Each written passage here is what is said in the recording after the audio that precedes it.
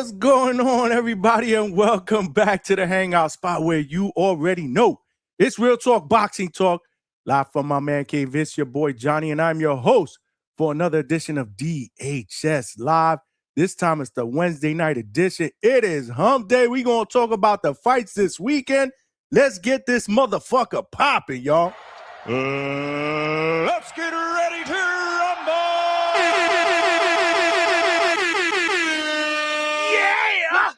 Let's go, champ. Let's go, DHS. Salute to all of y'all, man. Happy Hump Day, man. We are back like we never left, man. And it seems like we didn't leave, man. Damn, man. What a show last night. Salute to all of y'all that rocked out. We did 6 hours, man. Y'all the real champions, man. The champ is here! The champ is here!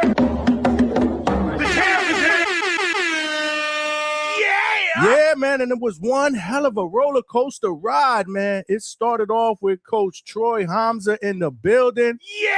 Yeah, man, giving us the technical boxing breakdowns, man. I actually got to clip some shorts, man, from that segment, man. Salute to Coach Hamza, man, who decided to pop up on the panel, man, and grace us with his presence, man.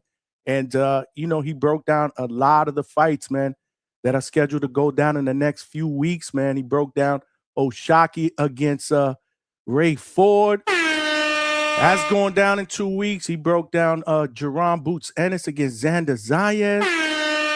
Yeah, man, and he talked about Keyshawn's performance, Kelvin's performance, Brian Norman Jr.'s performance, man. It was a good time, man. It was a good time, man. It was a long time coming, man. I've been trying to get Hamza on the panel for quite some time, and he sent me a text, man, right after, man. He enjoyed it. He definitely wants to come back more often, man. And if you're like me, you love his boxing breakdown. So, yeah, man, intend on seeing Coach Hamza on the panel much more often, man. But, yeah, that wasn't it, man. That wasn't it, man. We had our normal array of panelists that were absolutely cooking last night. Lord have mercy, man. We had a little bit of everything, man. It was a roller coaster ride, man. We had crash outs, yelling, screaming. Obviously, your boy playing moderator and referee, man, trying to get everybody to just take their time and speak, one at a time. But, that shit is tough, man. That's why I try to stay away from the 7-8 panel shows, man. It smelled like a toilet full of nasty ass shit, okay? But at the end of the day, like I said, man, I don't want to diss any of the regulars that also jump on, man, to show that love. But we're going to have to do things differently, man, because shit, man, dudes was giving me a headache, man. So much that I even had my little piece of crash out at the end of the evening, man. But it's all in good fun, man. It's all in good fun, man. And like I said, man, we can always agree to disagree, but we meet in the middle, man. One thing we all have in common is that we love boxing, man. And this is the spot where all of us can talk that boxing. We can share our opinions in an open space, man. We can yell. We can scream. But at the end of the day, you know what I say? We motherfucking family, man. Yeah, man. And we continue to build something special here at DHS, man. Salute to all of y'all, man. We had an extensive Ryan Garcia conversation yesterday. That shit is a 2-pack of ass. Don't know if it was good or bad, but however, we did have to talk about Ryan Garcia announcing on Jimmy Fallon that he will be fighting September 12th against Conor Benn in Las Vegas. Again, nothing is official. Okay, nothing is official. I haven't seen anything thrown out there by Ring Magazine. But if my man was able to say it on national TV, maybe there's some substance behind it, man. But it wouldn't be the first time that Ryan blurts out an opponent and the fight doesn't end up happening. So let's see, man. We'll see. I think it's an intriguing matchup. But yeah, man, we'll see. Time will tell, man. Time will tell. But salute to all of y'all. Like I said, man, it was a good show. And tonight, man, we are in for another banger, man. Yesterday we did 6 hours, actually a little over 6 hours. We probably did about 6 hours and 15 minutes, man. Hopefully, man, I know you guys enjoy these long shows, but a brother was dead tired this morning. Yo, I was tired as fuck, man. I only got about 3.5, maybe 4 hours sleep, man, and I had to get to work, man. And it was a busy day at the office, but we back, man. We back. Let's see how long we can last tonight, man. We definitely gonna do at least 4 to 5 hours. You know how we do, DHS style, baby, DHS style. The champ is here! The champ is here! The champ is here! will tell you, I need that energy from the chat, man. It's going to lift me up, man. Like I said, man, you can't have a great show without a great chat. You guys come through every single night, man. Tonight ain't no different because we got boxing this weekend, man. Saturday, it is going down at the Pyramids in Giza in Egypt, man. It is going down an outdoor setting. Very, very curious to see how that's gonna look, man. We have a boxing card that is taking place outdoors, right where the legendary pyramids are in Egypt, man. And the main event is the unified heavyweight champion of the world putting the WBC title on the line, not the WBA and IBF. The WBC heavyweight title on the line. Oleksandr Usyk is going up against kickboxer extraordinaire, one of the best kickboxers of our generation, Rico Verhoeven, man. Yeah, a little bit of a teeny bopper fight for me, man, but nonetheless, that will be the main event, man. Yo, no teeny bopper boxing. Unfortunately, yes, we got teeny bopper boxing this weekend, man. Salute to Trees, though, who is looking forward to this fight, so he better call in, man. If Trees doesn't call in today to give his thoughts on this fight, and I don't give a fuck if he's working. I don't give a fuck if HR's on their ass. He better find a way to escape, man, and get to an area where he can talk and call in and give us his take, because he's the one that is looking forward to this fight the most, man. I don't know if us true hardcore boxing fans really care about this fight. Again, I expect this to be a one-sided affair in the favor of Oleksandr Usyk. We'll break down that, and I'll give you my thoughts on that in just a little bit. But the undercard actually is not bad. Actually, the undercard is not bad. I believe in the co-main event, you got Hamza Shiraz making his return to the ring after that 5th round knockout of my guy Edgar Berlanga, and I believe that this fight is for a vacant WBO super middleweight title, and he's going to get up against undefeated German Alim Bezjik. I believe that's his name, Alim Bezjik. Hopefully I ain't chop up his name, man. But brother comes in here with a record of 29-0, 1 draw with 23 wins by knockout. That is an 80% knockout ratio. Hamza Shiraz comes into this fight with an undefeated record, 22-0 with 1 controversial draw against Carlos Adames and 18 big wins via knockout. We also got a WBC. We also got a welterweight fight for a WBA super title. Oh, I'm sorry. Is this this is the secondary belt? I'm sorry. So this is for the WBA regular title at 147 pound, a secondary belt between Jack Catterall and Shakram Giyasov. That fight, I think, is going to cook, man. That fight is going to cook. I ain't going to front. And then you got the heavyweight matchup between Frank Sanchez, the Cuban, with a record of 25-1, 18 big wins via knockout against undefeated American fighter Richard Torres Jr. And you also got a ladies title fight, man, at junior bantamweight. This is for the WBO and Ring Magazine junior bantamweight title. You got the champion from Japan, Mizuki Hiruta, going against Mai Soliman. So I think it's going to be a solid undercard, man. It's going to be a solid undercard. But again, the main event, I don't really care for it, man, to be honest with you. That shit is a 2-pack of ass. But it's here, man, and we got to show, the entire card love. This one will be streaming live on DAZN pay-per-view. So if you don't have a subscription, or you do have a subscription, you will be able to, you'll have to purchase this fight, via pay-per-view. But I will give you a discount code if you want to sign up for DAZN, man. Please use the DHS DAZN link that is pinned to the chat, man. DAZN.com/the Hangout spot. Use that link, man, and sign up for DAZN today. If you want to buy this pay-per-view, I will give you a discount code. You can use discount code the Hangout spot and the number 5 in capital letters. Checkout, and you get 5% off on your purchase. But you have to use it with the DHS link, man, that is pinned to the chat. So yeah, man, if you want to sign up and get this pay-per-view, man, definitely rock out and use the DHS link, man. Salute to all of y'all, though. Like I said, man, make sure you guys smash the like button as you file in, man. Tonight we are in for another great show. I'm going to throw the link out very, very early, man. I do want to get some dialogue going early. We didn't start getting callers until Coach Hamza split off the panel. So it was probably about 2 hours into the show. But, man, we did another 4 hours after that, and it was absolutely cooking. So hopefully today will be a continuation, and you guys definitely want to bring that boxing chatter up to the panel today, man. So salute to all of y'all in advance. But y'all know the deal, man. There are ground rules here at the Hangout spot. If you are watching this live on YouTube, make sure you smash that like button, man. Straight cash, homie. Smash that like button and make sure we make sure we get 100 likes, man. We got to do at least 100 likes at minimum. You know the deal, man. There's a standard here at DHS. We get 100 likes and YouTube will do its job, man. But yeah, smash that like button and help us get this show into the homepage / algorithm of other true hardcore laid back boxing fans. So they know we rock out weeknights, 9 p.m. Eastern Standard Time.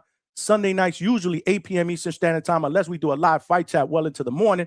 And speaking of live fight chats, our shits be absolutely epic because when the fights are over, that's when the show starts, man. We don't end the show. We continue to cook, man.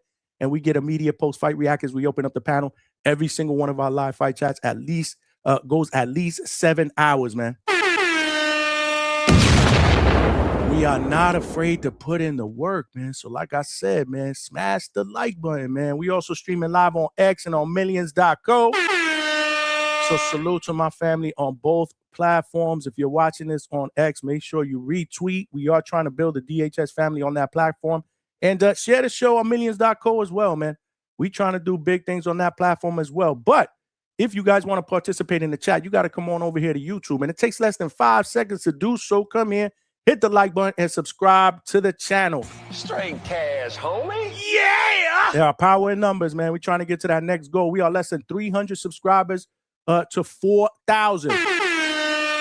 So, yeah, let's help a brother get there. We're trying to turn this train into a locomotive. In order for us to do that, we will need more passengers. That's where the subscribers come in, man. And obviously, you guys have seen what we've been doing the last couple months, man. New people jumping on the panel to talk that hardcore boxing shit. We've had hella new people in the chat just kicking it, man. So, yeah, man, continue to smash the like button, share the show, hype the show. And if you haven't subscribed, make sure you subscribe and tell a friend to subscribe. Last but not least, you know the deal, the chat. I challenge y'all. Y'all got to be great tonight, man. Y'all usually are, man, so I know you won't disappoint, man. We are the best boxing podcast chat out here on these YouTube streets, man. And tonight ain't the time to take the foot off the gas pedal. You can't have a great show, like I said, without a great chat. So y'all got to definitely, man, bring that motherfucking energy, man. What's good with my bro Johnny from the Hangout spot, baby? We out here, cuz. Yeah! Let's go, champ! We out here, baby. We out here. We working, man. So if I'm working, y'all working, man. Y'all definitely working. So salute to all of y'all out there. If you do have a question or a comment that you want to make sure gets read, doesn't get missed, and it gets posted out here on these live YouTube streets, though. Again, I can't monitor everything in the chat, although I try. Super chat is the best way to go. Straight cash, homie. It will come up as a starred message. Give the chat some much leaner color. And it also provides your boy with a little bit of a donation. Every penny counts because we are putting in the work, man. We are the late shift spot for the second shift and third shift overnight workers, man. So whether it's super chat, super sticker, super thank you, or Cash App or Zelle, QR codes are right here on the side of the screen. Those are all ways to make donations to the channel. And like I always say, all donations that come in go right back in, man, for software, equipment, everything and anything of what it takes to continue to bring you guys the best motherfucking boxing content out here on these YouTube streets, whether it's here at DHS Studio or out there boots to ground. Let's get it. Let's motherfucking get it, man. Salute. Someone man. send a super chat. Salute to Coach Hector Bermudez, man, who did not jump on the panel. Hopefully he'll jump on tonight, man. But salute to all of y'all, man. I see y'all rocking out in the chat, man. Smash the like button so you guys don't forget, man. But you know what time it is, man. Before we get started, I got to show love to all the DHS members that are here bright and early, man. It is time for roll call. All right, what do you say we get this roll call started? I say, yeah, man. Salute, man. My man Malcolm, all the way from AZ, the first one in the building. My man. Said we yelling in our houses tonight. Salute, Johnny. You already know, man. You know how we do, man. You know how we do in typical DHS fashion, man. My man Chris the Sultan in the building. My man. He said, I'm here present, man. Salute to you, man. Thanks for rocking out on this Wednesday night. / hump day, man. We got boxing this weekend. We gonna talk about it, man. My man Young Cam in the building. He said the hangout spot, the best spot, the crash out spot. Salute, Johnny. Always great vibes in here. Keep up the hard work. You already know, champ. Let's go, champ. We working, baby. We working non-stop, man.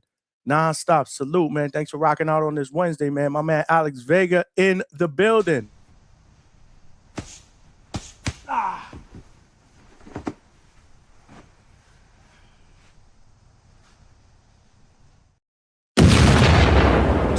Salute to my man Come Forward Vegas. Says Stefan Castle just baptized Isaiah Hartenstein. Look it up. I guess we talking about basketball, man. Salute to the Knicks, man. Like I said, man, Cleveland down bad, man. I'm doing the show. They up by 20. I'm thinking that they're going to cook the Knicks. I'm talking my shit, and then all of a sudden the chat turned on me. The Knicks turned the tables, man, tied the score, and you knew once that shit happened, they were going to cook the Cavs in overtime. My question is, can the Cavs recover, man? They still need to compose themselves, get back on their feet, and try to win game 2 and steal a home game, steal an away game in New York City so they can retake home court. But I doubt that's going to happen, man. When shit like that happens, it usually demoralizes a basketball team. We'll see how good the Cavs really are. But salute to the Knicks, man. I got to give them credit, man. They definitely doing their thing. My man Alberto said, good night, DHS. What's good, Alberto? Yeah. Good stuff, as always, on the panel yesterday, man. For sure, bringing that energy. Alberto said the fact that this is becoming a crash out spot is funny. Laughing my ass off. Johnny hates the drama, shaking my head. Hey, man, it is what it is, man. We take it as it comes, man. I prefer that we don't, but dudes just be going back and forth. And then sometimes, sometimes I got to blow off a little bit of steam, man. Not something I like to do, but like I said, man, at the end of the day, I don't take it personal, man. We move on to the next show, man. My man Big Money in the building. What's good, champ? My man. What's good, man? Money jumped on the panel yesterday and really didn't say anything because there was so much shit going on. And then he jetted, man. We had a lot of people, man. We had eight people on the panel at one point. And like I said, I really don't like doing the whole 8-panel people thing. So, and then we had another, at one point when we had 8 people, we had 3 people that wanted to jump on. So that's when I said, listen, man, we're going to have to wait till somebody jumps off. And that's when the Big Money jumped off and somebody jumped on. That's how we got to do. Like I said, I'm not doing the 8 people thing. Maybe at best, I'd like to keep it 4, maybe possibly 5, depending on who it is. So I'm telling y'all right now, we got 5 people. Definitely, let's say, hypothetically, shit gets spicy and we got 6. If you jump back there in the lobby, you're going to wait. You're going to wait, man. I hate to say that, but I'm not doing the 8 people panel thing no more because I spend my time up here trying to just play referee and moderator, just telling people one by one, stop screaming over each other. Dudes got to understand, and I get it. You know what I'm saying? Like, it's not that I don't get it. Boxing is a very, very, very emotional sport, man. People, we get into it, But my thing is, if somebody's making a point, let them finish before you jump in. People got to remember, we're not in the same room. Like, we're not chilling all together, in the same room during a fight party. This is a podcast. People are listening. Some people aren't even looking at the screen. And all it sounds like is chaos. And then on top of that, I don't know what the fuck going on because my mic is on full blast. I did watch some of the replay. Dudes be drowning me out. Like, they don't even be hearing me trying to break shit up. And then you mute people and they unmute. So there's going to be some new rules up here, man. Like I said, I'm going to start warning people. If they start yelling over each other and they don't stop, they gone and they done. They done. Live to argue on another show. Another thing I may do, since the mute button obviously doesn't work, is if dudes start doing that, I'm pulling them off the panel. I'm pulling them off the panel, putting them back in the lobby. Let them yell in the lobby, by themselves. And then when whoever's talking finishes, then I'll bring them back up there. Again, this is what we have to do to moderate.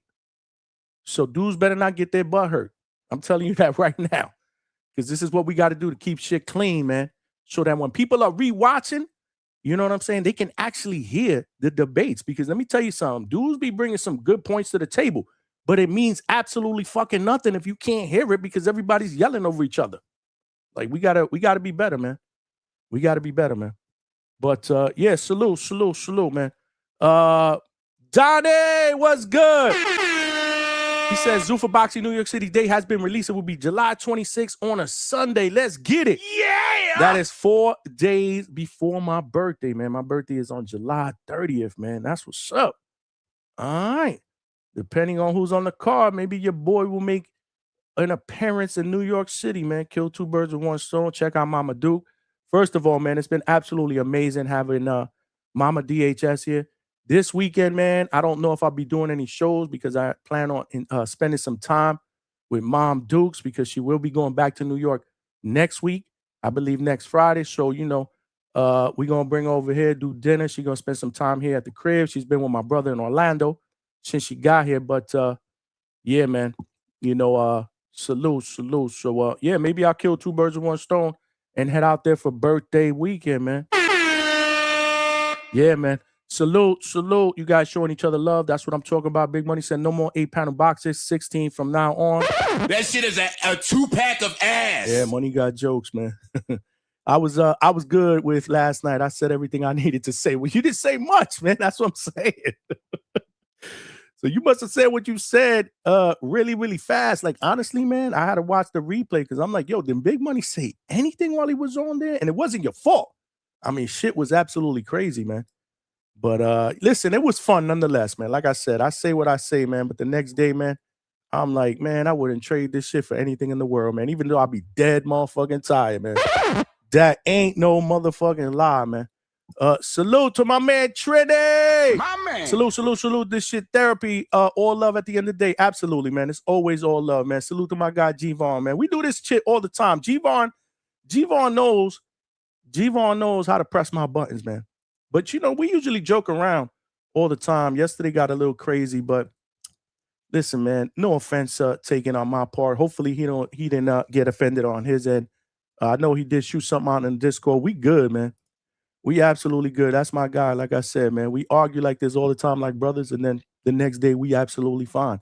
I kick him off, and then he's back on the panel a couple of days later. I kick him off again, and he's back on the panel a couple of days later, man. I have no issues with that, man. It's harmless, man. At the end of the day, it's entertainment too, man. Trini said HR letting Treese moonlight tonight. He good. Okay.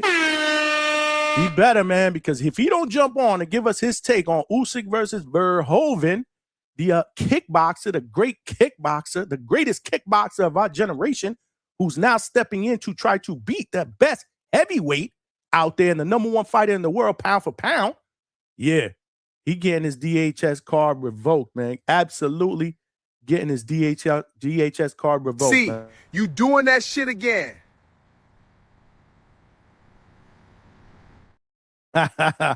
Treese, you better not do that shit again, man. You better not do that shit again. What up, Coach? What's good, man? Salute. My man. Thanks for rocking out on this Thursday. My man, Kerm in the building.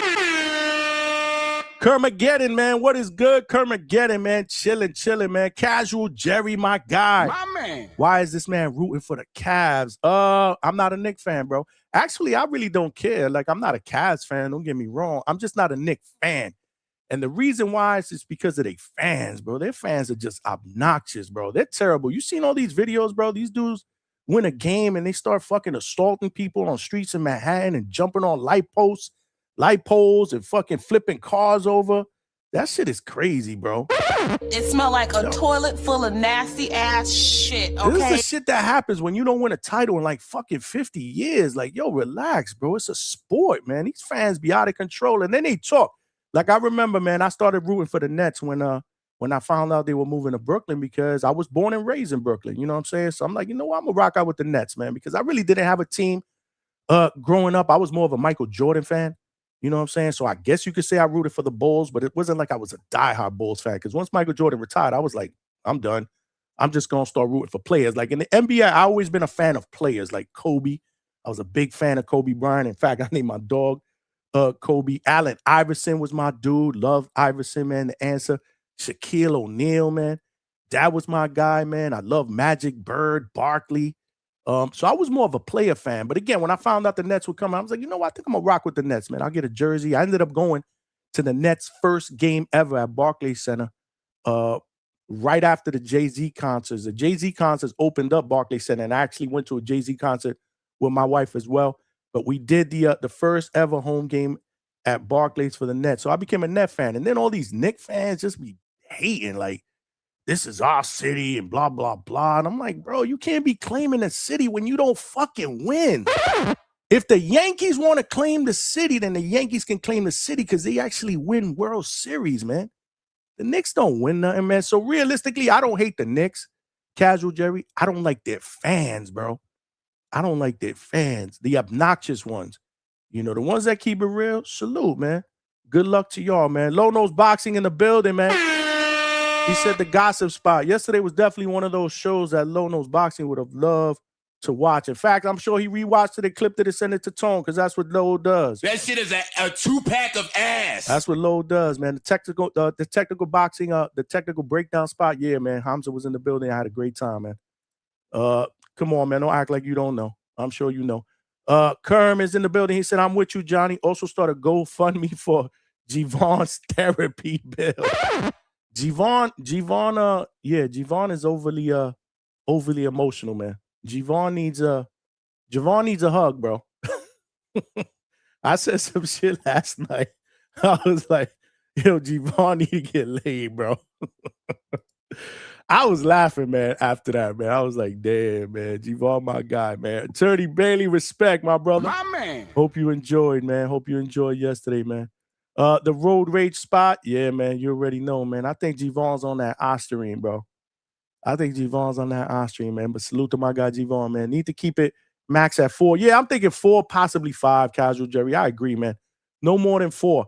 But what I will say is that we got more people. We got a lot of people that want to jump on. If you've been on the panel for a while, I'm probably going to ask that you let somebody else jump on so they could get their shit off. And then later on in the show, when shit gets, when shit calms down, if it does, you could always jump back on. You know what I'm saying? So we're going to try some different things, man. Like I said, man, for the betterment of the show. If y'all rocking with me, I know none of y'all that are regulars are going to get offended. Y'all rock with me. You know what I'm saying? So now, we're going to continue to do things to be innovative and grow this bitch. Y'all part of this too, man. So y'all got to bear with me, man. Let's buckle down and let's be better all together, man. No recovery. We bringing the brooms out. You know what? You guys might, man. I think the Cavs are cooked, man. I don't even know if the Cavs can recover. 20-point lead? I mean, with how much time left? 4 or 5 minutes?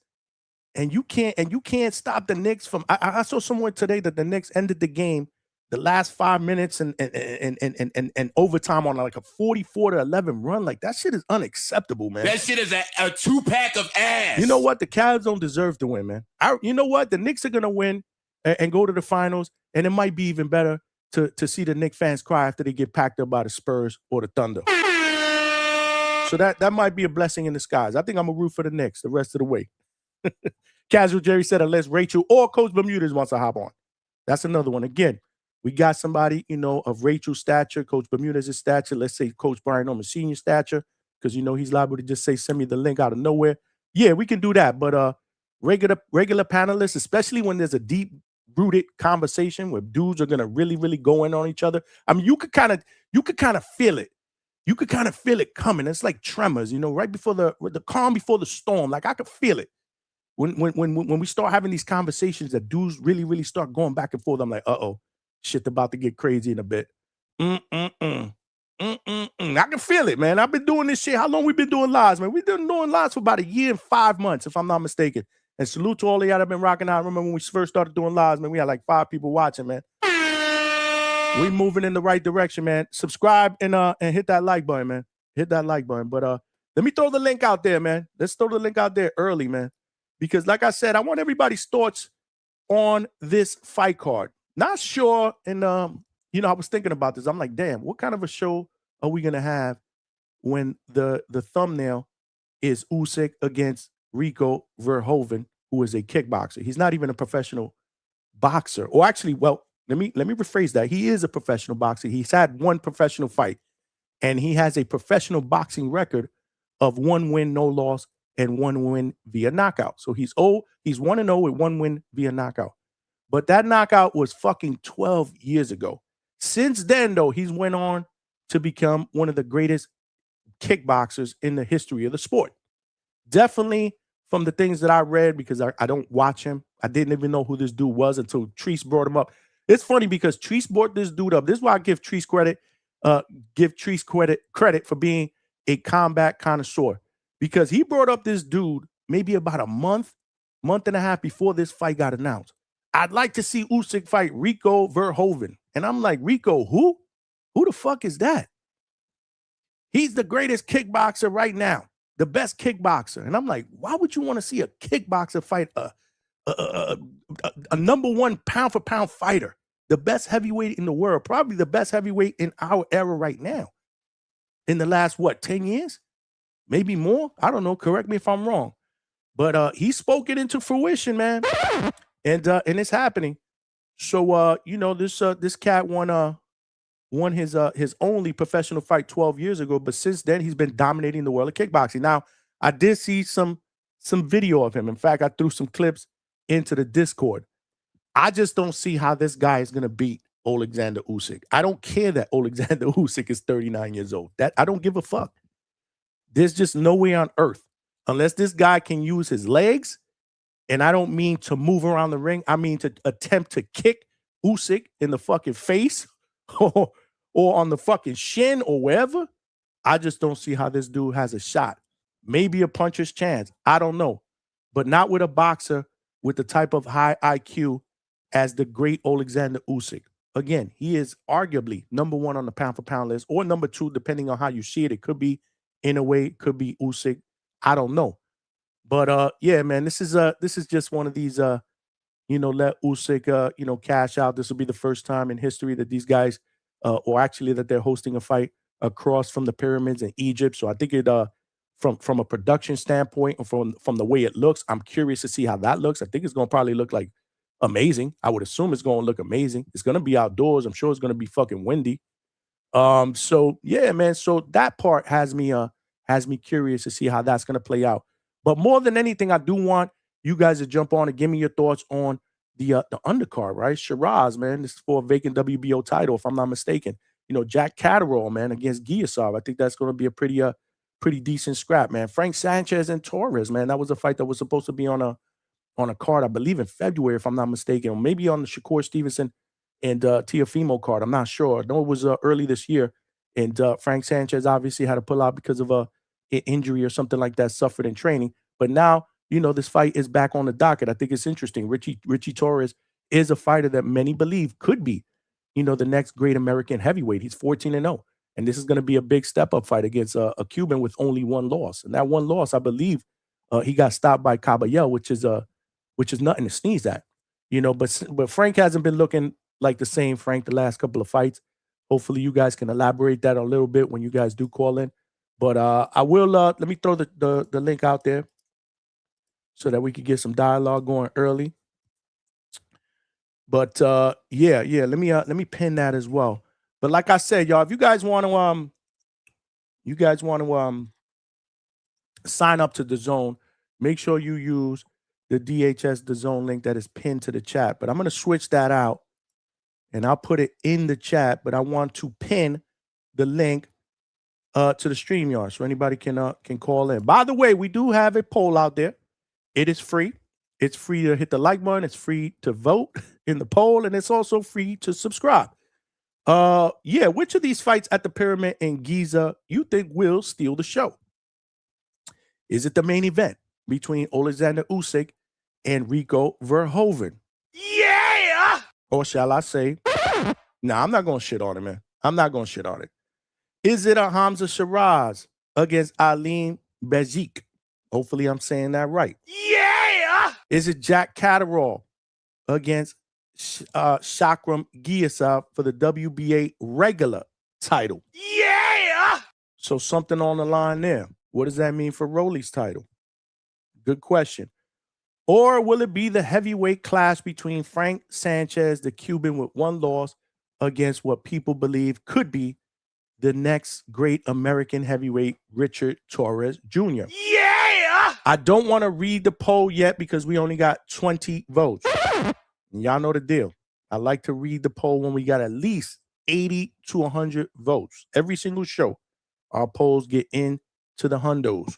Tonight is no different. So definitely, like I said, so you don't forget, it takes 2 seconds. Hit the like button and vote in the poll. So we could definitely refer to this when we have some open dialogue on the panel a little bit later on. But yeah, man, the link is out there. I pinned it to the chat if you guys want to call in and talk about any one of these fights. Which one do you think will be the best fight of the night? What are you looking forward to in this? Are you, I guess I'll throw the word excited out there, but or maybe the word curious. Are you curious like me to see how this whole production is going to play out? This is the first time that they are putting together, at least this is the first that I know of, that they are putting a card together outdoors right across from the pyramids in Egypt. So this is obviously a historic moment in the sport of boxing, and salute to the Ring Magazine and Turkey Al-Sheikh for continuously thinking outside the box and giving us shit that we've never seen before, such as the whole fiasco in Times Square. And I'm not trying to shit on it.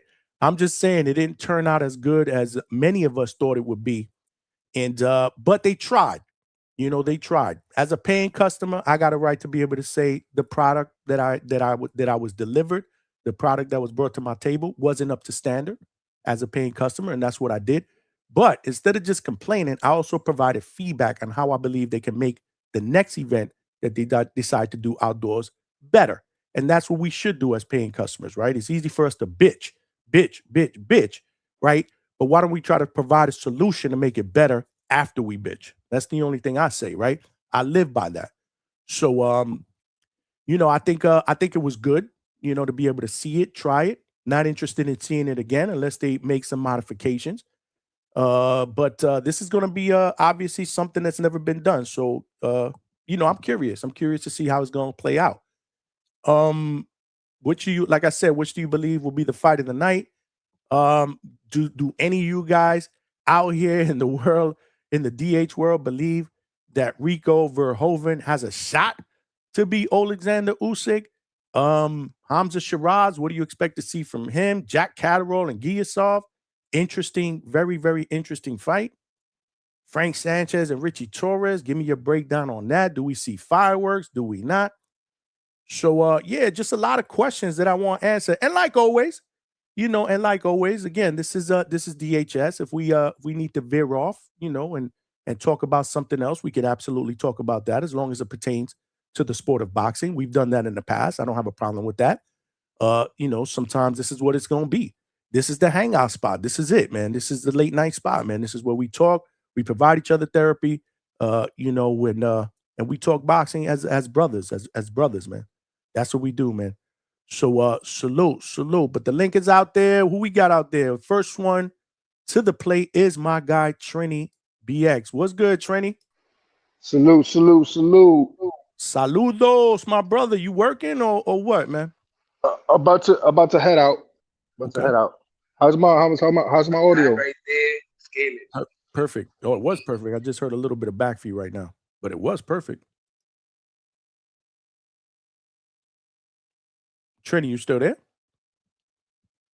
Damn, he sounded good when he first jumped on. How about now? There you go. Yeah. No, Right, you sound perfect. All right. My fault. You know, I'm outside and shit. You know, the youngest got to salute. They got to pay tribute. When I really pop out. But salute to the Knicks, man. Yo, last night was wild, man, Johnny. I got to give the Knicks credit, man. They absolutely cooked in that final 5 minutes, man. Never thought when I was looking at the score and everybody in the chat was like, damn, bro, they're getting cooked. I'm like, damn, the Cavs done came in here, probably caught the Knicks cold because they sat for about a week and they done stole the first game. But you got to give the Knicks credit, man. They are red hot, man. They're definitely the hottest team, you know, in the playoffs right now. So they're riding some momentum, man. I give them credit. Yeah, I had to snatch my light back, stop watching, get to the game. Then I came back, gave my light back. So you know how it is. Yeah, so it's like, you know, it's like the playoff beard. I got it. So you're gonna see me. Don't take it personally, but each game I'll snatch my light back. I'll get to the game. I'll come back, give the light back. You know what I mean? Keep talking down on them all throughout the finals. That big Bambalan gonna limp into the garden. We got this. But I'm looking forward to the teeny bopper boxing. Just that, you know, the setting. We fans, Johnny. We fans. It's for the tournament, man. Kick it to me. I want you to tell me why. Is it because of what I said too? A lot of it has to do with the curiosity of the setting and the production. Yeah, the setting, man. If those is real pyramids and all that, the history, you know, the real battles that took place around there, shit like that. You know, that kind of shit, that kind of vibe. The Torres fight might steal the show. You know, Mexican or Cuban heavyweights. Okay. You know what I mean? And just I'm gonna do my homework on homie though, Rico. He deserves that. I'll check out some highlights tonight at the job. Get paid for some research. Shout out to the third shift. You He know we said, get paid to talk our shit. Last night we got paid to listen to some shit. Shout out to G-Von, man. That Lord child. motherfucking voice box got peptides. He talk like that regular. He That's what's up definitely, though, man. he definitely on that Osterina, sir, man. But salute, that's my guy, man. Yo, Johnny Punk has a different meaning. You got that old school punk. Yo, when you he say my- when you call a motherfucker a punk, He my guy, but he know he a punk. He a punk, man. That's what I that used shit to was call therapeutic, him. man. This therapy, man, for us, man. For us that be out there, man. Mm-hmm. Shaw, let me preach a little, man. Let me preach a little to my people, man. Y'all gonna get there, man. Y'all gonna make it there. Y'all gonna get there where y'all think y'all don't belong, man. That shit fucked me up, and you know what I mean? Cost my family, man. Cause you make it there, man. And you gonna feel like you don't belong there in them circles and them corporate settings, man. You do. You do. You belong in the higher level. Just know that and get through that. That shit don't last long. You know what I mean? But y'all gonna get there. And just know y'all belong there. Salute to the GSS family. I'ma stay tuned. I'ma lock in later on. Y'all already know I'll lock in tomorrow, calling a little longer. Y'all stay up. You already know, man. You're welcome anytime, man. Salute to my man Trini Bronx, man, who getting ready for work. Finds time to call in and contribute, man. And I'm sure if he could duck and dodge HR, he'll be on the panel a little bit later on. Alberto, what is going on, my brother? Hey, give me like 1 minute, Johnny. I thought it was gonna take a little longer. Give me like 1 minute. All right, as we while we wait, Trini, you still there? I think Trini jetted to go to work, so we'll pull him off the panel. I know he'll call back in just a little bit, man. But salute to all of y'all out there that are watching Wednesday night. It is Hump Day. For those of you guys that didn't call in yesterday, and you do want to jump on and call in and talk about this supposed Ryan and Connor fight, you can certainly bring that up as well. This is what we do, man, here at DHS. But this fight card, like I said, is interesting, man. You know, don't know much about Rico Verhoeven, man. I know he's 37 years old. He's a kickboxing legend.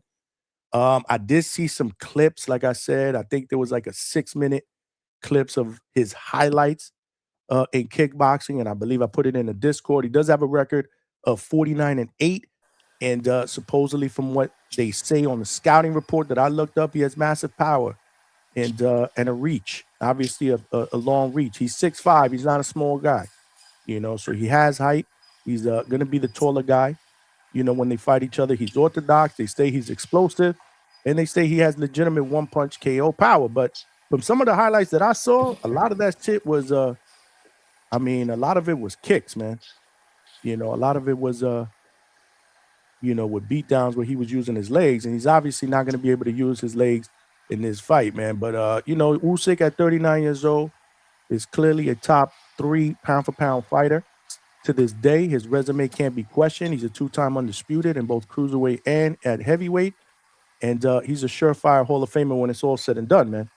You know, and, you know, he's dismantled elite heavyweights with elite footwork and ring generalship. So you tell me what you expect in this fight.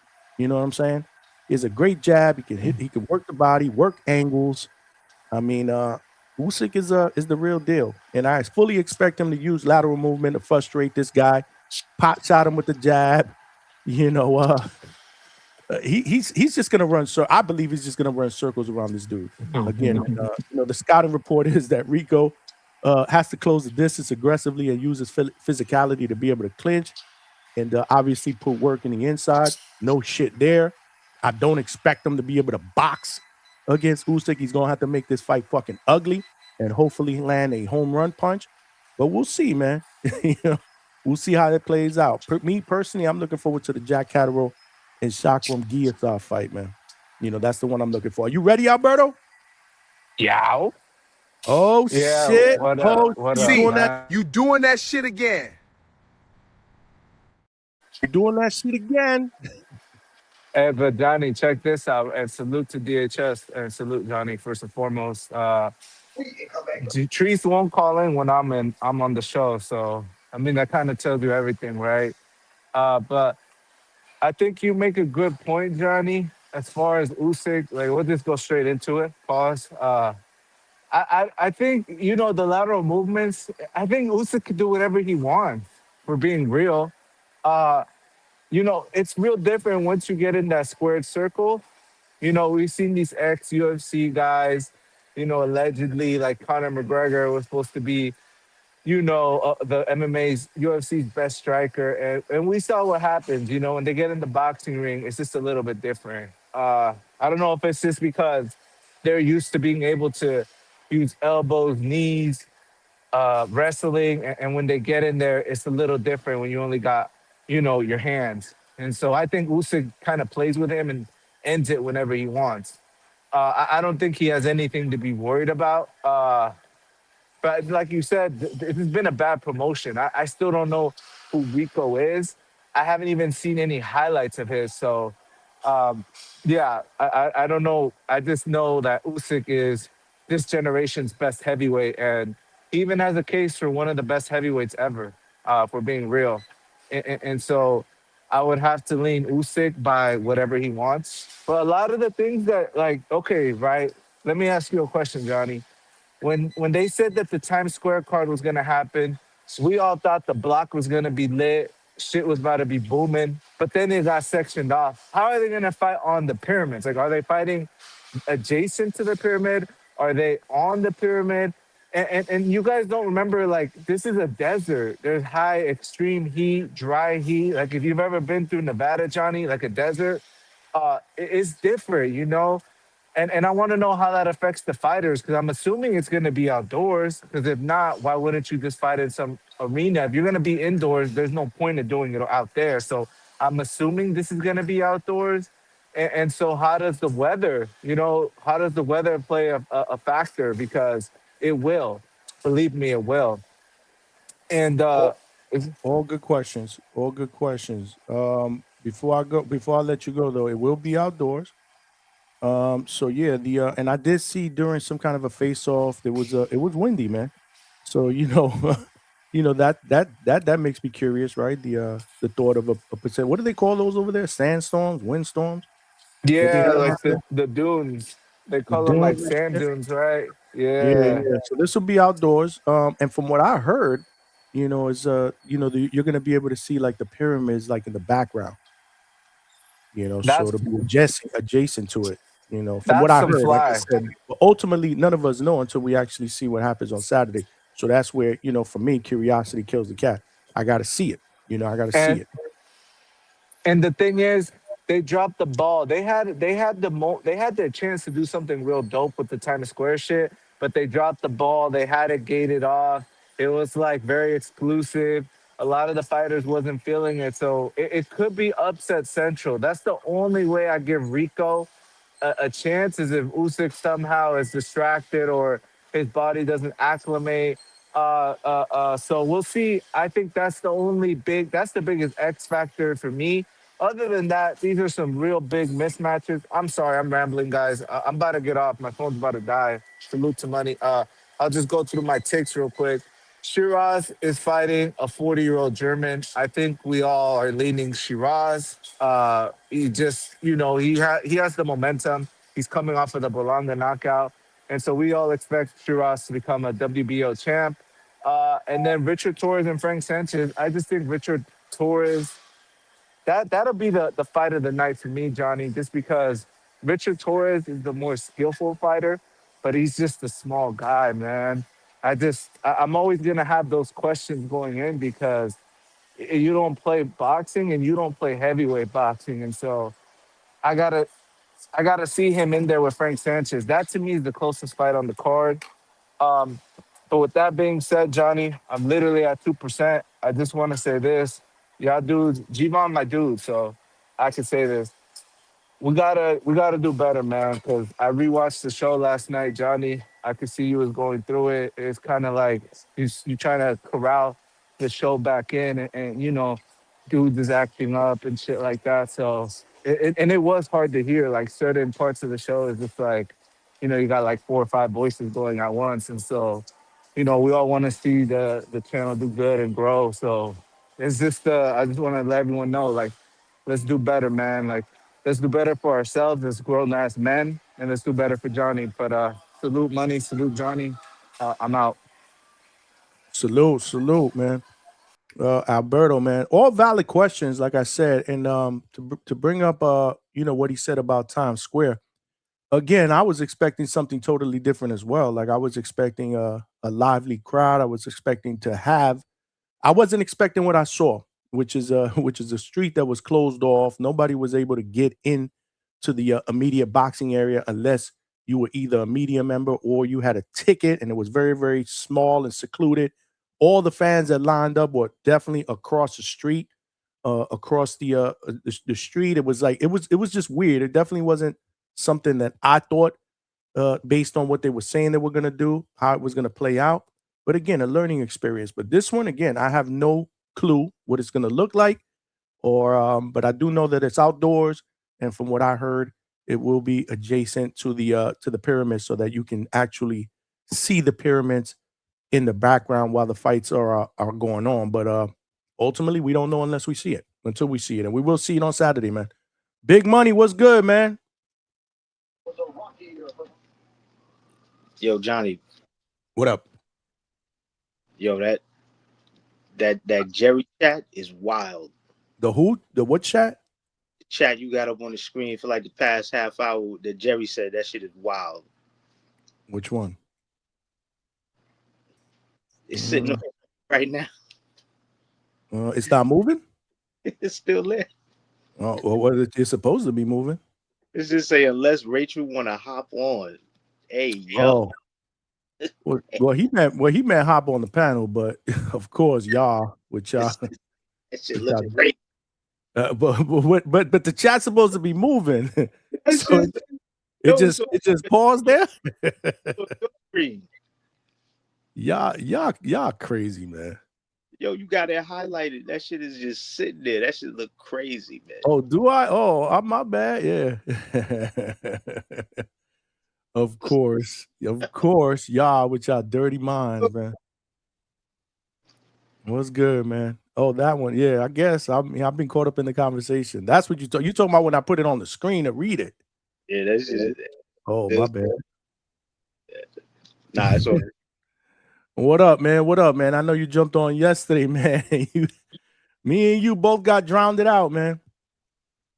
Nah, man, I was sitting there, you know what I'm saying? And most of the time, it's good, like when the panel is really getting into it.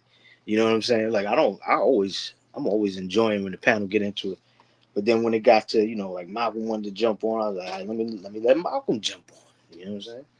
Nah, I appreciate that, man. We may have to do that more often, man. I may have to ask people, like, listen, man, we got to give some more people some an opportunity, especially if people been on here, for a long time. Because man, yesterday was fucking crazy. Like everybody wanted to jump on, man.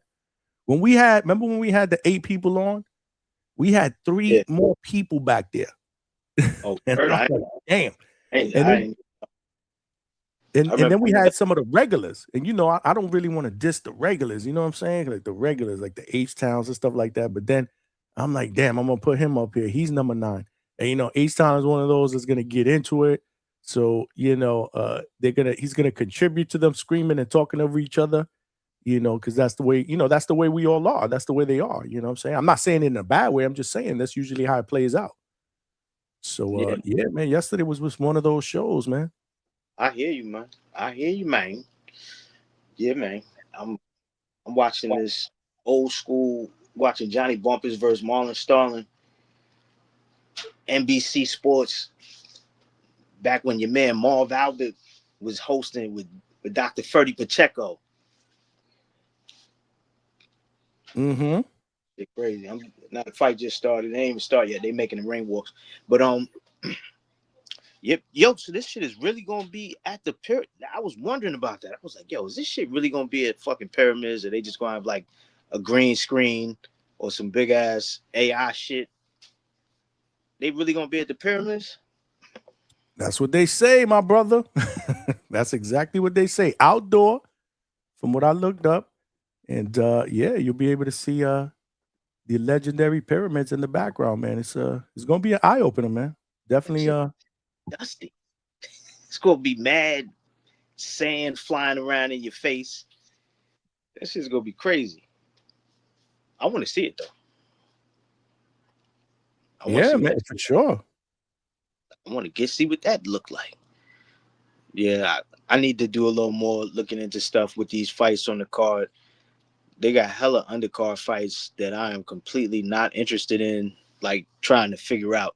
I will watch them, of course, but I damn sure ain't trying to figure them out. But like the main card, Hamza, and I don't know who the hell Alan Bejek is, so I need to figure out who he is. He's 29-0. So I mean, I don't know that means anything. You know what I'm saying? Like that could just be he's 29-0 with a bunch of dudes that's not really that good. Yeah, I don't know. I looked through his resume, Big Money. I just really couldn't find anybody that I knew, that I could say, oh, okay, I heard of this dude. Like, I don't know, man. That's I don't know. I don't know a lot about him. Obviously, I don't know anything about the kickboxer, Verhoeven. I don't know much about him other than some highlights that I looked up on YouTube. And like I said, he a kickboxer. I just don't know how that that is going to translate against arguably, one of the, top 2, top 3 pound for pound fighters in the world. Yeah, man. That one that you put in the Discord, I saw that one. That was like one of his fights. I saw that one. I was like, okay, he, everybody's starting to see stuff with him.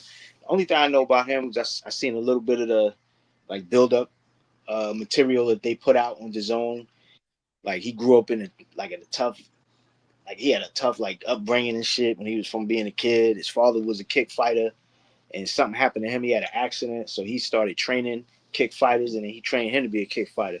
And apparently, he's in some real like hardcore like martial arts, like whatever style of martial arts that he's in is hardcore. Like when they spar and they fight, it's without gloves. So remember back in the day when we used to slap box, Johnny? Oh yeah, hell yeah, hell yeah. Boxing is about upstairs. It's about the head. Everything is about hitting the head. I mean, sometimes dudes will smack you, like hit you in the body, but typically when we was slap boxing, it was you slap somebody in the face. Everything was slaps to the face, 1-2s to the face. But then sometimes you switch it up and it's all body punches, no face. He said that's how they do in the martial arts that he's in. I forgot the name of it. It's some weird tricky shit. Maybe Treese remembers. But he said that's how they fight for real. Like everything is, even in their tournaments, everything is no gloves, all body, no face. So you could beat the hell out of somebody in the torso, in the kidneys and all that shit, but no face punches. So that shit is wow. But that's all I really know about him. So he seems to be a tough dude. You know what I'm saying? Like I don't think he coming to lay down. I know he like boxes with the Furies. Like he I guess trains with them. I don't know if he trains like hardcore with them, but he mentioned that before. So there's something to that. So I'm not looking at him as a complete, like I don't know, like he don't know what the hell's going on when it comes to boxing. Like I definitely don't expect him to throw a crane kick at any point. You know what I'm saying? I don't think he's that undisciplined. I think he knows what the game is that he's walking into. So, and because it's getting close, right? We're a couple days away. So now I'm gonna be a little more honed in. I'm gonna lock in a little bit more. I'm gonna watch some stuff and just see how he is when it comes to the striking. Whenever he's in a fight, just see how the striking part is, and see what he's got. If he has anything that I think is going to be a problem at all for your man Usyk. your man Usyk. That just reminds me. You remember in Plants and Zombies, the crazy Dave. That's who Usyk looked like to me in the face. Man. He looked crazy. He looked just like the dude from Plants and Zombies, Crazy Dave. Like he got that one eye that look like it's contemplating all type of crazy shit. But I was trying to do it on the screen if you're watching. Yo, for real. Very feel. Yeah. Usyk is a wild boy, man. Usyk is a wild boy. He deserves a fight like this where it's not it ain't a real threat. or at least not one that's presented as a super threat. I mean, hell, you might be the craziest, you might be the illest kickboxer of all time, but your feet got to stay on the ground, homie. So none of that shit matters. You can't bring none of that kickboxing shit into the ring. You kick fight somewhere else. You got to deal with Usyk. Your feet got to move. You got to be able to handle him in the ring with your fists. So, we know how that's going to go for the most part. You know what I'm saying? Like the dude is big. He might present a couple of little. He might get a couple shots off if Usyk want to keep it interesting, and let it like make it a fight for a few seconds here and there in different rounds. But for the most part, he gonna box his head off, and he'll probably take him out. I saw somebody in the chat said 6 rounds. Yeah, they might make it go longer just because for the entertainment factor. I wouldn't put it past them. But the one that I think interests me the most though is Jack Catterall and Shotgun Gearsoft, man. Same here, man. Same here. Word, because with them two, it's gonna be like technically whoever wins that is supposed to get to fight Rolly. Because remember they elevated Rolly to the super champion. And whoever's the main champion, because the WBA likes to conflate the belts. They like to just collapse them. They don't want regular champion, super champion. So if they got a regular champion and super champion, they're gonna collapse them. They're gonna put them together. Hell, if they got a interim and a champion, they're gonna put them together. So no matter how you do it, that's how it's supposed to go. Those are the rules of the WBA, whether people understand that about the game or not. You know what I'm saying? If you're the interim or you're the champion, you have to fight the super champion. So that's coming. But I think that Rolly still also he's also going to have the option to fight a voluntary as well. I think he gets about 18 months. So what that means is the PBC is going to get to hold on to a champion, a welterweight champion with a belt for a good amount of time. Like I could see them planning out the next 2 years where Rolly is the champion. You know what I'm saying? I think they're gonna probably toss him something easy for him to handle.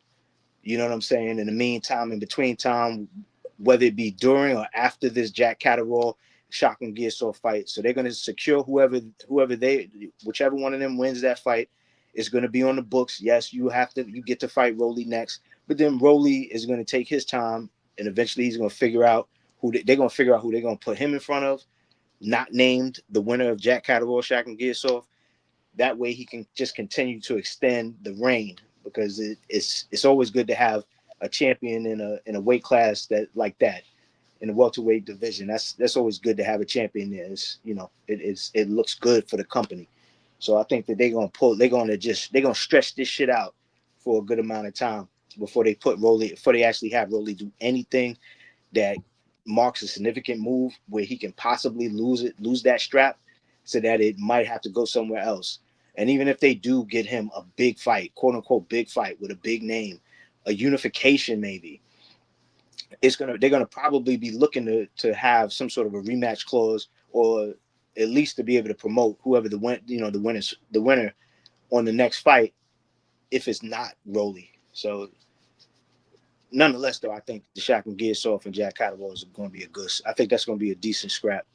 I want to see how Jack has, since he's been, at this point he would have spent a good amount of time with Bozy in the dungeon. So I want to see how that's playing out. Like we got to see Brian Norman Jr., who only had a little bit of time with Ronnie Shields. You know what I'm saying? Because he was going around to different trainers and stuff. So we didn't see a lot. We didn't get to really see what things he learned from dealing with a Ronnie Shields and being around all those former champions and stuff that he's got over there, and the Jamals and the Errol Spence Juniors. I think somebody else pointed that out too. Like he did that nasty jump hook early in that fight against that Canadian dude, and that I was like, come on, bro. like I didn't want to see it, but I understand that that's something that he has perfected. So that's gonna always be in the arsenal, and he also may have just done that to test the waters. You know what I'm saying? But still, I feel like we haven't seen enough of what this new trainer is gonna do. and counter that with Jack Catterall. He's been with Bozy for a good amount of time now, so I think we are going to see how he looks, under that new expert tutelage. So that's going to be interesting to see. The Frank Sanchez and Richard Torres Jr. That's going to be the scrap of the night, because I think Richard Torres Jr. is coming for blood, man. I think he's coming to really, like, I think he's trying to use this as a showcase. He's going to be the guy that's going to be out there trying to go old school, straight coming forward, have Frank Sanchez on the back foot, and just try and maul him, some old school heavyweight shit. I mean, and he's not the biggest guy, but these new American heavyweights, man, they're not big guys, like huge guys. Like, they're big guys, obviously they're heavyweights, but they're not like, fucking Lennox Lewis size motherfuckers. Like, they're not huge, so they have that advantage of being a little more slick, being quicker, being able to move a little bit better than some of these guys who lumber about in the ring, where it's not the easiest for them to keep up with that kind of a pace that he's going to be putting on you. You know what I'm saying? So I think that's going to be pretty good, a pretty good scrap as well. I can't take nothing from Frank Sanchez, and I need to do a little more looking at both of them guys to see who I think is going to win that. The Hamza, I think that this was a nice little cherry pick for him, so they could put that WBO strap on him, so that now it gets to be showtime. Like, we're gonna have guys like him. You got your Lester's Martinez's, who's an interim WBC. You got your Billy versus Canelo, and we got to see how that goes. I mean, we all pretty much know how it's going to go, but we got to see how it goes. Maybe fucking Christian and Billy has a different gear that he's going to pull out. You know what I'm saying? Maybe he's going to do something that Canelo can't figure out a way to handle, So that's going to be, it's going to be a nice, it's shaping up so we can have some real good competition in 168. So I'm appreciative of that. And then, of course, I kind of touched already on the Usyk and Verhoeven. I mean, we know how this is going to go. That's another soft touch. It looks like is Hamza the co? He's the co-main, or is it? Yeah, from what I looked up, I thought it was going to be Chakram and Catterall, but from what I'm looking up, it's Hamza. Okay, so then they loaded the top of the card, or they loaded the top of the card with soft touches, or what allegedly should be soft touches, So it is what it is. It's not. We're not always going to get these great, fucking amazing 50-50 fights at high level. Sometimes they're going to turn out like this. I'm appreciative because I get more boxing to watch, so I'm not going to trip. Because it's easy to constantly call for the best to fight the best under all circumstances. But I also understand that there's a plan here. Turkey has already said what the plan was. He said it a long time ago. He really wants to get rid of Usyk. He wants him to get beat. He wants somebody to get right. He said that shit on TBV, right? He didn't say that on TBV that I could recall. The thing that I remember him saying about the heavyweight division at the particular time, because this was all pre Anthony Joshua getting into that car accident and losing his homeboys. He said that he wanted 2 tune-ups, one for each of them.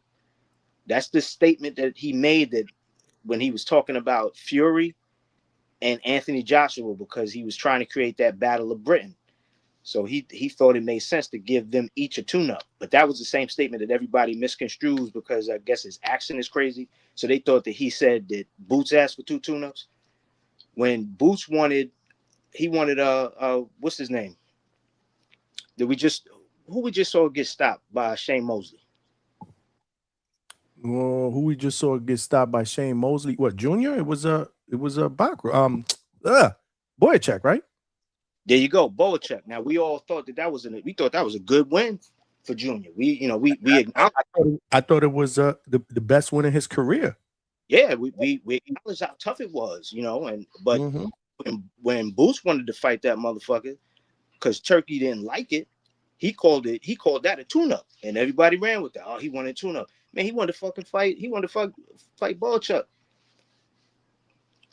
Turkey ain't want that shit. So it's just funny to me how that's a great win for fucking Shane Mosley Jr., but that's ass for Boots to want to come up to 54 to fight him, all because Turkey said, and then because Turkey accent and the fact that he said he was speaking about the tune-ups that he wanted to give for Fury and Anthony Joshua, and he said 2 tune-ups, 1 for each of them. Everybody got all that shit all mixed the fuck up. But I digress. That was the only thing that I remember him saying about the heavyweights, that he wanted to give each one of them dudes a tune-up so that they could eventually fight in that Battle of Britain. And you saw how shit went. Anthony Joshua ended up fighting Jake Paul. He had the car accident. Everything got pushed. Then he had to give Fury the Mountain of Game of Thrones, and he beat him. And now this shit is supposed to be on. So, but I don't remember him speaking specifically about Usyk right then. Maybe he did. You know what I'm saying? Maybe he did. But he definitely wants to see Usyk get beat. And I don't think it's that he has this real disdain for guys like that. I just think that in Turkey's mind, man, everybody could be beat. And if you can't, then he's just gonna laud you as the greatest. Like, he wants to be a part of all that shit. You know what I'm saying? Like, he wants to be right there. You know, even though people do feel like sometimes he be fixing shit, because that Adamas shit was atrocious. That Adamas and Sherrod shit was atrocious. That shit was terrible, man. Nasty work, man. That shit was atrocious. But, you know, look, he got Hamza in position. And again, look at what he's doing. This is for the WBO World Super. You know what I'm saying? So Hamza is about to be a champion, you know, unless fucking Alan Bejic is some sort of a fucking monster. And we just don't. Is that how you pronounce it? Bejic? What I'm calling him? Bejic? Bejic. I'm thinking Bejic. Bejic? I mean, I have no idea, man. Your guess is as good as mine, but definitely a padded record, man. I definitely expect Hamza to do his thing, especially after that last performance, man, where he did my man Berlanga bad, bro. Look, he pieced up Berlanga, and you know what? I'm gonna say this about Berlanga when it comes down to it. That dude is it's nothing wrong with being delusional. Sometimes you gotta be fucking delusional to get in there and really become a champion. So I don't say that there's something wrong with that. He definitely needs to tighten up on the tough man shit, because you can't just, you know, I don't know why he stood there and thought he was just gonna eat all that shit. I don't know why he stood there thinking he was gonna eat all that shit, but he did. He stood there thinking I think he thought he was gonna take that shit on the chin and just like give him one of them like I'm a monster, I could take this shit. And then he fucking, you know, he did the stinky leg like he was supposed to do. But you know, it is what it is with him. He got a big Zuffa card coming up. I don't know who the fuck they're gonna have him fight, but him and Richardson Hitchens, they should get some shit popping. But right before my birthday, from what I heard, that's what Donnie said earlier, July 26th is going down in NYC. Do you Donnie, or anybody else, do you know where in NYC, or they just said New York City? What venue? See, this is why we need Donnie. What do you do in boxing, bro? I know you a player in boxing, bro. You just don't be telling us, because you got to pay attention to when Donnie be chatting, bro. A lot of the times Donnie be saying some shit. Like, he be saying some shit. Like, he be sliding real information in while motherfuckers in the chat saying all type of weird shit. Donnie will come in and be like, yeah, they're going to be fighting on the 24th. And it's a da-da-da. You're like, oh, shit, hold up. Be paying attention. Big Money be all over that shit, man. Big Money be all over that shit. He be analyzing, man. He be analyzing shit. What you do in boxing? He don't want to tell us. You see him? It hasn't been enough.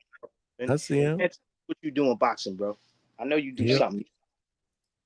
He said. He also said, "Oh, good point. Jamar Talley, is that the undefeated cruiser, right? Is he a cruiser or shit? I remember. Hold on. Yeah, he's ranked number 113 in the country. He is undefeated, 6-0. He is a cruiser. Jamar No Mercy Talley. Yup, he gonna be on the card too, man. That's right. Okay. All right. I'm looking at that shit now. Yeah, good call out, man. Z Pacino said Jamar Talley is due for a statement performance. I need to see more from him. I don't think anybody would disagree. He with Bomac? What was he with? Straight out of Jersey. Yeah, he from Camden. And he said he would Z Pacino said he with Bomac. I didn't know that. Or where is he? He with Bomac. Yeah, I mean, look, it makes sense. Bomac is a great trainer. I was just watching another great channel. I was watching your man Brian Norman. He was on Mill City right before I threw this fight on. He was talking about how. Which one, senior or junior? Senior. Oh, senior's on there every day now. I think he'd be on there every day now. Yo, let's text his ass right now, man. He got his mojo back, man. Call him live on the air. Do some hatred shit. Call him live on the air. Be like, yo, what's up, senior? I don't know if he'll pick up, but I'm gonna text him. Hold on. I'm gonna text him. Like, come on, senior. Let me see if we can get a hold of senior, man. Salute. Hold on. I do got a super chat. Let me just read this super chat. We got my man Casual Jerry with the first super chat of the night. Cash rules everything around me. Cream, get the money. Dollar bill, yo. The first one is always the best one because it gets us started. But Casual Jerry had a question. No super or had a criticism. No super chats is crazy. Hey man, we're off to a slow start, but it's all right. We're gonna be here for a while, Casual. I got faith, man. Definitely got faith. Look, Polo Buck, a member. Damn, for 6 months, man. This is what I'm talking about, man. Man, you loyal, man. You loyal. Where's my loyal thing, man? You're loyal. You're grateful. I appreciate that.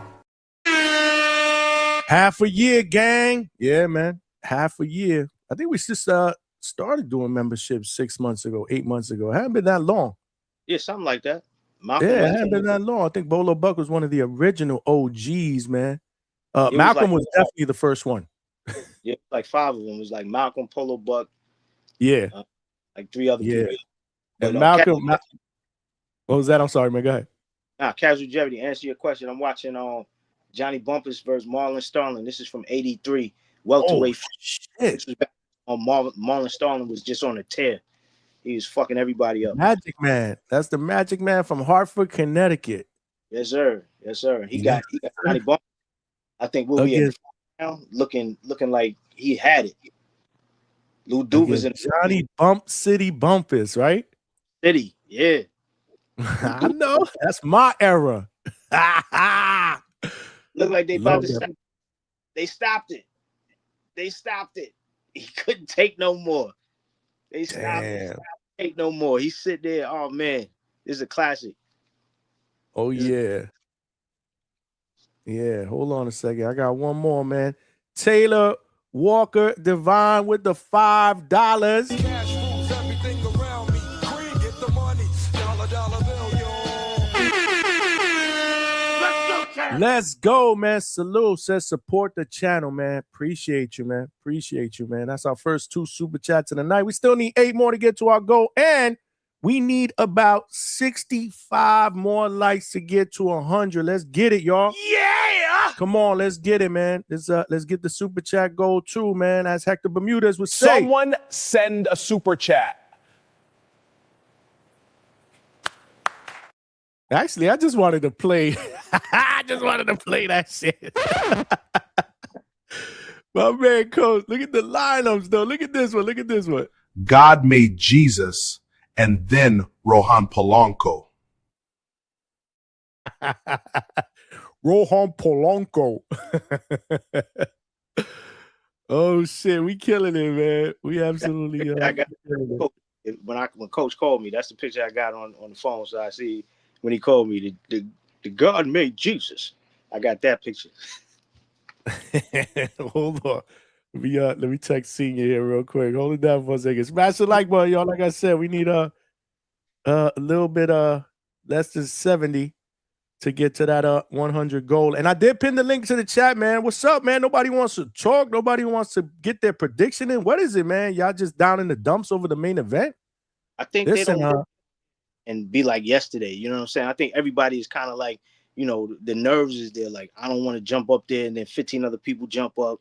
Then I might not get a chance to really spit my shit, spit my bars. And then now's the time. Ain't nobody up here. Yeah, that's what you What Usyk do? Jump on us early. See, they go Hate Town. Hate Town said it's too early. He ain't trying to jump. Oh yeah, no, it's early. Yeah, no, for there's certain people that I know it's too early for, like H-Town. But my thing is, H-Town always want to come on when there's like 8 people on the panel. You know, I would prefer for him to kick his shit when there's like 3 or 4 only. I'm gonna shoot him some bail. He said the baby's up. You know what I mean? So he don't like getting on. Right. Yeah, and that's another thing. I get it. Real shit. That makes sense because a lot of times he get on the baby be up, the baby be in the background doing backflips and screaming at him and shit, and you can't hear him sometimes. So I mean, it makes sense. Polo Buck, you gonna jump up? Come on, man. Let the AI. Polo Buck, don't tell me Polo Buck is scared. He ain't scared. He gonna jump up there. Hold on, where you at? Teach us about trading, Polo Buck. Turn this into the trading spot. All right, I just sent a Senior. Let's see if Senior jumps off a little bit. He usually responds pretty quick, man. I remember back in the days, man, he would just shoot me a text message with 2 words, send link. I was like, okay, here you go. He just wanted to talk. He just wanted to spit his shit, man. But he ain't like that no more. You got to reach out to him now. But he's been pretty vocal, man. And he's got that glow back, man. That aura. I noticed like the last couple of times. I think Mill City has thrown out like different clips of that interview or whatever, that conversation that they had. And he's just got that. He's got that old Senior aura. It looks like it's coming back. You know what I mean? Now I'm not saying it ever left, but you know what I mean. Like he kind of, you know, he laid low for a bit. Now it looks like he might be willing, a little bit more willing to get back out on these social media airways and kick that shit, man. Like I text him right after Junior did his thing. I'm like, we back, baby. We back. That means you need to come back. Where you at? He like, where the fuck you at? Hold on. Sometimes you gotta. Why your mic keeps cutting on and off though? It never does that. It's doing it today. It's cutting on and off. Cutting on and off still. 1 2 1 2 1 2. No, it ain't. But maybe it's when I talk. But usually when I talk, you guys drown me out. Yeah. It's cutting on. It's cutting in and out. Damn, it's doing it again. Damn. Yeah, it's doing it again. Oh, my nigga Greggy Cash in the chat. What up, Greg? Who in the chat? Greg Hackett. Greg Hackett, what's good, Greg? Tone sent me here. Damn, Greg, you never been up in here before, man? Jump on the panel for a little bit, man. I'll throw the link out there if you want. You jump on here, man. Talk that boxing shit. Alex Vega with the 2-piece. Yeah! This is a big fight, right? Alex Vega. Obviously not in everybody else's eyes, but let me tell you something, man. Y'all tripping, man. Y'all tripping because the undercard is solid, man. I know the main event is what Treese would call teeny bopper. You know, it's a little bit of a teeny bopper fight, but nonetheless, man, we get a chance to see Oleksandr Usyk one more time. Obviously, curiosity is the first fight that I've ever seen. I don't think any of us have ever seen in the Pyramids in Giza, which is legendary in Egypt. So we get to see that. Plus, the undercards are solid, man. Let's talk about the fucking undercard. Like, people like Alex Vega don't want to break down the undercards. Make that shit make sense to me, bro. I already told you I gotta do a little more. You know what I mean? I gotta look a little bit more at them. But Casual Jerry brought up a good point. Jamal Talley, that should be a good scrap right there. You know what I'm saying? That'd be a good scrap, good cruiserweight scrap. So, Alex Vega with the 2-piece, man. Straight cash, homie. Where are all the kickboxing fans at? Word. Why can't we get a kickboxing fan to come up on the panel and tell us why we need to be worried? Why he believes or she believes, whoever it may be, that Rico actually has a chance to beat Usyk, man. We got no kickboxing fans out there. Like, literally, I'm not a kickboxing fan. So we know is Treese. Treese ain't here. And he ain't here. And let me tell you something. If Treese don't show up tonight, his DHS card is getting revoked. Yeah, I said it, man. Yeah! I fucking said it. Treese playing himself. Because let me tell you something. To his credit, though, he brought up this dude, I would say about a good month and a half before this fight got announced, as potential opponents for Usyk. And I was like, dude, like, really? I was like, first of all, who the fuck is that? And he said, it's a kickboxer, one of the greatest kickboxers of our generation. And I'm like, you want to see Usyk fight a kickboxer? Yeah, I'm a combat connoisseur. I want to see violence. And then all of a sudden, like a month later, I remember I was like, yo, is this the cat that Treese was talking about? You sure you ain't giving it? Because Treese don't be knowing. Oh, fuck, man. What did you just say? I said Treese don't be knowing shit, man. You sure you ain't giving him too much credit? Nah, man. It was this dude, because then I remember he jumped on after that, maybe I don't know, the next show or whatnot. He said, Johnny, didn't I tell you? Didn't I tell you? I'm like, man, you did. That's right. I remember you talking about this dude. I can't believe that this fight actually got made. But hey, man, we here. But I think, like I said, I think the undercard is solid, and you dudes are hardcores in here. So throw out let's talk, man. Let's talk about the undercard. I thought boxing was his niche, man. What you talk about? Jack versus Jack versus Shackman. That I think is gonna be. I think that's gonna be the good one. Yeah, I think so, man. I'm looking forward to that fight the best. Casual Jerry with the 2 piece. Straight cash, homie. Shout out Casual Vega, 2 kings of this sport. Yeah, that's weird shit. Damn, Vega with another super chat, man, with a 2 piece. Cash rules everything around me. Green, get the money. Dollar bill, yo. Let's go, champ. Let's go, man. Rico, so great. Where are these international fans, man? I don't know much about Rico. That's what I'm saying. I need somebody to jump on the panel and educate me. I did see some clips, man. I put it out in the Discord, man. Salute to all of y'all. He's a kickboxer. He's not going to be able to use his legs to his advantage as he has in some of his best moments that I saw in his highlights. So this is going to be interesting. But he can punch. I mean, he can punch. But again, you can't hurt what you can't hit. What they say, national fans? They've been gone ever since fucking David beat the shit out of Zerto. After he punched that puffer fish on his face, on his eye. They've been missing. Like they used to talk. Remember, they used to all talk hella shit about J.O. Pataya and what J.O. Pataya going to do to David Benavidez because he don't belong up here.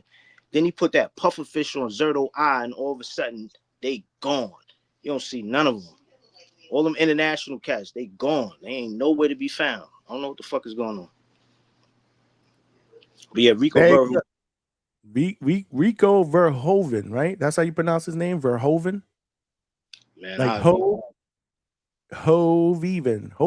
Rico Verhoeven. See, you want me to get into this. I ain't going to be able to figure out all the pronunciations. I mean, I can enunciate the fuck out of some shit, but I don't know, man. It could be Verhoeven. Like yesterday I was calling him Van Hoven. I watched the replay. Van Hoven. And somebody in the chat corrected me. I think it was White Mike. And I was like, Mike, what? I'm saying it wrong? I think I'm saying it right. I was absolutely saying it wrong. When I heard it, and then I looked up his name, I was like, damn, I really chopped up his name. But you know what? I stick to Rico. Usyk against Rico, the unified heavyweight champion against the kickboxer king, man. Kick fighter extraordinaire, man. Alex Vega. Yeah, Richard Torres versus One Leg Sanchez with all the fire emojis. Yo, shout out to Daniel Gallo, bro. El Gallo's here? Oh, shit, my guy, El Gallo, Danny Gonzalez in the building. Cash rules everything around me. Green, get the money. Dollar bill, yo. Gotta drop the bomb for my guy. With the $5 super chat, said nobody cares about kickboxing. But a great card. The Hangout spot is number 1 in these YouTube streets. I guess that's what you meant. I fill in the blanks is number in these YouTube streets. You definitely meant to say number 1. And Champ, I appreciate you, man. I definitely appreciate you, man, for rocking out, man. Make sure you guys follow my guy, El Gallo Gonzalez's road to return to the ring. Once he gets something locked in, I'm sure he gonna definitely let us know. He definitely gonna jump on the panel. Casual Jerry with the $2 says, say it like Treese. Verhoeven. Okay, I got you. So it's Rico Verhoeven. All right, let's go. Oh shit, I think we got Greg up in the back. Greg Hackett, what is good, my guy? Welcome to the Hangout spot, man. What's the deal, man? Appreciate y'all for having me. Yeah, appreciate you jumping on, man. Appreciate you jumping on, man. I've been watching you for a minute, man. Thank you, man, for showing support, man, and jumping on, bro. Appreciate that. Yeah, I just got in the crib. What's good, man? What's good? Talk to me, man. What you think about this Saturday card, man? I don't know. I think it's interesting. I like where it's going to be held. You know what I mean? Usyk with the kickboxer, I ain't mad at about it because he got to steal some money too. Everybody got to get some money, so I ain't mad about it. I like that they got some guys on the undercard, that we don't really know too much about, but they get to fight on a big platform like that. And I just saw that Shiraz supposed to be fighting too, right? Yes, sir. Yes, sir. Yep. That fight is for the WBO. They're gonna make him a champion. Yeah, that's gonna be interesting. I'm interested in the welterweight fight, man, between Catterall and Giasov, man. Obviously, you know a bit about Catterall, man. He's in your backyard, man, training with Bozy, man. What can you tell us about Catterall? I mean, I went up there a couple times and I watched him. He definitely hard working and he teachable. And I think that's why Bo took a liking to him because he teachable. You know what I mean? He's not one of them guys, you trying to show him something and he just basically ignoring you and shit. So I like Catterall. Plus he cool as a person. You know what I mean? I spoke to him a little bit. Cool as a person. Yeah. That's what's up. This is for a WBA regular title, right? Big Money? Yes, sir. That's for the regular. And whoever win the regular should get a chance. They should get a crack at your man. Damn, drawing a blank that fast. Rollies. Rolly. The super champion. Rolly's the super champion, right? We got the super. They elevated him to the super around the time when he was supposed to be negotiating the fight with Dez. Because remember, he was the regular because he got that belt. He got that belt when that New York scrap when it was vacant. Yeah. When he punched Ryan across the ring. Yo, it's too many belts, bro. It's too many belts. Who you telling? Shit. They're making up fucking belts, bro. They got the Captain Crunch belt, the fucking Fruit Loop. Like, it's crazy, man. They got belts all over the place, man. Like, I just don't understand the meaning of super champion and regular champion. Can somebody break that down to me? Yeah, I don't get it either. Well, with the super is like the top dog. He like the top dog. Like he gets to call shots. But in the WBA again, they collapse your regular champions and your super champions because, to Greg's point, they don't like having so many champions. So they will collect. They make sure that your super champion and your regular champion got a scrap to see who the king of the hill. That way, it's just one guy. And I'm assuming that he just becomes a super champion and that's it. Then everything else is open in the for the list of 1 to 15. But if you become the interim champion, you automatically get to scrap with the super champion. Like that's supposed to happen. You get that scrap. So the fact that they got the regular, they're gonna scrap for the regular belt. Whoever gets it, they get to scrap the super champion. But that's how you could tell that it's about money because everybody can't be champion, bro. So if you're saying super champion, then this one is the intercontinental champion, and then this was the interim. You just basically you trying to make everybody feel special. You know what I mean? That's how you know it's about money. Oh, the belts is always about money, yo. But one of the things, like with the regional championships and the continentals and all that, the silver and all that's supposed to be a way of, like, think of it like you getting your stripes for people to say, all right, it makes sense for you to be the guy that's next up. You know what I'm saying? It's just like a way to identify who should be next up. But yeah, no, I feel you. It could get crazy with I definitely feel it. It's just the fact that a person who doesn't know is like, well, who's champion? Because everybody is the champion. You know what I mean? That shit's crazy. Yeah. No, it could get crazy. It get crazy. And you start throwing around names all over the place, and people would definitely they don't know who's who or what's what. So but it's gonna benefit some of these cats, man. It's benefiting Boost right now, 100%, because he the interim, and he's supposed to get that shot. You dig? Yeah, I saw somewhere that he dropped that. Did he drop that? Even if I heard something about that, I'm not 100% sure about dropping it. But what you got to understand is that he's the interim champion. He's supposed to get a shot at the cat that got the belt, and that's That's your man. Xander. Yeah. Xander Zayas, man. Yeah, man. Can't wait for that one, man. Definitely can't wait for that one. But smash the like button, y'all, man. We absolutely cooking. We got Greg Hackett up in here, me, Big Money, and Fight Sport Talk from all the way from New Zealand. What's good, Fight Sport Talk? What's up, Johnny? It's good to be back on. You know it, man. What's going on, man? Jump up in here. What you think about Saturday's card, man?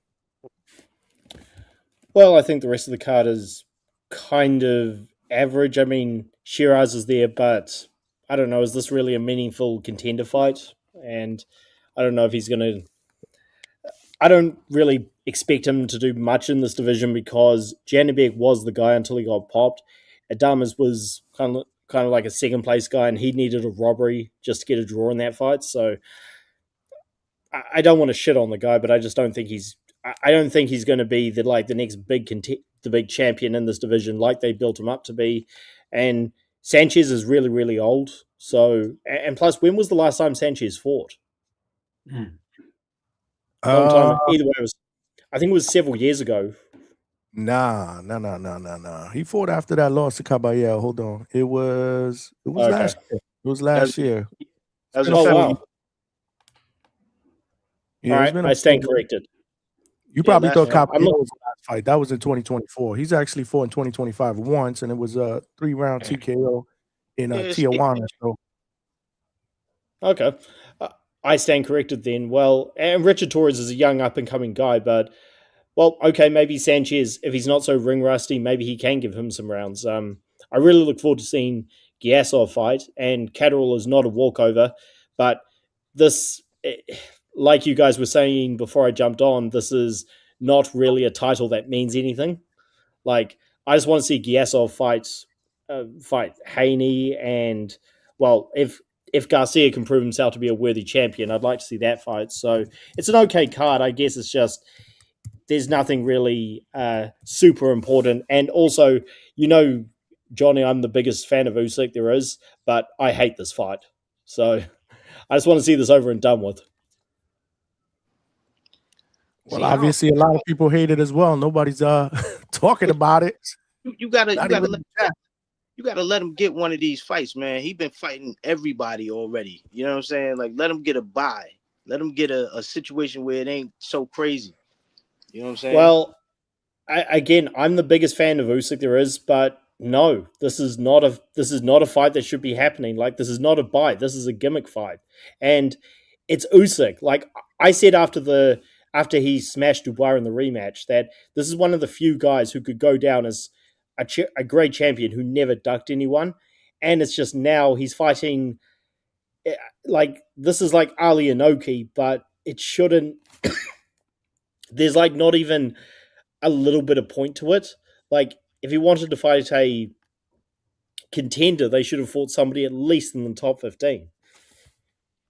But that's the whole point. I don't think it was about that. I think this is just keeping him warm because Turkey want him to eventually fight Fury again. Why? Yeah, well, I hope that doesn't happen. Why? He thinks he's the one. And then he also got David Benavidez as the backup plan in case Fury don't get the job done. And that's if Fury get past Anthony Joshua. But you know how Turkey is. He be playing this shit all the way out. Well, even if Fury beats Joshua, they shouldn't fight again. Like Usyk beat him twice.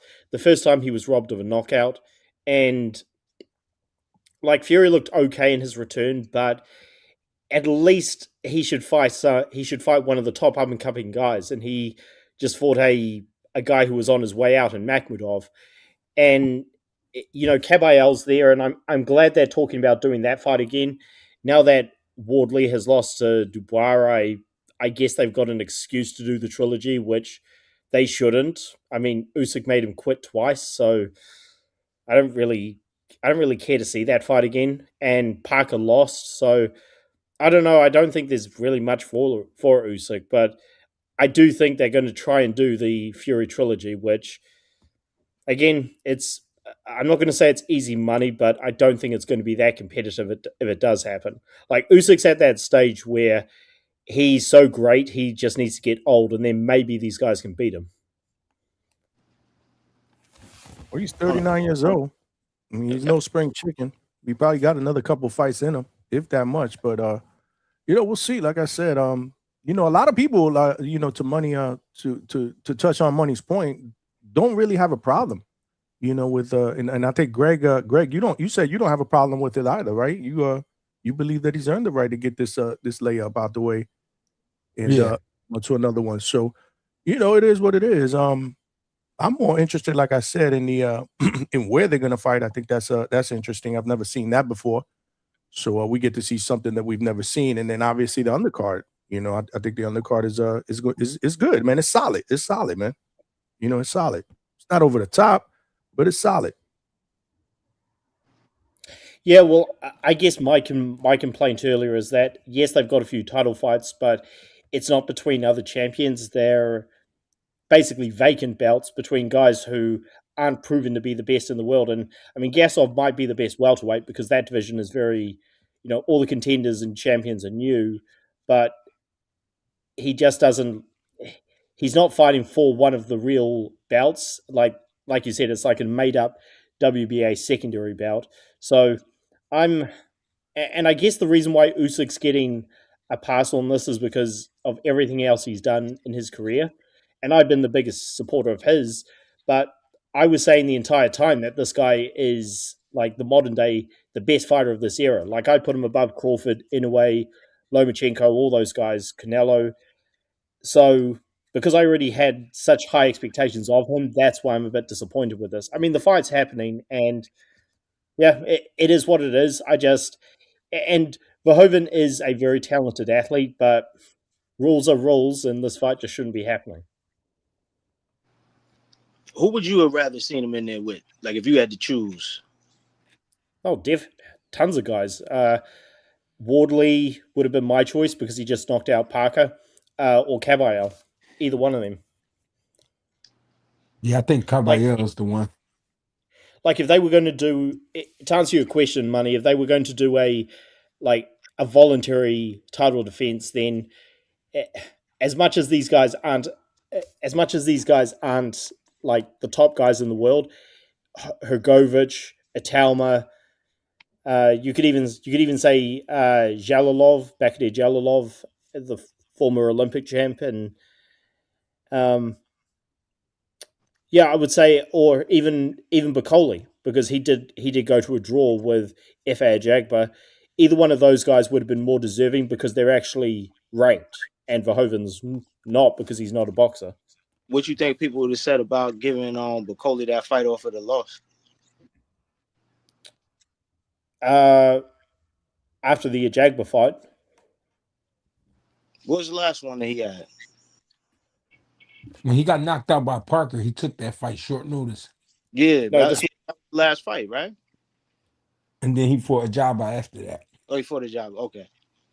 Yeah.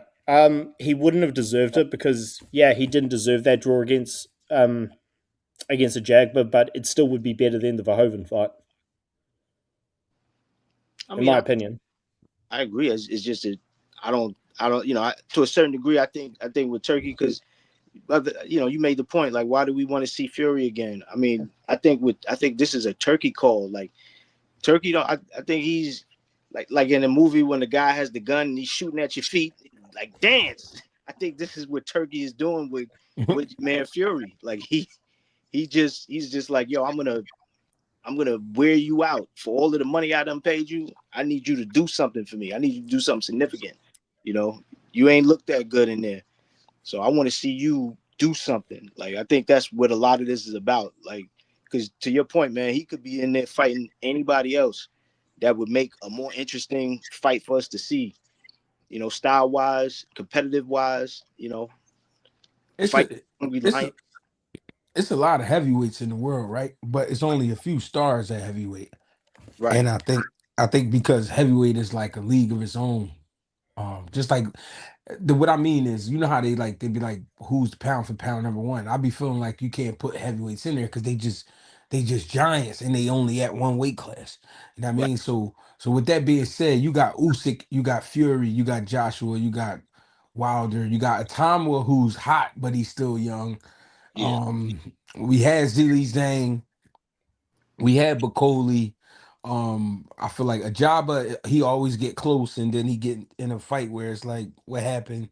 You know what I mean? So what I'm trying to say is ultimately it's fights for these guys, but it's like as far as stars, you know what I mean? The starship is nothing there. And Usyk, his schedule has been so tough.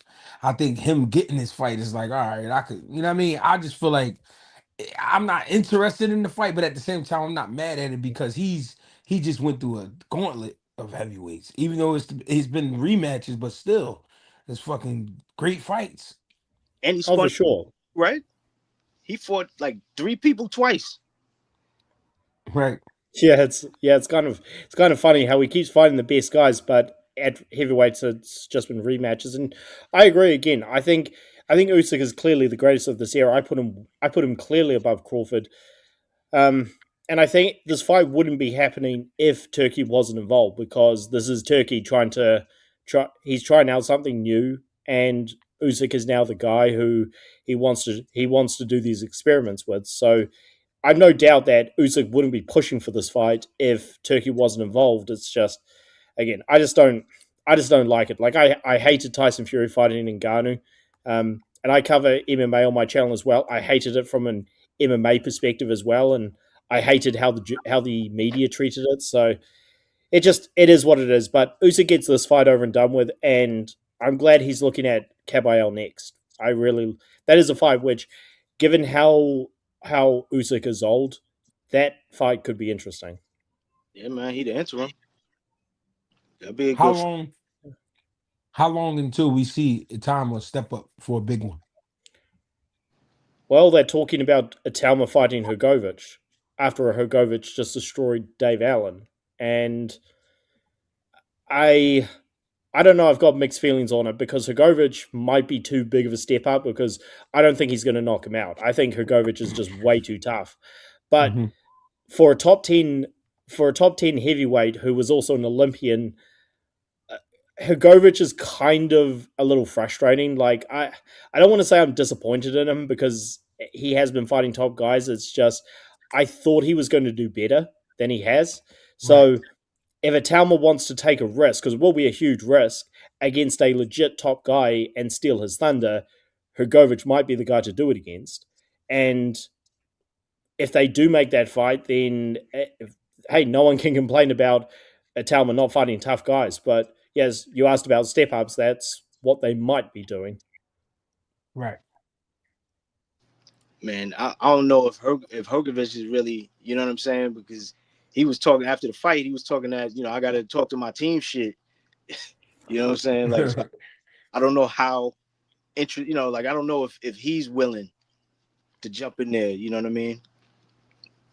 What about what Vega just said in the chat? No issue with Usyk fighting this guy, but defending boxing world titles, nasty. He is defending one of his titles. I believe it's the WBC, but not the WBO. For the I'm sorry, not the WBA and IBF, the WBO. Dubois got that one. So yeah, so it's one title on the line. What do you guys think about that? What happens if he loses? What happens if he loses? Shit. Yeah. Fuck, the world of boxing gets turned on his head. That shit just shook the fucking world. I'm gonna have to go live after that, and I'm not planning to, because I ain't gonna be home. I'm gonna have to go live from my phone. That shit gonna be fucking crazy. If this kick fighter beat Crazy Dave from Plants and Zombies, I'm gonna be tripping. That's what your man Usyk looked like to me. He looked like Crazy Dave from Plants and Zombies.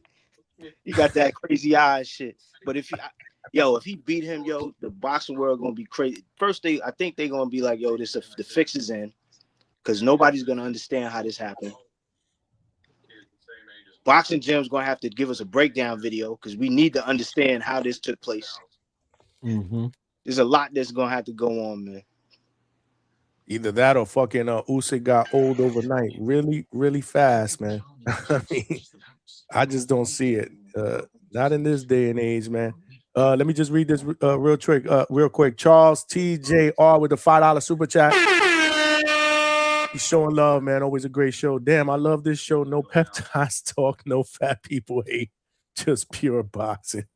Y'all crazy, man. Money is cooking. Much respects, man. Salute to you, man. Yeah. Salute to Charles and salute to all of y'all that been sending super chats. But y'all gotta smash that like button, man. We got hella people up in here, and we still need to get to 100, man. So definitely hit the like button, and the link is in there. If y'all want to call in just a little while, man, we talking about the fights that are going down this Saturday at the Pyramids in Giza, Egypt, man. So we get to see something that we've never seen before, including Oleksandr Usyk fighting a kickboxer, man. So is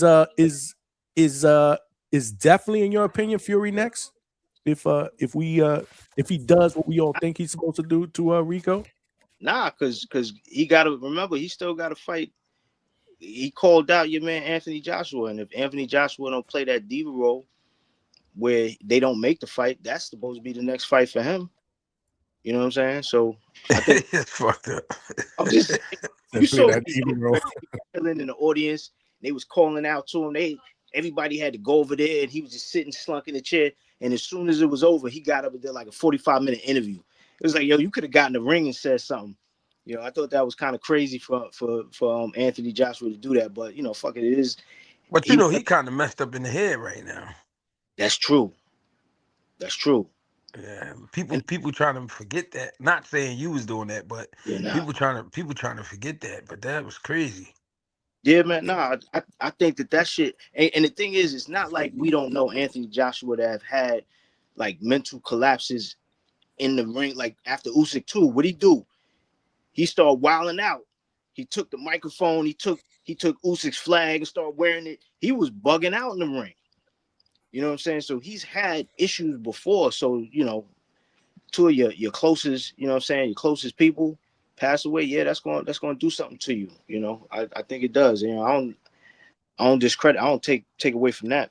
It's just I don't know. In the moment, I thought he could have took over that moment and talk crazy to Fury. You know what I'm saying? I thought he could have did that. And yo, sidebar, shout out to you, Greg. Your ceiling is crispy because I got ketchup stains on mine. You dig what I'm in the bottle one time trying to. We got nice view of your ceiling, Greg. Oh yeah. I was shaking the bottle and it got, you know what I'm saying, it shot up there. So You say he got ketchup stains on his ceiling. How the fuck? Ketchup's supposed to be poured down, not up.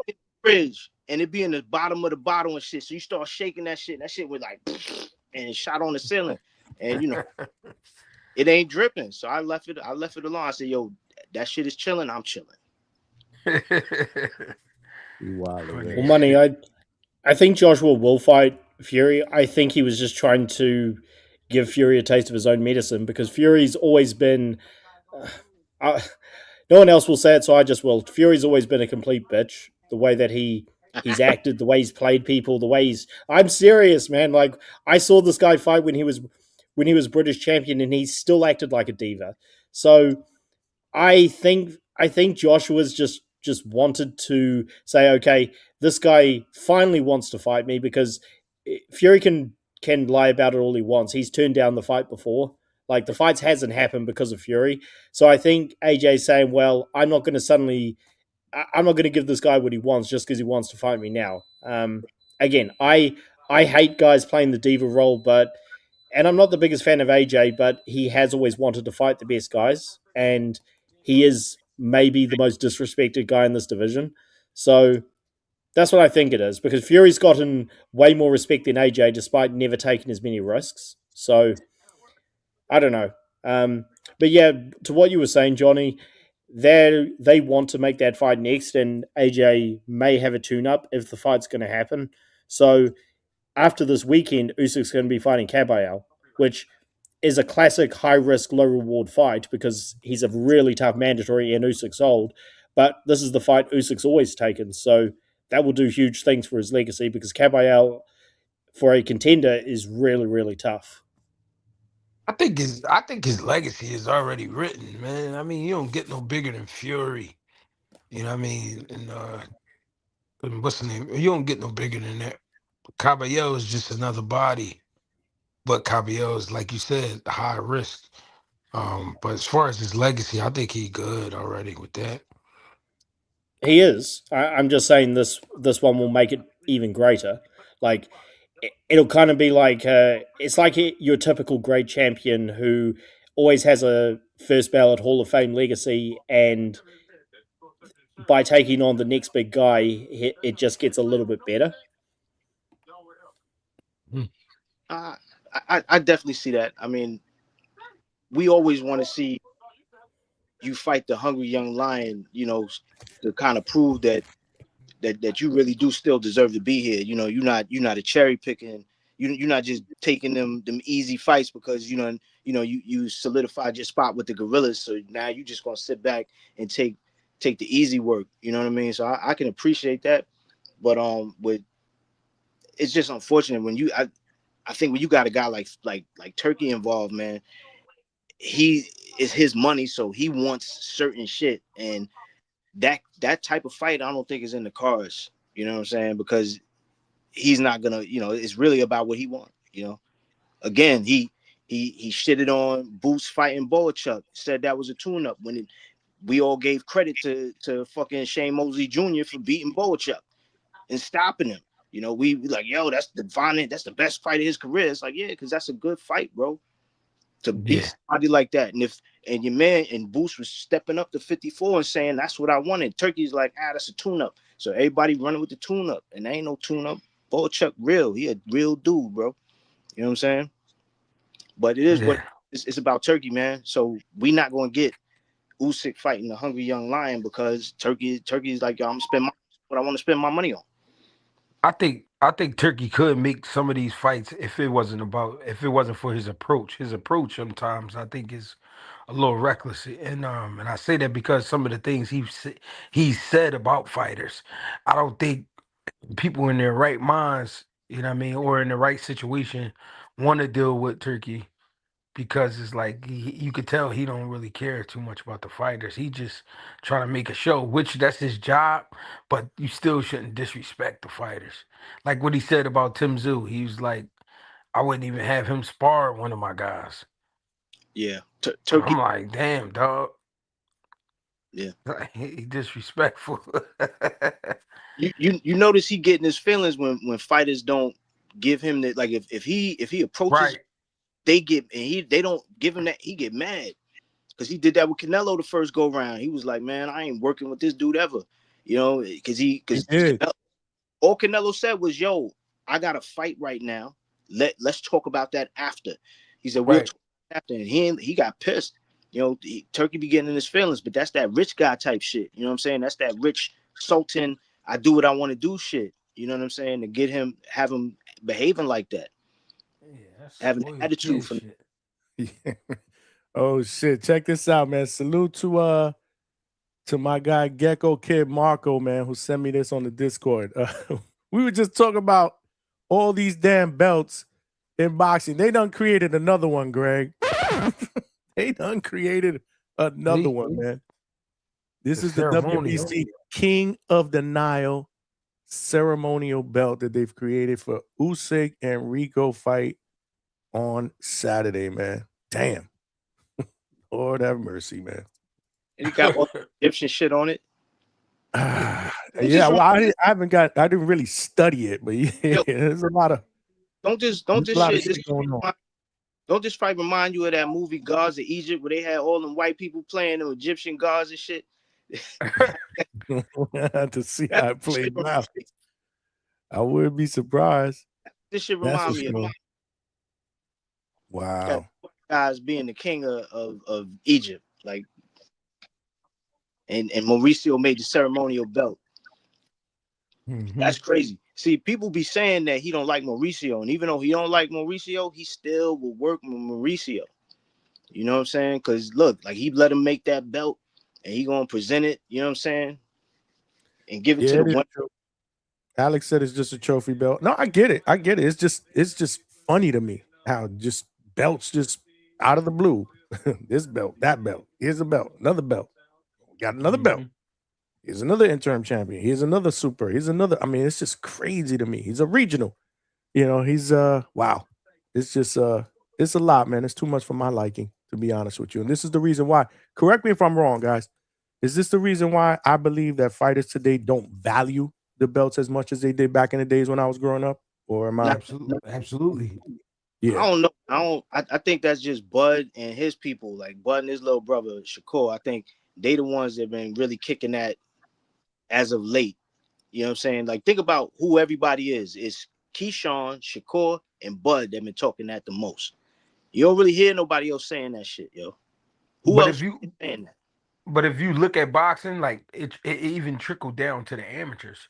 And the amateurs used to only fight for a belt in tournaments. Right. Now they giving out belts for shows. So you got all these little kids running around, and it's no disrespect to them because the confidence is a thing. So you have a bunch of kids who fought in shows and they won belts, and they're giving the impression of a national champion, but he hasn't even been close. He's fighting at shows and he's winning belts. So the Right. people who don't know, they think like, "Oh, this kid's a champion." It's like, Right. nah, he just won a local fight. And I'm not saying I want to take that away from him, but I'm just saying if you already in the amateurs and you getting WBC belts, yeah, they not the real ones, but you getting WBC belts and things like that. By the time you get to the pros, you probably wouldn't value the belts. I mean, and I could dig that, but real quick, the USA Boxing don't even rock with WBC no more, right? They don't. But They don't. that's what I'm saying. There's guys who are throwing shows. They ordering belts and they ordering WBC belts. They not official, but Right. you can't tell a little kid that who's trying to. You know what I mean? Right.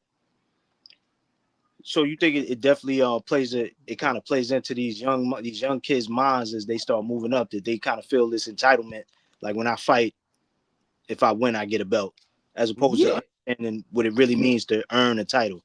Yeah, because in the amateurs when I was younger, the nationals, you talked about it like, all right, like it was the Olympics.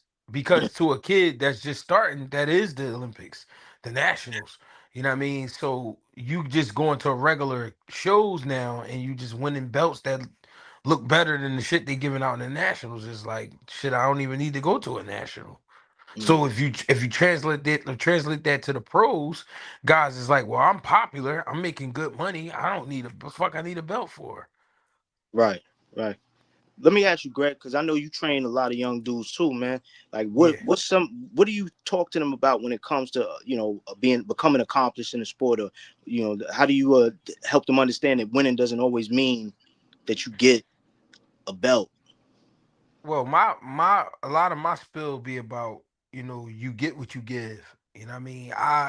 Everybody know I was a journeyman and I still fight to this day. So I'm still a journeyman, whatever. You know what I mean?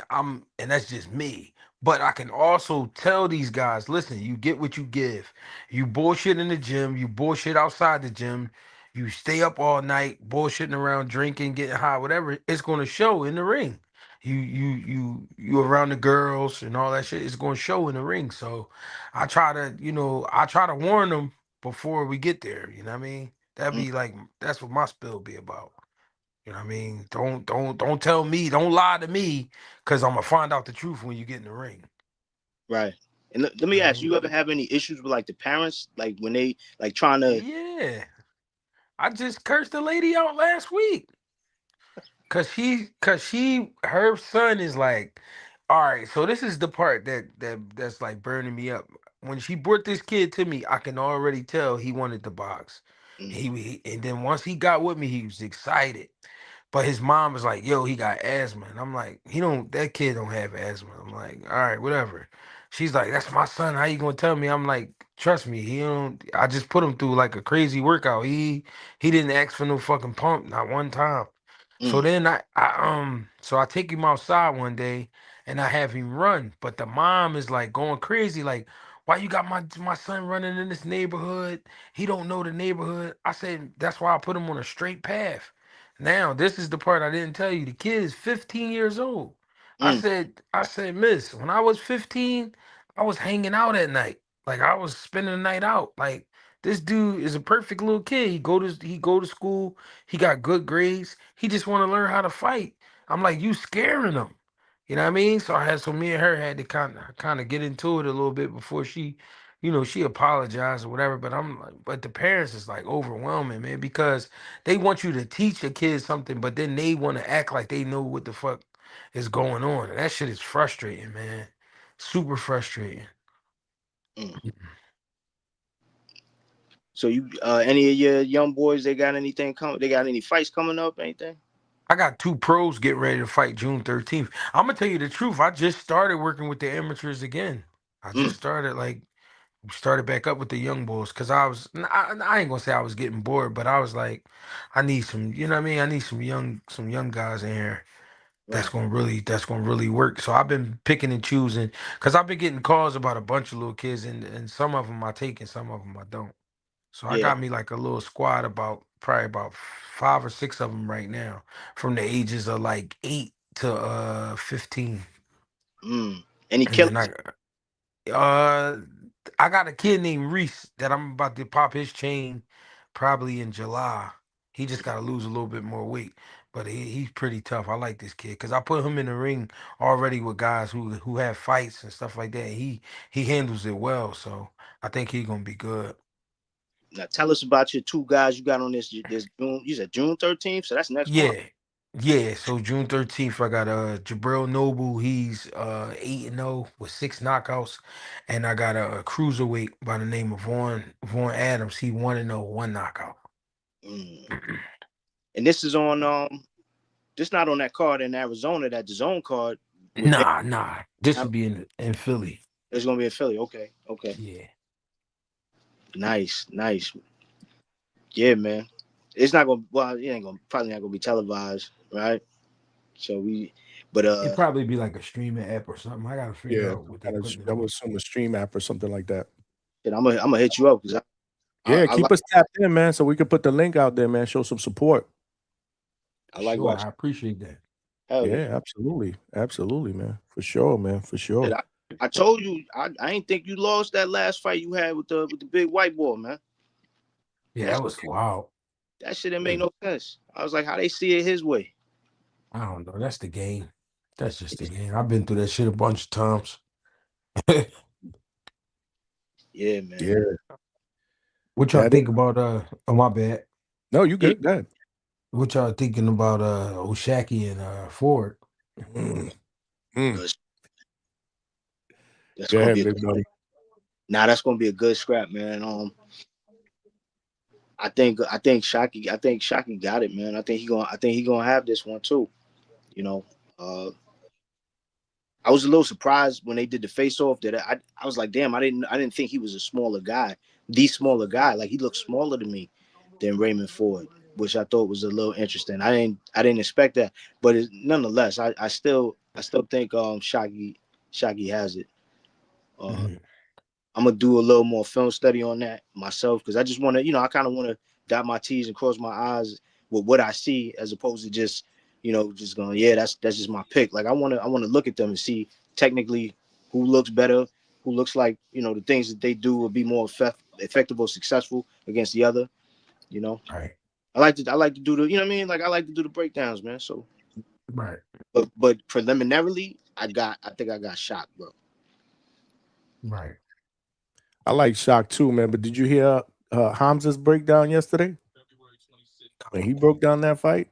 You gonna hold you, man. Like I just came to the house. I tried to sit down. I was getting ready for you had put the link out. I was gonna jump on the link, and then I like nodded, bro. Coach Hamza Troy was in the building yesterday, man. Good breakdown, man. And I don't know, man. He wasn't really feeling Shock. He felt like Shock should have went another direction, and he was kind of bigging up Ray Ford for a numerous amount of reasons. I'd rather you go see it, man. His breakdown. I don't want to. I'm gonna watch it. Yeah, no, it was good breakdowns. In fact, I got to clip some of that shit, man, because he did. He also spoke about Boots and Xander, man. That's a big one, man. What you think, Greg? Talk to me, man. I mean, I think we in for a better fight than people think. I think the reason I think that is because Xander, he for one, physically, he has what it takes to be in a fight like this. You know what I mean? The height, the size, the weight, the extra weight, things like that. I think those things he need too. You know what I mean? So also I think his skills, I don't. It's not like he's the sharpest I seen, but he's pretty sharp. He can box. You know what I mean? Got good footwork. So I'm looking for this to be like a real fight where they have to, get into it, like really get into it. I don't think it's gonna be easy for Boots right away, but I think, I do think Boots gonna win. But I think it is gonna be a good fight, though. I think Xander gonna, he gonna put something extra on his name, and people gonna have to respect him. Oh, shout out, you was talking about Shockey and Ray Ford, man. I mean we flip gears, but we'll go back. We'll circle back. I just wanted to, I don't know, for some reason, I don't know. I just threw that up in there. Yeah, for Shockey and Ford now, I'm on the fence about that fight. It's 50-50 to me. I feel like they both I honestly feel like they're the same guy. They just look different. You know what I mean? They kind of got the same demeanor. You know what I mean? They both will bite down on their mouthpiece and in the fight if they have to. They both can box. They both can fight inside. So I really just I don't know which way to go with this fight. My bad. I didn't mean to step on the boots breakdown, man. I thought he said Ford and all and shot, man. But now I'm with you on the boost one too. I think Xander gonna have respect on his name after this performance. But I think Boost got too many gears, man. You got people in the chat saying that's Greg. Right now that's Greg's ceiling. That's not Greg Hackett. My bad. I'm sitting like, here. oh shit, Greg Hackett. Look, you got mad people showing you love in the chat, man. Salute. Appreciate y'all, man. Yeah. You got Greg in the building, man. Salute. First time he jumped on here, man. I appreciate him jumping on, man. You always welcome, man. I throw the link out there. We do this shit almost every fucking night, right, Money? Oh yeah. Every night, bro. Bunch of different people jump on. We talk that boxing shit. Dudes be getting crazy sometimes, crashing out. We got guests. I interview fighters all the time. I mean, trainers, everybody, man. We have a good time with it, man. It's good. We be on for hours. For having me. Yeah, no, we be on for hours. Yesterday we did fucking 6 hours, man. Yeah, oh no, I would have fell asleep. Nah, but we keep it rolling. Like people jump off, and like I said, I just throw the link out there. I have a regulars that jump on, and we got some new people that'll jump on and break shit down, and then I got to play referee here while people crash out on each other. It gets a little crazy. Yeah, that's not me. I'm not doing all that crashing out shit. Nah, you don't do that. You cool, Colin. I try not to either, man. But sometimes dudes be just crazy, man. Paid enough to be crashing out on here, and then Tone gonna have me on the Hatrix, and he gonna be breaking that shit down. Oh, so now it makes sense. That's where you found out. He probably played that shit today on his show, right? Yeah, I was watching Tone, and he was like, he kept saying, shout out to Johnny. So I'm like, who he talking about? He like, Johnny crashed out. So I'm like, what is he talking about? And then he finally played the clip, and then they said the name of the channel, and I'm like, oh, I heard of that before. And I'm like, but I never got to stop, you know what I mean, through there. So I'm like, let me slide over there. Because he said you was live. Told my dude. He was on here. He was on here yesterday when that shit broke loose, man. And then he just out. I'm like, there you go. He clipping shit to put on the Hatrix tomorrow. I already know his game.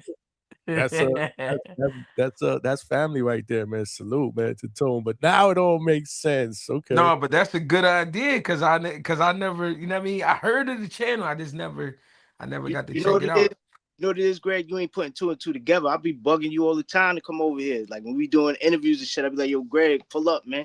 I'm gonna tell y'all the truth. I'm an old man, bro. I'm really like new. I'm learning. Cause I be trying to look for people to listen to. Cause I really don't like to listen to everybody. And I mean the dudes they be sending me and they be telling me about, and I be like, who the fuck is that? Like, what is he talking about? Like, and I mean they might be saying some good shit, like, or making it sound like some good shit, but I really can't listen to a lot of people. But when I'm like, I'm checking this joint out, I'm like, oh, all right, they over there, they keeping it cool. I can slide over there. Yeah, no, sure. You're welcome anytime. Who we got back there? Is that the Mandalorian? That's you, Mandalorian? Hey, I'm over here laughing, Johnny, because I'm like, over here, I'm at the damn, I had to get a damn trailer tire fixed, and I see Greg then got over this motherfucker, because he over there in Tone chat, he keeps saying, he talking about who, what you call it, who Johnny. I ain't even see that shit, Johnny. I fell asleep, man. I tell you, I be getting the views for you though. So hold on. Ain't no big Let me deal. keep my light on. I We got do the that. cam on today. Me and T-Von do that from time to time. We do that from time to time. We cool. We do that all the Hey, time. I was dying though, Johnny. I'm over here like, bro, I'm trying to hold it together in the damn shop. He like, I'm yelling in my motherfucking house with my wife scream. I said, Johnny Wiley, man. Hey, Greg, I was looking for y'all, bro. Y'all wasn't at what you call it? Y'all wasn't in Norfolk. No, I ain't get to go down there because I've been dealing with my son Prime. He going to Prime tomorrow, so I've been dealing with that. You know what you call it? You know, found. He told me y'all was gonna get on my case and stuff. I said no. I said because y'all more senile for me and Johnny. You know what I'm saying? I said y'all been more senile about me and Johnny Florida boy Xander over there, man, because they been on my neck, boy. Like y'all been on my neck till my boots finna kill my boy, man. I said y'all gotta chill on my guy, man. Y'all gotta chill now. It's gonna be a fight, man. It's gonna be a fight. I think he'll be all right. He'll be able to hold his own, man. He can box. No, that's what I'm telling them. I mean, they know. What you call it? I was with Greg and them when we was at Karen 2 fight with him and Mill. I was out there with him. Like they know I rock with Boots and Xander. Like fight for both of them fighting. Shout out to Mills. I'm looking forward to this fight, man. I think that shit's gonna be fire, man. That's the one we've been talking about the most, man. We haven't even started getting. I mean, we've been talking about it when it got announced, man. But in a couple of weeks, we're really gonna get into the weeds, man. And I know shit gonna get crazy. We gonna get mad people up in here, getting emotional, crazy, loud. I gotta play referee like I usually do, a moderator, and start muting people. It's crazy. Thing that got me though, Johnny, I ain't gonna lie. Like I said, the only thing is like every big fight that we done had this year, all them shits I've been hyped for them been one sided. Yeah. You know what I'm saying? I'm like, bro, with Shakur and Tio, bro, at that, like, when you know, like, at the weigh-in, that's why you're like, oh, yeah, like, this finna be one. Man, Shakur washed Tio. I'm like, damn. With Zerto and Benavidez, you know, remember, we talking about, we on here, we like, damn, how Benavidez is gonna deal with Zerto weight. I'm over here watching your show, Johnny. Hey, look, my playback lag, right? So I'm watching the fight, but it's lag while I'm watching you on my tablet, and all I hear you talking about is, ooh, look at that hand speed. I said, oh, shit. I said, I knew David had done threw some shit I ain't seen there. He threw that little six, backed up, threw six again. I'm like, damn. So he watched Zerto. So now now I'm nervous over here for Shock and Salve, because I feel like one of them finna get washed. Then we got Xander and Boots. I feel like one of them, that shit gonna be one-sided. I'm like, man, all these fights have been hyped for. Every one of them been one-sided. So I'm like, I don't know, man. I don't know how to take it. 2026. Hopefully not. I think we're due. We're due. We're due to hype up a fight that actually delivers. You know, to your point, Bandalone, right? It just hasn't been there for us, man. But we do the build up, so it's not our fault. Yeah, we ain't dropping the ball. We gonna get into it. You already know. You already know. Yeah. Malcolm just sent a $2 super chat. Salute. He said, I need Greg's full breakdown on Ford and Forster. # tricky. Well, he said 50-50. Yeah. He a said lot of 50-50. A lot of people want me to like go all the way in. I'm like, yo, they the same to me. They both gonna give it all they got. And I feel like we looking for a war. I mean, we gonna get a war because even though Shockey, he been showing good signs of a great boxer. He been really stepping it up on his boxing ability, right? He been showing a lot of it. But I feel like Ray not gonna just let him run around him all night long. Therefore, even though Shockey has been doing good with the boxing, he knows like as well he can't go in there and look like a chump. So he gotta fight too. So I think they're gonna be getting in the middle, man, just tangling it up. It's gonna be a good joint, good match. They're gonna be absolutely. We got another question for Greg, man, and guess from who? Big money, Coach Hector Bermudez. So, Saturday, man. Coach Bermudez is a co-host on this show. He's usually on here every night. He said, Coach Greg, aka Hot Shot, as a trainer, what separates a talented fighter from a real championship level fighter? Talent get attention, but discipline. Yeah, I think that's the answer, the discipline, you know what I mean? And not to bring it up, but that's why I'm able to gamble on Boots. Cause I know he not gonna be out drinking. I know he ain't gonna be out hanging. You know what I mean? He gonna be focused and he gonna be the first one at the gym, almost the last to leave. You know what I'm saying? He gonna give it all he got every time. So I think that's the difference between, you know, a talented fighter and a great fighter, you know what I mean, a champion. I think champions understand that they gotta, you know, put all the distractions to the side and get to work. So with that, Definitely. What you were Boost gonna a say, gym. Big Boy? Now I said I totally agree with that. Boost a gym rat, man. Boost working, man. You know, it's levels to the work too. You know what I mean? Like sometimes people look at they want to talk about what he's done or what they feel he hasn't done. It's like, yo, bro, there's a reason why, you know, cats don't jump out the window trying to get to him. You know, they know what they in for. It's not gonna be. You know, Somebody if he was, got back feet. It might be you, Bandalorian. They say you sound like you Oh, my underwater. fault. They say you sound like you underwater. You on the road? Yeah, I'm in my I'm in my truck. I'm in Iowa right now. Oh, oh okay. wow, You what?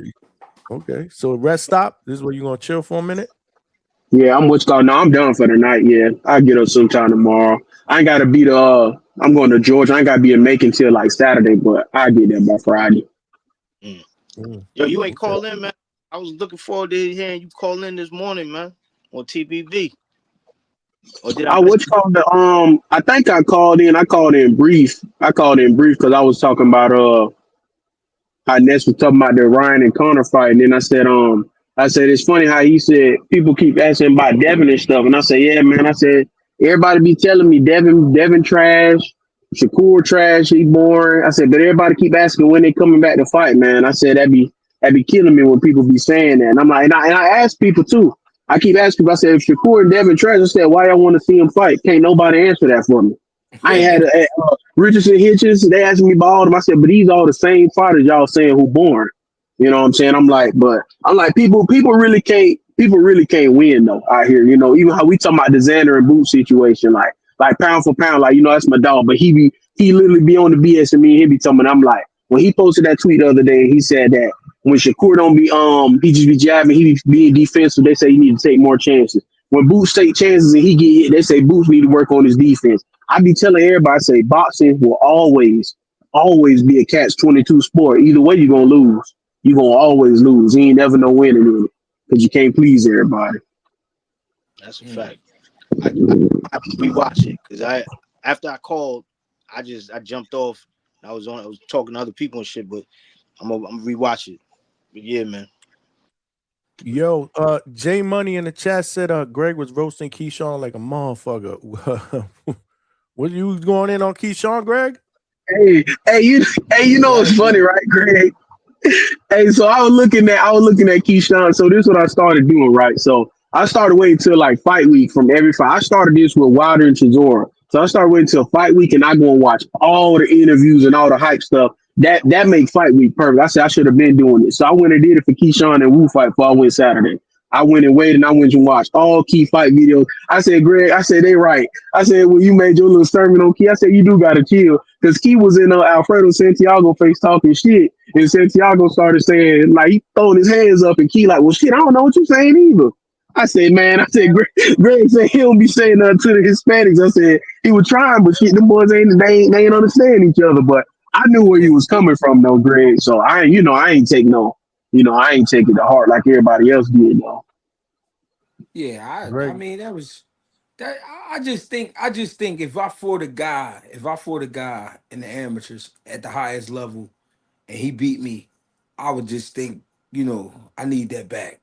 Right. You know what I mean? On the pro level, more rounds, more on the line. You know what I mean? We got the 8-ounce gloves on. It just sound right to me. And then when you don't mention that guy or you celebrate when he loses, it's almost like how could you be satisfied with that? How could you be satisfied with another man beating him?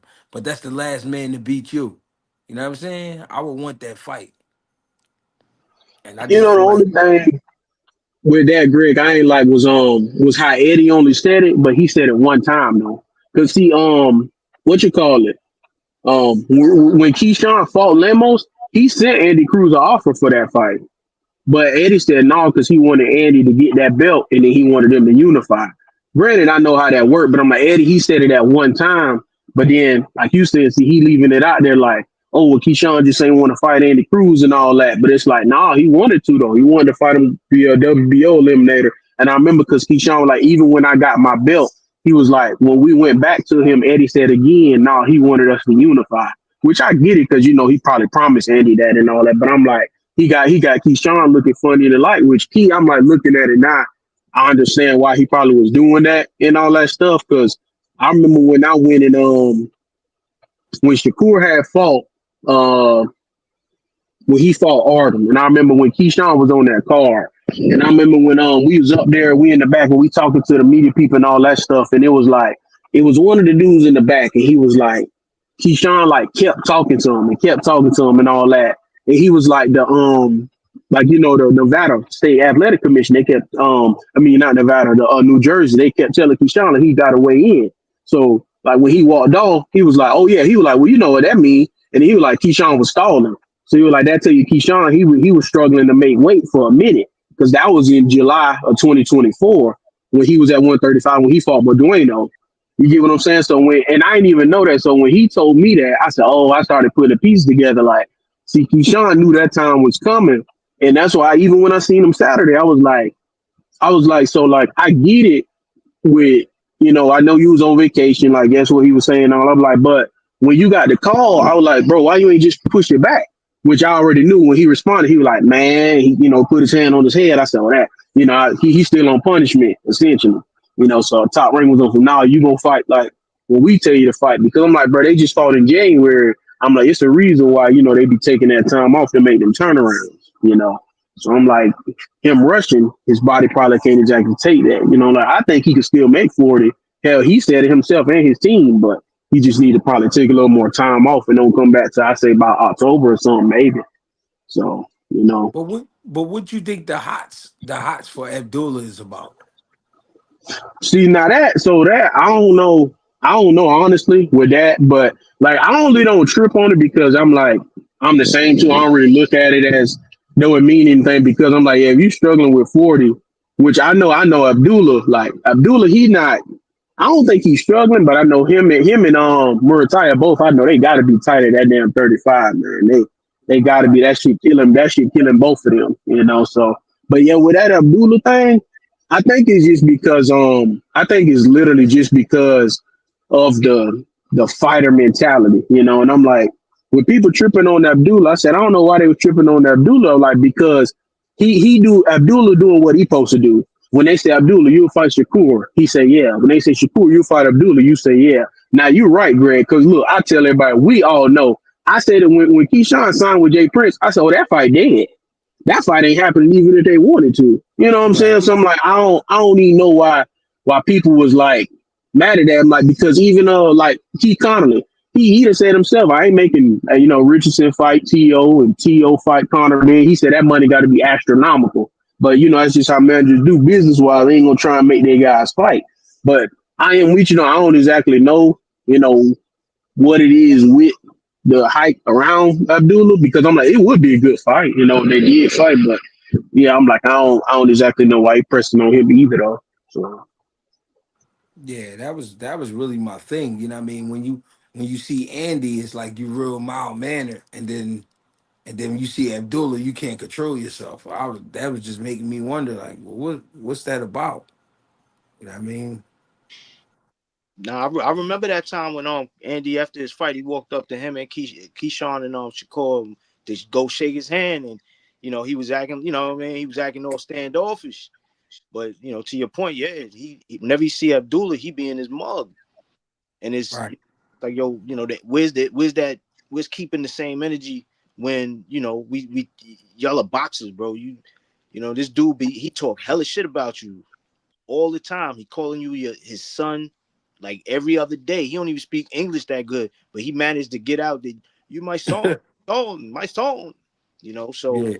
you could when he walked up to you after the fight, you could have stood right in his face, stood tall, and been like, yeah, you know, I see you did something with him, but you can't do shit with me. He could have got right to the shit talking. He acted like the man ain't put his hand out to shake his hand. He started walking behind Shakur and all that shit. Yeah, I thought that was a weird move myself. You know what I'm saying? And yeah, when you juxtapose that with the behavior with Abdullah, I think part of that is based on the fact that you fumbled the bag that time in your hometown and didn't fight De Los Santos. And what they do, they moved Abdullah up to the main, and Abdullah's name start ringing. Like that was his moment. He got a moment and he took advantage of it. So that was supposed to be you. You know what I'm saying? That was on your dime, because hell, that was Top Rank paying for all that shit. You were supposed to be the guy that night, and you fumbled the bag, so they had to put him up there, and he shined. You know what I'm saying? So I think a little of that is the fact that he didn't fold, because had Abdullah put on a substandard performance or lost, I think Keyshawn wouldn't been. I don't think he would be in his face like that. You dig what I'm saying? But the fact that he did show out and looked really good and got the buzz going, it's like, I think he kind of he feels some kind of way about that. You know what I mean? So he wanted, like, he felt like this is his way of letting him know, like, you really ain't that big. You really ain't shit. Like, I'm still me. And it's like, bro, you don't even, like, on some real shit, you don't even got to do that with him. Like, you got a lot of other business that you really should be tending to, as far as fights that you can make. You know what I'm saying? Like, don't worry about Abdullah Mason. That's crazy that your scale of who you worried about is Abdullah Mason and Devin Haney. It's like they worlds apart. Either you going this way or you going that way. It's not like they on the same level, bro. It's a weird scale for me to look at for who you interested in fighting. Yeah. Hold on, we got a question from my guy Sin City Lowe's with the $2. Straight cash, homie. He said, "I like Frank Sanchez for the win." Anyone else? I do too. Okay, why? Break it down. I think Frank Sanchez is just, now listen, this is Frank Sanchez at his best I'm speaking about. I don't think he will be at his best because he's been dealing with a knee and some other shit. But I just think Frank Sanchez skill set, the size, the IQ, I think he's just too smart for that kid. You know what I mean? I think that kid is tough. I think he a gangster. I think he gonna bring everything he got. And he very well may win that fight. But I just think Frank is just a better fighter. No, Anybody else want to chime in? Agree, disagree? I could see that. Skill wise, I could see that, and I get that. People will be like, "Yo, Torres is a former Olympian." Yeah, but he has a certain style that he likes to fight here. In the pros, and Frank Sanchez, barring the knee, right? Because the knee could be the thing that equalizes the playing field.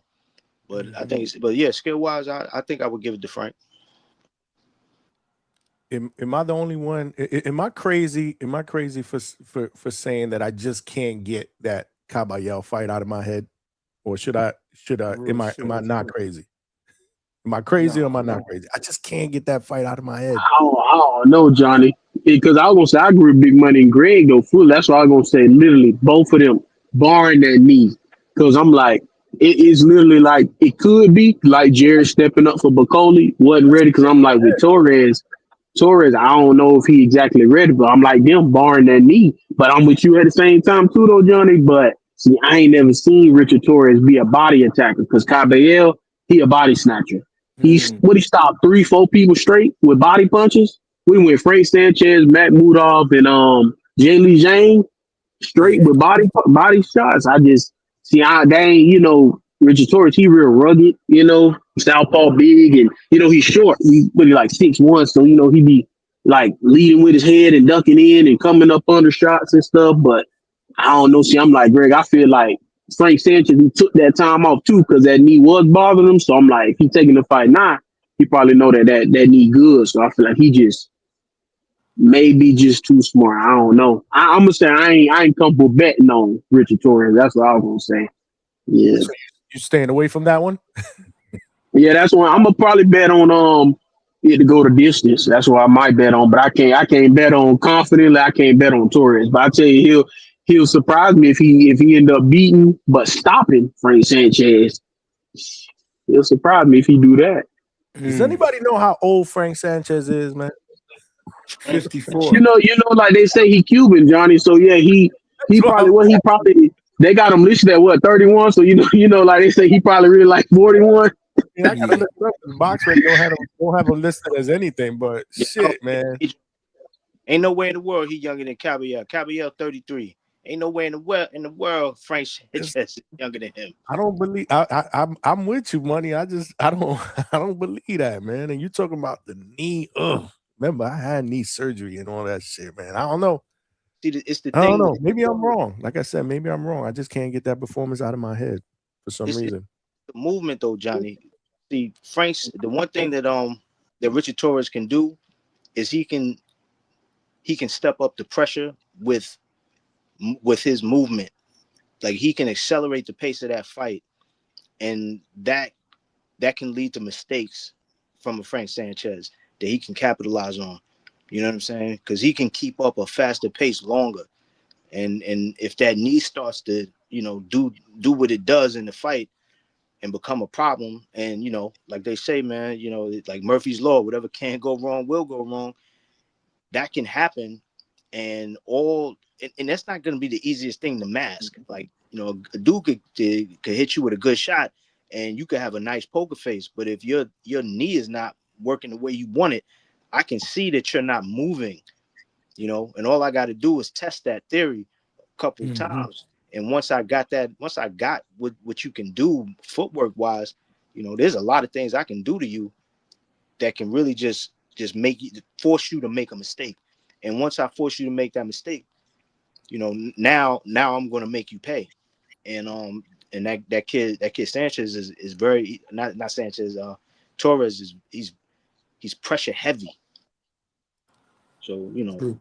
I could see that being a little bit of an advantage. True indeed. Another thing too is they're not saying what how many rounds. I'm looking up. It says 10 to 12 rounds. It say like, which 12? one is it? And Box Records and say how many? It say 12. I'm looking up. I was saying, yeah, I thought it had to be 12 because this IBF final eliminator, so it got to be 12. Yeah. Yeah. So it's crazy too. What Big Money was saying, Johnny. See, I ain't think of it too. I forgot. Remember Jared? He over there in B&B now, so he gonna be able to deal with Frank Sanchez athleticism for sure because he been sparring Jared. That's his main sparring partner now. Because I forgot Richard Torres. He in B&B too. Both of them over there now. So that I don't know. Like I said, I'm not confident because man, Frank Sanchez come out there and surprise us. But I mean, who knows, man? Yeah, that's what I'm saying, though, John. That's a huge step up for real. Absolutely. What's up with Jared? Was he sick, and that's why he pulled out of the fight? Yeah, what you call it? Torres bicep. So now is he really? Yeah. Is he? Yeah, I is did he see that. I know when I last talked to somebody, because I know somebody out there in Omaha, they said the same thing, like he good. And I was thrown off twice, but he's still training. But like they say when you tear your bicep, you could like train, but you can't fight with it. Because even Moses Atalma, when he pulled out of the Franklin fight the first time, he had tore his bicep. And he like, you don't need surgery. You just gotta let it rest for like 2 or 3 months and just do like regular light work and all that stuff. So I don't know when they rescheduling his comeback, but from what I was told, they told me like he's still in the gym, still looking good. And most of all, they said Jared like fully locked in too. And I said, well, hell, if he out there with Bomac, I'm like, tell me he locked in. Then he been out there in camp with Richard Torres and all that stuff. So, Yeah, that's what I was wondering about. I'm like, how he in there with Richard Torres and Kent, giving it his all? I mean, if he got something wrong, but I hear what you're saying. Mm-hmm. Cause I was hyped. I was hyped. Trust me. It's crazy, man. Cause I was hyped to see him come back. Cause all them UK dudes, they like, Doc Rez, he ain't like a power punch. He only got 3 KOs or something. But they say he a real like technical heavyweight boxer and all that. So I was hyped to see how Jared looked coming back to fight somebody like that. Then my goddamn, he pulled out. They threw my boy Morel on there. Morel got his ass packed up by a sub teacher. I was devastated over here, but I said I can't win over here, goddamn. Yeah, that was shocking because that happened. What, that was like the last 15 seconds of the last round or some shit, or was it the middle of the last round? Either way, it was the last Nah, round. you was right. It was like 10 seconds. I said he got stopped buzzer beater style, but what's crazy about that though? Like, cause I talked to people in his camp too. I wasn't even surprised, and it's like, cause when somebody tell you that, you still don't think it'll happen. I was told, like leading up to that fight before he went to Callum, that could happen because of, people kept saying, he should have stayed with Ronnie. He couldn't stay with Ronnie because he got put out the gym. You know what I'm saying? Because of outside activities. So he wasn't doing the right thing still. Even now that he with Solid, he's trying to get together now, but he started getting it together too late into camp. Essentially, from what I was told, it's still just too much alcohol. He real heavy on alcohol from what I'm hearing. I'm like, so I was literally told that come Saturday. I was like, somebody told me they was like, don't be surprised if he lose, but don't be surprised if he just literally get washed, like look horrible and all that. So I'm like, he ain't look good, but I expected him to look sort of flat because that's Solid style. Solid, he wants you to take your time. He don't want you to go for the kill. We've seen that how he got Rolly fighting, Rolly boxing now. So I thought he was gonna cruise when he started getting caught. I said, okay, he gonna jab his way to victory. He gonna circle around the ring and stuff. But no, that flashy showboating thing he's still doing, and that dropping his hands and trying to roll punches and all that stuff, that's not his game. But I said, man, he just need to take some time off and fully remember what got him into boxing and ask himself. Because I was told he is thinking about literally stepping away from the sport, because he's not fully there, not fully focused and all that. And I said, that's what he need to do. I'm texting him and I told him, I said, show him this message. Because he do, like they say, you can't play boxing. I'm like, I don't trip on them. Like they saying, man, that's a substitute teacher. I'm like, that was buzzer beater style stoppage, man. And like they say, when you get stopped standing up too, that's horrible. So I was, like I said, I was hurt, but when they told me he was hurt too, I said, that's good because maybe that was that wake up he needed. Like maybe he needs to really stop playing games and to fully figure out what's the deal. So, I remember when you was cooking on this on TVV that other day after the fight. You know what I'm saying? Like Johnny, you got to know Ben Lorian, one of my favorite callers, man. Is you got your always listen to him, man, early. These Vegas, you got Brandon Maurice's, the twins. Like these are the guys, when they call in, that's why I like listening to, man. So he broke that down before. It was beautiful. Big money. I gotta tell you. Yeah. I gotta tell you. Great caller, even better person when you meet him. We got a chance to kick it. We actually worked media for 2 fights that weekend, man, and we kicked it, man. We had a great time, man. Nice. We had an amazing time, man. Just cool dude, man. You familia up in here, man. You don't call that often, but you be on the road though. You be on the road. Yeah, it be different schedules. Yeah, that whole that last about 3 months or so. Because like I always tell you, I be listening. So I be listening to y'all and I fall asleep, listening to the show and stuff. Because I was listening to. I said I was listening to all the interviews. The one you had with you had Jolene Mazzone on, you had Brian Norman on. You gave me a shout out. Gave me a shout out when you was interviewing Brian Norman and all that. And I was like, I was so sleepy, I couldn't even type. I'm just over here like half asleep listening. But I said, yeah, I be listening, man. You gave him the nickname, man. The Cater Decapitator, right? I met Senior. Yeah, I met Senior Saturday. He was hyped. I said, yeah, I'm Big Boss Big. He said, what's up, boy? He jumped all over me. Yeah, so I was when I got back in my hotel room, I was surprised, Johnny. Y'all be killing. Y'all was still on. Hey, Johnny, look. I told Tone, man, I say, because I was on when I first walked in, I walked by Rohan, so I seen Rohan and stuff, and I was looking for Coach Heck because I walked in as soon as Jan Santana fight was finna start. I was looking for Coach Heck and stuff. Man, I'm over here dying laughing, John, listening to the show Saturday when y'all were talking and stuff, and Coach Heck over here, he talking about, yeah, man, I seen the DAZN guy. He said that guy hit me up every day. He talking about round 1. I said, Tony, he's gonna make another diss, man. I said, y'all better tell Johnny, tell Coach Heck to chill over there, man. I said, good gracious, man. That's on Coach. Coach be wilding out, man. But yeah, I remember he jumped. Oh, that was almost an 8-hour show. Yeah, I listened Saturday all the way till y'all finished because I think when the fight ended, I think my flight left at 6, so I literally was on took like an hour nap. As soon as the show ended, took like an hour nap, went to the airport, flew back to Jack. So I was listening to the whole show, but I was on E over here, man. That's what's up, man. Salute. That's right. I forgot you pulled up, man. But let me read a couple of these. White Mike, my guy. Straight cash, homie. With the $2 super chat said, Key seems like he's jealous of Abdullah. Okay. I mean, Hey. Hey, you may be on to something. Who knows, You know man? the one that'll get me, Johnny? I should have said it when Greg was on. Now this one will get me, Johnny. Your boy, my boy, our boy, Big Money. Y'all done had him on here too. Tito, Johnny. So I Oh, don't know if it was business sense or whatever. Because with this fight, I know, like I said, Top Rank. I'm assuming he might be on punishment. He sent Tito an offer. He sent Tito an offer for this fight. But I remember when I met Tito in 2024, Tito, he want Keyshawn bad. He said he got a personal vendetta. He won't tell me why, but he said he got a personal vendetta he got with Keyshawn. He got to solve. When I met him in 2024, he like, I started all that. Keyshawn ain't got a chin thing and all that. So like when Greg was saying that don't be pressing people, now that's when I gotta see.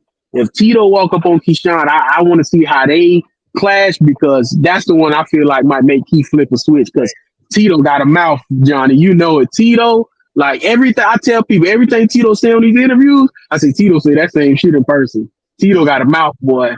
Tito got a mouth. Like he want Keyshawn bad. on that show, I said the same thing, and Vega went in on me, man. Me and Vega went back and forth about that same exact topic. I was like, you know what? I wouldn't mind seeing that fight. And Vega went after me, man. And I told him, there's a lot of other people that would agree with me, and there's some that will disagree. I just think it's a live fight, man. Sign me I up. mean, it's probably a step up, of course, for Tito, but it's like if he wanted it, he ain't like it's bad. And then Keyshawn, I know Keyshawn will take it, and I feel like both of them probably getting tight at that 140 weight too. Like I don't know. I feel like Tito, like he said, he want a belt. He gonna try and get a belt, then he'll probably leave. But that's when I'm with you, John. I don't know why Vega was tripping on that, because I feel like that's one they'll at least make. Like I thought until February when Wu rocked Frank Martin, I said, well, hell, I'm like Tito, that Frank Martin flight just flew away in the wind now, because I'm like they seen him get rocked by Wu. They ain't gonna throw you in there with him. Obviously, PBC ain't. And then you got like Emiliano Vargas. I know that's when they said they had beef since the amateurs. Top Rank not throwing no damn Emiliano who ain't even been chin tested yet, and there were no puncher like Tito Mercado. So I'm like Tito, he in a tough situation. So I don't know, man. Yeah, man. Salute, man. Tito, my dude, man. Speaking of Vega, man, look, El Consejero pulled up with $2. Said I got Vega's brother-in-law Torres. He calls Vega's brother-in-law Richie Torres. Play the clip, Johnny. All right, we got to play the clip. Hold on. We got to play the clip. Where's the Vega clip, man? I'm telling you, man, if I was Vega's brother-in-law, I would never show up at the house. Or if I did, I would piss in his beard, bro. This the real one? This the real clip? This is the real. I'm trying to find the real clip. Hold on. Not the White Claw clip. Stand by. Hold on. I got it.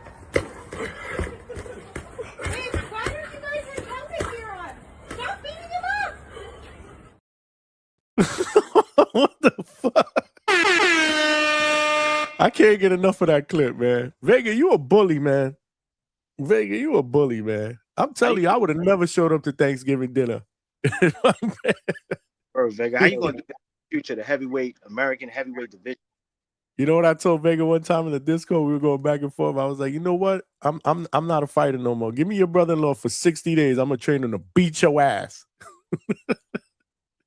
He was like, good luck with that. He gonna come back one day, probably lost all that weight. He got muscles. He gonna fuck Vega up. I'm telling you, man. I'm calling it, man. Z Pacino with the $2. Damn, Alberto getting random hate. He said show is much better without Alberto. Damn. Shit, we got heavyweights up in here, man, when it comes to this boxing talk.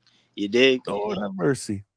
Yeah. Lord have mercy, man. Hold on a second. Shit's about to get crazy up in here in a little bit. Hold on. Charles TJR is a member for 1 month on the DHS pound for pound list. Or pound for pound membership. I'm sorry, it's not a list, man. Coach finds out that you're soft, he would troll you. I guess that's on Coach, bro. That ain't got nothing to do with me, man. No more beef for me, man. I'm too old for that, man. Hold on a second. Somebody I know very well is asking for the link. So, Bandalorian, real quick, is there any truth to that Salita and Tito rumor? Did we hear him? So yeah, so when y'all was talking about that Saturday, I said the same. I said, shit, I thought that was already out because I was told that too. And I ain't gonna lie, see, I was pissed about it because from what I heard, he had better offers on the table. So I want to know, if you get him on the show, Johnny. I told Ness that too because I'm like, I want him to tell us what made him take that because I'm like, I don't know what's the most exposure he could get or something. So what I'm thinking though had to be, of course, how they got Clarissa. They had to get Win Records, give him a crazy, signing bonus or something. Because, like I said, from what I was heard, he had better on the table. So when I was told he took that, I sent somebody, and I'm like, yo, this the truth, and they like, yeah, and I'm like, man, because I heard somebody had to deal with it. They trying to get him the Keyshawn fight and all that stuff. So I'm like, my thing is, I just don't know for sure the path like Salita can take him because the only person we really see making moves for certain as Salita is Clarissa. You know what I'm saying? So I'm like, maybe time will tell. But yeah, that threw me off, big money. I tell you, I was like, it's no way, like. I'm like, I understand PBC, they don't be signing people, but I'm like, I don't care if he went over there to MVP because in MVP and Baltimore, at least they do, cars over there in California. So I'm like, that makes sense, build your fan base up and all that stuff. Even try to get Top Rank. Hell, Top Rank taking everybody home. He could have been on that August 8th card that they got out there with, that they got out there for Murataya. He supposed to be fighting out there. So I don't know. I really don't know. That threw me off. So I don't know. That this August 8th thing throwing me off. So I don't know because they got I know he supposed to be fighting August 8th. I think August 1st out there in Vegas. Lamont and Zapata. Then you got Michaela Mayer. She supposed to be fighting out there August 8th. And all these people supposed to be fighting out there like in California and stuff too. So I don't know. That's what I'm saying. I ain't certain how they're supposed to be working, but that's the stuff that I was hearing. So I don't know. Maybe Great question. And because they got a Chief Overton there too, right? Yeah, so Atif, so from what I was told with Atif, it made sense because I think Atif he making like in the higher thousands or something. So like he actually got a good deal over there with Salita. But I know, like I said, from what I was told, I know they said he had better for sure than Salita. But that's why I'm like, just with with him being at 140 too, I'm like, it just seemed like it would have made more sense if you go Top Rank because they have a Mendolfo, they have a Elvis Rodriguez, they work with everybody. Of course, they own DAZN now, so it's like rather than being cross promotional, even though you had the same network, why not just go where they at? Like I said, PBC, I know PBC ain't really been signing people like that, but PBC they got everybody. Gary Antoine Russell, Alberto Puello, Frank Martin, and they got people you saying you want. So I'm like, I really don't know. That's what I say. It threw me off, but I really don't know, man. Now this is what I do want to know though. Johnny, you and Big Money, both of y'all. I've been asking everybody. Y'all ask around because I've been asking around. I need to know this July 12th because I see they posted today. I know Cosmopolitan Zuffa, they got them. And July 25th, because that's when Edgar and Richardson he's just coming back in New York. That's the next Zuffa card. Man, y'all ask around because I've been trying. I want to know when and who they fighting because I'm nervous. I said they trying to get you beat over there, so I'm nervous. I'm gonna be working the fingers tomorrow on the text messages tomorrow morning. I just found out about it today on the show, actually. Nobody won't tell me so, and I keep hearing that both of them cards gonna be flames, 12th and 25th, and I said it gotta be because like ain't nobody saying nothing about it. Nobody. I ain't got a clue of who either one of them gonna be fighting. I'm sure I can find. I'm sure I will find out, but they're gonna swear me to secrecy. What you call it? With Richardson, I keep saying, I said Richardson, I'm like, I think they got him fighting the southpaw, but I can't figure out who because I'm like, he been in camp with Shakur and Ray Ford though. Something like that. That just tell me you got to be fighting the southpaw because you helping southpaws, but you literally sparring nothing but southpaws. So I said he got to be fighting the southpaw, and they everybody kept throwing out Brandon Lee, and Brandon Lee ended up fighting. He finna fight Kane Sandoval. So I'm like, okay, so. But Brandon Lee ain't even a southpaw. So I'm like, and I know he said Ricardo, and same with him, all that. So I'm like, I got no idea. What about this kid that just lost, man? The Mexican kid, Misael Rodriguez. Is he a southpaw? Southpaw? Is he a welterweight? Masao, he had what you call it though. He had 160. Somebody said it on TVV earlier. They said September the 12th. He fighting Shane Mosley Jr. They said that. So Oh, right. Yeah, I did hear a rumor about that too. Yeah. Yo, because I know July. I think it's July 12th.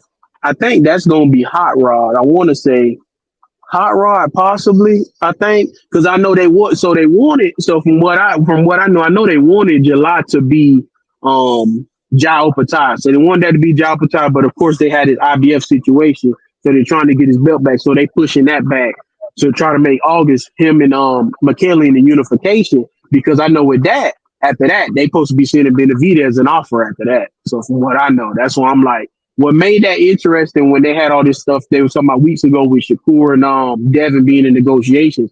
I said, so I don't think in negotiations, but I said, what that tell me is maybe that offer might be coming after all, though. We just don't know when. You know, since we see that Murataya walked away from the table. So he walked away from the Shakur? Yeah, he August 8th, he fighting at home. He fighting in what is that, Ontario, California? Okay. Yeah, he walked away from that. So I don't know why, but from what I know, that's it. I just know because I just knew that was a done deal. I'm asking around everything, and I'm like, I just knew, they like, yeah, it's looking like it's gonna be this, and I said, especially because I remember Shakur himself said, Turkey and him telling him that he coming back in September. I said, okay, so he fighting on the Canelo undercard on Mexico versus where I'm like, okay, Murataya Mexican, it gotta be this. You see Ellie, he talking about, you working on something big. Is this Shakur Murataya? Like, yeah, I hope so. And he walked away. So, but that tell me too, though, possibly, I don't think it's Murataya. I think it's still Top Rank. I think Top Rank only gave Xander that bone. Xander, the only one who got a bone. I know Cordina, like I said, he a mandatory. So, Abdullah got to fight him. But Keyshawn, he didn't want to fight Wu. They said you going to fight Wu. They, Murataya, you want to fight Shakur? We not finna just, we not going to serve you up, essentially. We going to give you this little home fight. And then, we going to go from there. So, unfortunate. I heard your record scratch, Johnny. That is unfortunate. Trust me. I know. Because I don't know who the hell Shakur fight now. I ain't got a clue who Shakur finna fight. We actually did a fucking show on that. So much for that. We played video clips of his dad, remember? Saying they agreed to all the terms that you sent me. Like, I thought that was where they were going to go. That's crazy, man. But no, look, he's alive! Unbiased Brim. We've been asking for this dude for how long? I see him in the chat, man. Salute. He said they've been going back and forth. He just said he's busy. He's busy on at work, man. He do the graveyard shift. So salute to Brim, man. I'm just glad he's all right, man. Because I'm like, yo, we need to put an APB out, man. He been on a fucking milk carton, man. He been on a fucking milk carton. But God, I thought I did something. I was like, damn, does he owe me money or what, man? Because shit, he just disappeared out of nowhere. Did I say something? Brim, nah. Alive and well. He alive and well. Shit. Look who in the building. Hold on, where's his thing at? Hold on. God made Jesus and then Rohan Polanco. Hey, peace. Peace. Hey, peace to Johnny, the captain of the Hangout spot. Peace, Big Money. Good? Peace, Bandalorian. Hey, Coach Egg, I said, I told him I was looking for you when I walked in. My opening, man. You fucking up my Oh, my opening bad. already. God, No, my damn, thing right? be delayed. Man. My bad. Get your shit right, man. God damn, you fucking up this opening, man. This opening is about to be classic, man. Listen, today's a special day, man, because this is where my peoples be watching me at. You know what I mean? So, listen, peace to Big Money. I gotta start off there. The captain of the ship, Johnny boy. Peace to you, Bandalorian. And peace to everybody in this cipher, in the chat. Today's the 21st day, right? Am I right? Or 22nd? 21st. Now it is. Well, it's after midnight on the let's East go Coast. with the 21st because Johnny be on here tomorrow too, right? Yes. So, or later on tonight, whatever. So 21st, and everybody know that this is important. I need my people. I got like 3 people on here listening to me. I just came on here to listen to me. Are they So I'm subscribed? speaking. Make sure they subscribe to the channel. Yeah, of course they are. And we know 21. That's just a number, right? And I'll say that 1 is knowledge, 2 is wisdom. So today is 2 and 1. So we can be built as wisdom standing on knowledge. We'll go with that, right? Today's 21. So that's wisdom and knowledge walking together. Because knowledge without wisdom is a loaded gun in the hand of a child. Mandalorian, I need you to pay attention, man. You on here, you gotta pay attention. You might learn something, man. So, because knowledge without wisdom is a loaded gun in the hand of a child. And wisdom without knowledge is a mouth moving with no foundation. But when wisdom stands on knowledge, now you got understanding. Now you got direction. Now you got light at the end of the tunnel.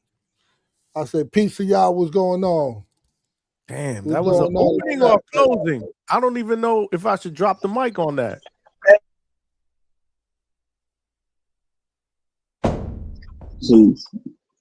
Was that an opening or a closing? That's my opening, man. Today's a special, today was first day of the week you on, right? No, the second day.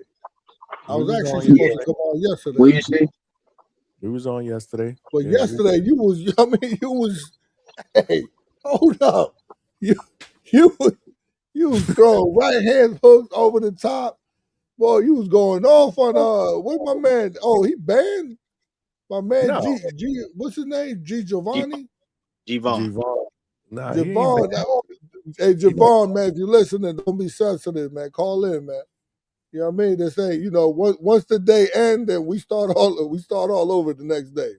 We don't take nothing personal here. Nope. No, we Man, good. where Mandalorian from, man? Where you from, my dog? Where you from? Out here around my parts, man. Florida, man. Oh, okay. Y'all looking for my mute thing. Yeah, I'm from Jacksonville. Okay, you down south, boy. Yeah. Yeah, I was what you call it? I was looking for you when I was telling Johnny when I came in when I What I came in owe right you, when y'all man? did tenor fight. What I owe you? No, I just was trying to so I was actually it's crazy. So I was actually going like call in to Johnny's show and be like, hey, I found Coach Heck. Because I told him I saw Rohan when I had first walked in. Where at the fight this weekend? Yeah, Saturday. Yeah. Okay, You what you call it? You yeah, in Norfolk. Yeah, because you coach Avius, man. Avius, that's my guy. Of course, 'cause like you say, I'm from down south. I know Avius from Chattanooga and stuff, but still, that's my guy, man. What you Every doing time in I see him, just going to the fight. I just went to the fight, just flew up there and all that. I had never been to Keyshawn like fight he had at home and all that, so that's all. So you just a boxing fan, or you got stocks in it? Yeah, no, I'm just a fan in general. Like I just be, going to the fights. So I started going to fights in 2024. So like, yeah, a couple years ago. First fight I went to was down there in Miami at the Hard Rock when Adrian Broner fought Blair Cobbs. Oh, that was you were at that one. Okay. That fight surprisingly, man, I tell you like AB still got it because I think that Hard Rock, the theater sit 8,000. We ain't talking about no motherfucking Adrian Broner hard rock shit. I want to ask you some questions. What the fuck you doing out there in Virginia? I literally so I told him I went. So I actually went, Coach Heck, just to like enjoy myself because my birthday was Saturday. Okay, how old are you? Birthday, brother. Happy birthday, I just man. turned 29. Yeah, appreciate y'all. Yeah, I had just turned 29. Damn. Yeah. One of those Dominican 29. You Dominican? Nah, I don't know. I say I need to do my ancestry thing and all that, but I don't think I'm Dominican anything because like I know I gotta be mixing something like cause my mama like she white like Jason Kidd white. I don't know. I don't know, man. That's it. I what don't you think doing? I am the defense That shit. was a good show. That was a good show, that right? I know it wasn't completely packed, but they came. I Yeah. thought they came out a little bit for Keyshawn. I I think said it was, you know, it was a more little than half. half, right? Yeah, It looked a that's what I little said. I was hefty. about to say, I tell people it was like, that was like a back quarter they had closed. But yeah, it was pretty solid though. That Yeah, turnout was but good. especially when he came out, right? When he came out, everybody took their seat. I thought it was pretty good. I thought it was pretty good. It's a little hefty.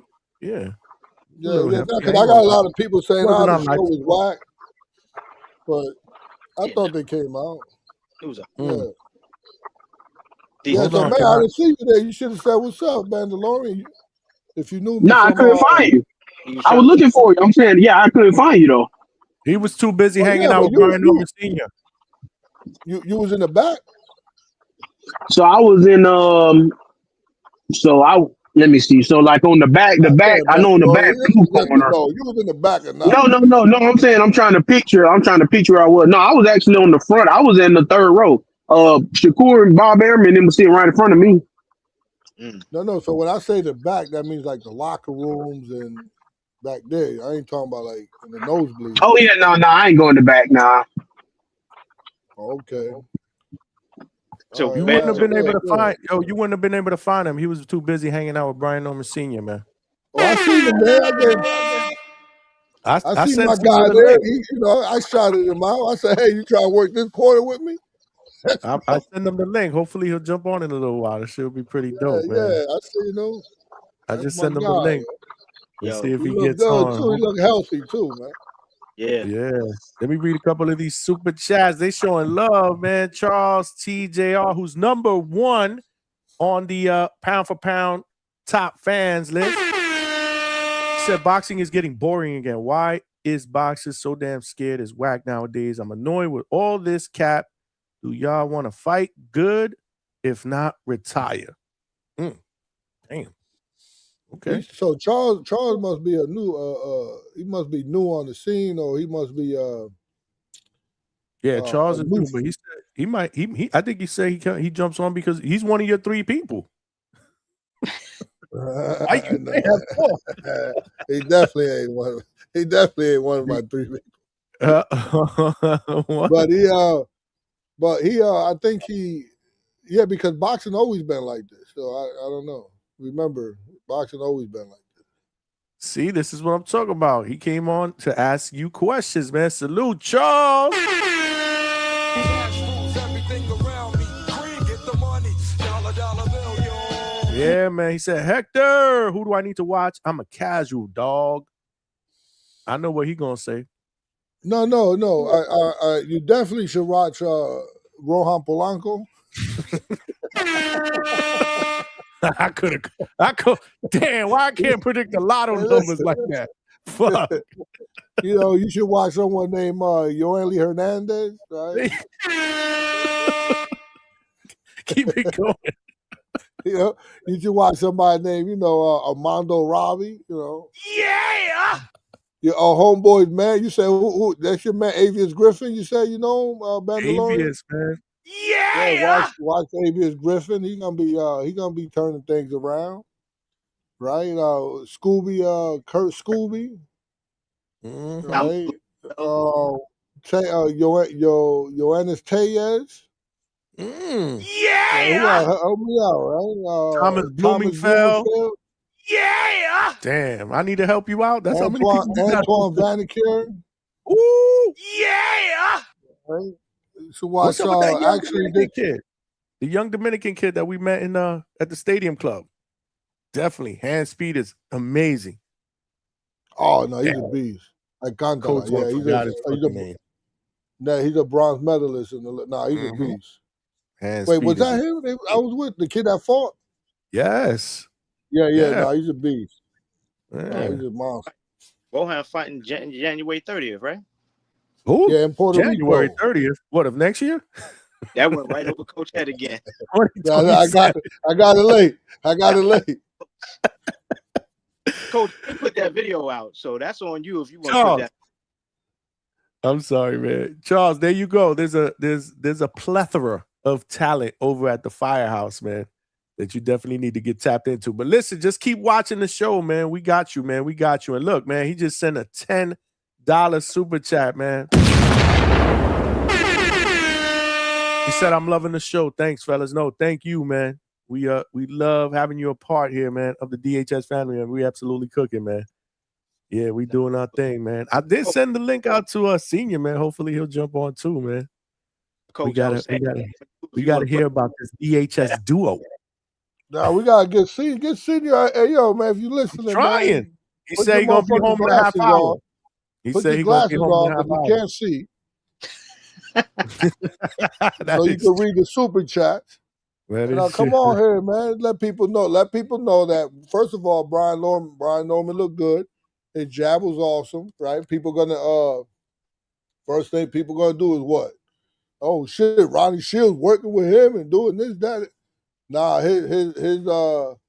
his father. I remember his father from day one. He been saying that my son got a jab. His jab is strong, and so he's been had that jab. He stopped somebody with a jab. He stopped Quavers with a jab. Oh yeah. The Puerto Rican dude. Yeah, he stopped Quavers with a jab. Like, you know. Yeah, so don't say To me, that he just looks so much more relaxed. If there was one thing. No, Johnny. What? He ain't look relaxed like what you're saying is he look relaxed now. No, he looked the same way he's been looking. He's been looking. He looked good, but he's been looking good. So speaking of the devil, Brian Norman Sr. with the 20-piece. Brian Norman Sr. is on his way, man. He got the link. He gonna jump on in a bit, man. Hey, that motherfucker got some money. He threw $20 just to tell you he's coming. That's right. He family, man. He family. He's still getting a percentage from this. Hopefully he is. Hopefully they don't. You know what I mean? Yo, listen, completely. You know your family when you got mean, bro. We got Brian Norman Sr. too, man. We got a call to check this address. Let me see your ID. Hell nah! Sir, calm down. Get out! You don't know about that story, Coach. He wasn't on here when he told us that story. That's your story. Hey Johnny, I keep thinking about the coach check. Did someone send a super chat? Oh, that one. Someone send a super chat. Look at that fucking lineup, bro. Look at that lineup. Shut your damn mouth. Man, forget about that for a while. Just dream with me. I like the well, that one's good. I don't have that one. That one's Tones. Yeah, he got copyrights to that. I can't steal that one from Tone. We can't steal those from Tone. But yeah, salute. Senior definitely coming up in here, man. For sure. I send them the link, man. Keep those super chats coming, man. We're gonna have Senior on the way. We're gonna let's get them questions going too, man. Let's get those tough questions for Senior, because you know he can answer them. He's a motherfucker slick talking down south motherfucker, so he can answer those questions. But keep those gritty questions. Don't be on here pussyfooting. Word. Where Javon at, man? Hey, Johnny, call Javon, tell him you sorry, man. You told the man he pissing sitting down. That's crazy. That's crazy, man. Hey, Javon, man, we sorry, man. Come back on the show. We miss you. He's welcome back anytime. You know the deal. We do this all the time, me and him, though. Yeah, but you know, I don't know, but you know, we don't do this all the time. We don't. We not the host. Me and Javon. Me and Javon. No, not you and not you. The host though. Yeah, normally it's not you, Johnny. Right, but when it has been me, who is it usually with? Well, yeah, it was him and you and him. You kicked him out this time. You kicked him out. I mean, when you start throwing the yeah, D word, he was tripping. oh, man, he was tripping. Yeah, He was tripping. We don't got to repeat that. Nobody talking about. Yeah, we taking it to another level. That's when you got to go. But like I said, it's we live to fight another day. That's what you got to do. The Clarissa Shields smack. I gotta get that clip. But the crappy part about it is you can't really see the right hand connecting, man, because they're in the way. You could hear it. Johnny, somebody has that tape. Somebody has it? Listen to what I'm saying. with all the people that be recording everything, you know, somebody got that angle, and they sure. just wait for a good payday. They waiting for that price to go up. You dig what I'm saying? That's when we gonna see that video come out. When the price hit a certain number where they could cash out, then all of a sudden we gonna see the connect video. That's my theory. I could be wrong. Well, hey, I don't think you're wrong. I think you're probably right. But it's true. Like with all these people that were there, you mean to tell me nobody had another angle, like maybe from the other side? Video, the close-up video where the guy goes, yo, at the end, and he goes, yo, can you get out of the way? That was closer. I'm like, I know somebody else got the, you know, they got the content. Somebody got the content. They just waiting for that price to go up. They got the perfect clip of them going back and forth before the slap. That's what I'm talking about. That was you close. could hear Clarissa's voice, like you could hear it clearly. So I'm like, damn, nobody got. That was 2 different phones. There's got to at least be 3, if not 4. And I'm telling you, somebody got that good content angle. They just wait. Damn, we done. I think Tone talked about this shit. We talked about it yesterday. Matt talked about it. You talked about it yesterday. We're gonna talk about it again today. The shit was a bullshit. Brought it up. You the one that brought that shit up. I don't want to talk about that shit. Look, Polo Buck said he got another angle. Just ask me nicely. Can we see it, please? Uh-oh. Do I smell content coming? You know it's in content. the near future. Hey, is I? H to the is that? Oh Lord, who else is out there? Well, we all heard the slap, Roger. That was a slap heard around the world. But yeah, I'm not talking about that shit no more. That's just crazy. But listen, what people I will say this, what people have to understand is like it's this huge streaming thing going around, right? Everybody know that Adrian Broner, how he was broke, he said he back on now. Right. Where the streaming things get you, even we learned it from Jake Paul, how he just bringing other people, other putting eyes on boxing that I was never seen boxing regardless, right? I think Jake Paul did an awesome job, and people are picking up on that. So I think from them knowing that and them just sitting there face to face just arguing, they know what they're doing, right? They know what they're doing. I'm not saying that it was on purpose, but just by them understanding where this goes and the attention that it would get, like people know, man. People know. No, I feel you. Like there's an underlying understanding that. Yeah, it wasn't like I'm not saying that. Hey, Alicia, I'm about to come up to you. We're gonna argue. I'm not saying that, but they already know. They already know. Like they're familiar with this content. They know where it's gonna go. Yeah, they know. Yeah, I think it's not that serious. It's not that serious. And the way she smacked, like, come on, man, that girl's a boxer. It's probably one of the greatest fucking female fighters in the history of boxing. Did you see the slap? If the slap even hit her, it was like a fingertip rub on the face. It didn't fucking sound like it. Yeah, I'm not sure if that was all, what it was. Yeah, me, so I'm saying, it wasn't no wrist, no shoulder, no elbow into it. It was just a little rub on the face. Little arm slap. Where's Brian Norman at, man? Where's Brian Norman at, man? He's setting up the Wi-Fi. Hey, Mandalorian, you still here? Goddamn. Yeah, I just be chilling over here laughing and all that, listening to y'all. Where you at? Where you at?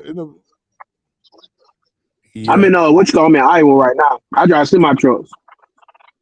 You drive trucks, hold on. man. You in the truck, right? You like inside the truck right now? Yeah, I don't know how you flip. See, look around me. See all these trucks and stuff. Yeah, he's in a rest stop. Right. Yeah. Oh shit! You're a truck driver. You sleep in the truck? Passed out. Yeah, you getting ready to go to sleep in a little while.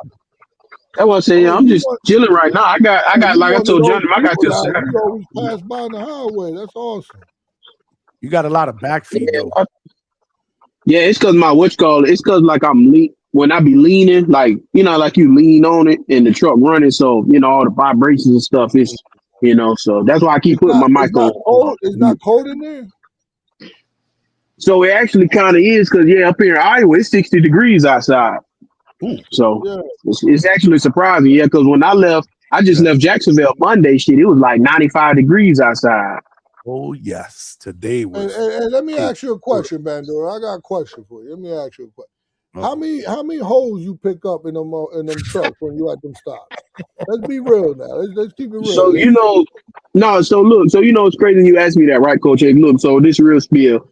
I've been driving. So May 3rd, made 5 years. I've been driving trucks, right? So my whole 5 years of driving trucks, I only seen like they say the lot lizards. People always ask me like you saying, and I always tell them that I say you literally almost never see in my whole 5 years. I seen 3 lot lizards. I seen 2 of them that was women, and one of them was a I don't know. y'all, yeah.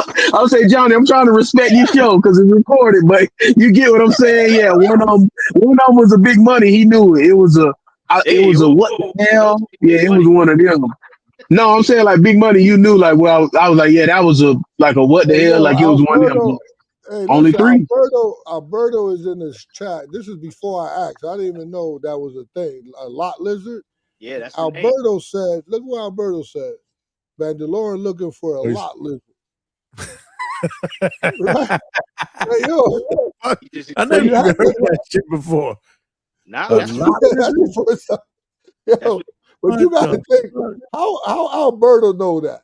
because Lord have mercy. you know he I out there. guess Alberto he's probably the found one lots. that hey, Mandalorian, how many people you said in the 5 years? Oh shit! Hold on, we got. Just 3, literally just 3. Look who in the fucking building! My dog. What's up, Coach Phil? Bino Senior. What's up, Hey, man? Coach, What's I up, told him when bro? I dabbed you up Saturday. I told him I dabbed you up Saturday. Coach, you were like, "What's up, boy?" I told him, I said, "We back, man." I said, "We Oh back, yeah, man." yeah, for sure. What's up, Coach? Hey, Oh what's going shit! on, man? How was Hold your on. weekend? We got Tired, the. man. I'm tired. You know, I drove, bro. I ain't sure back from that shit yet. I'm tired now, bro. Hey, you drove? How many I lot lizards you drove. done seen? Nah, I drove. Nah, I had my kids and my family with me, man. So I drove. Oh, so yeah, you ain't with Mandalorian. Mandalorian looking for lot lizard. You know I about that? heard y'all. I heard you. I heard him say he on the prowl looking for the lizards. It's hey, diabolical. hey, hey! His journey took him all the way to Virginia. That's right. He was there. He was His absolutely journey there. took him all the way to Virginia, baby. Truck stops Yo. all over the truck stops all over the nation. You feel me? Everywhere. Yeah, man. Salute to Brian Norman Sr. who's on here. Look, we got the DHS duo right here, man. What the What's fuck? going on, man? What's going DHS duo on, right here. man? Yeah, man. What's up, Coach? I just want to What's say, going on, I just want to say, like after Saturday, I felt like a proud dad. man? Both my First guys of just all, reunited. You know what I'm saying? Coach, For the betterment of the boxing world, bro. I love that shit. Coach Norman acting like I don't like how he acted. Right? He act like he tired. He don't be tired on motherfucking Mill City. Oh, come on here, Robert. We about to hang But you out. see what time? Look, but we in the fuck with all meals. It wasn't late. It wasn't recent. Like it wasn't late. He just be You posting won't it. be on there tired though. That's what I'm saying. He know But it wasn't better late. than It was he love. it wasn't late then. You feel? I'm just talking about. I'm late. I'm just tired from the weekend. You know, I'm up. I stay up, man. I be up all the time. You feel what I'm saying? I be catching the show sometimes. I be lurking. Y'all just don't know where I be at. You feel me? I saw it last night. I saw you last night. We had somebody else on there.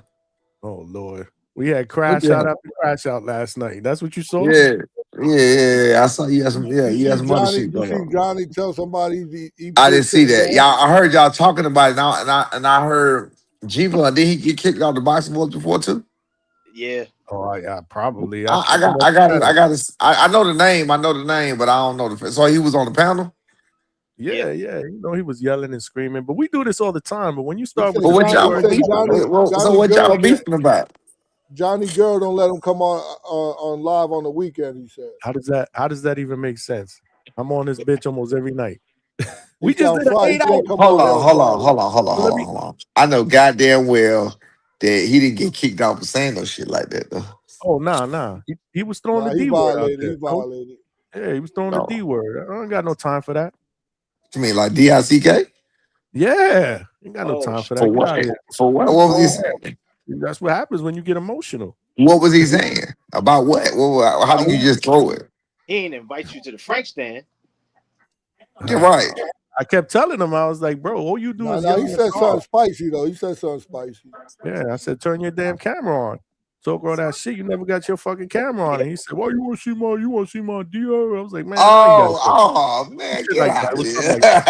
here. Who even goes there, bro? Come on now. That's crazy. But he cool. He cool. I mean, he could come back. That's crazy. Yeah. Nah, I know the name. I do know the name from the Boxing Boys chat before, but I don't really know like that. But Yeah, yeah, man. man. So what's good, man? What's good? Talk to me. Oh man, Somebody gotta mute your mic though, man. We get a lot of backfeed. it might be my damn TV. Let me cut my TV up. This is see that's what I'm talking about. See me come in with that bad podcasting shit. See, there you go with the bullshit. I got an iPhone for you, so y'all ain't got to cry about my damn About time you get a damn iPhone. No, Lord. hell, I've been had an iPhone. I'm using the iPhone for you. How about that? Coach, you know they done clipped you, right? Did I show you the clip? Clip You me. watch? They done damn did. Who? We got a call to check this address. Let me see your ID. Hell nah! Sir, calm down. Get out! Who you said that was? Get out! No. Who's that was making them? Who's my man that was Polo making them? Buck. Cause Polo Buck was making them, and my other fans was over here with him and Mike Tyson hugging Yeah, and kissing last time I came on this nah, motherfucker. that shit. They That got shit was him. Got him. that shit. I'm glad you changed that shit.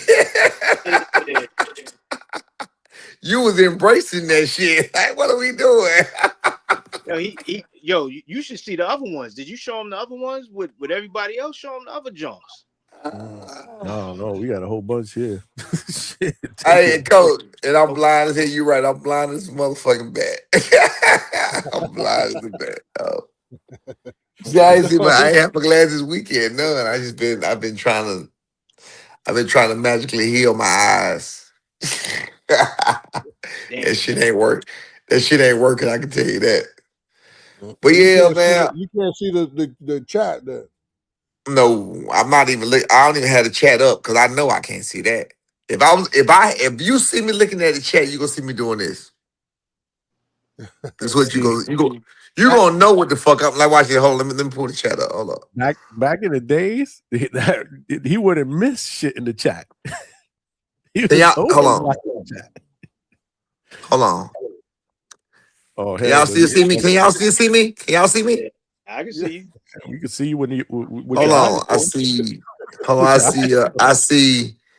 I can see you on the panel on the prowl. What? Hold on. I Oh man, see. I'm about to pull it up on the screen for you, man. Yeah, I Oh, that can't. mercy. Look, Chevy Red said the old spot. Hashtag the old spot. The old timers, man. Sure, man. And y'all older than me, you know what I'm saying? But it's all good, man. So what's up next, man? Who fighting next, man? Who up next? What we doing? Hey, listen, man, we got you on here, man. We ain't gonna go easy on you, man. You can handle pressure, Now, man. when do I ask for any easy coach? You can fire my ass up. It's gonna be all love, man. What you got for We me? gotta ask some questions, man. Talk to them. What's up? All right, Listen, wait. my God, man. Before I ask anything, I want to say this publicly. I seen you in a real boxing space, and you ain't one of them. One of those high. You on your high horse people. You ain't one of them. You helped me out, and I appreciate it. I asked you, and you helped me out with no hesitation. First thing you say, yo, where the bucket at? Let me pick up the bucket. You'll be. I see that you the type that you'll be in the trenches with a motherfucker. You'll tell. Yeah, And that's where I came you know, from. Yeah, and you'll tell. you'll tell you can tell that you're a real boxing guy. You know, not just somebody standing next to a fighter and when the camera's on. So, Coach, let me ask you something. You ready? Yeah.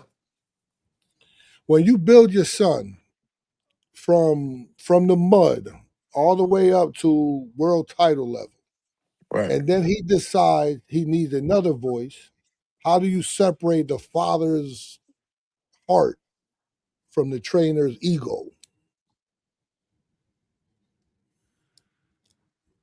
It's I a don't even know why process. I don't even know why Bandalorian's still on here, but I appreciate you, Bandalorian. It's a process. It's a process. I can't necessarily say it's just a process. I can't necessarily say it's all the way done. I deal with it, but I can't necessarily say it's already completely done. You feel what I'm saying? It's just like I said, it's a process. You feel what I'm saying? Because I can't certain things I can't fathom because of who I am, because of who I raised my son to be, and because of it's just like I taught my son loyalty, period. And he is loyalty. He is loyal to everybody else. Wow. I did. Can I change the wording around? Can I throw something out there? Maybe Yeah. you were trying to say he's loyal to his profession, to his craft. Is that what you were alluding to? Nah, that ain't what I'm The trying to man say. said I what the can't. man said, John. I said. Well, that's not shooting no shots. That's No, being real with you. That's being candid with you. That's being real with you. That's being like, damn, bro. I literally taught you loyalty, motherfucker. You feel what I'm saying? Now here go the process though. Here go the process. I do understand. I do understand. I do understand certain things. I do understand some distractions. I talked about that before. I do understand how I could be a bit overbearing sometimes. I do understand how not me per se, but the energy around me, the energy like from this shit here, from like when I be on Mill City, when I was on the Boxing Voice, when I was, certain places, and the negative energy that came with that. You feel what I'm saying? And I'm always on go. I'm always ready to fight. I'm always ready to line up. I'm always ready to do that. B ain't on that kind of time. You get what I'm saying? So, like I just told you, I taught him loyalty. It's like him having to be on go because his daddy on go at all times, well, that ain't who he is. You feel what I'm saying?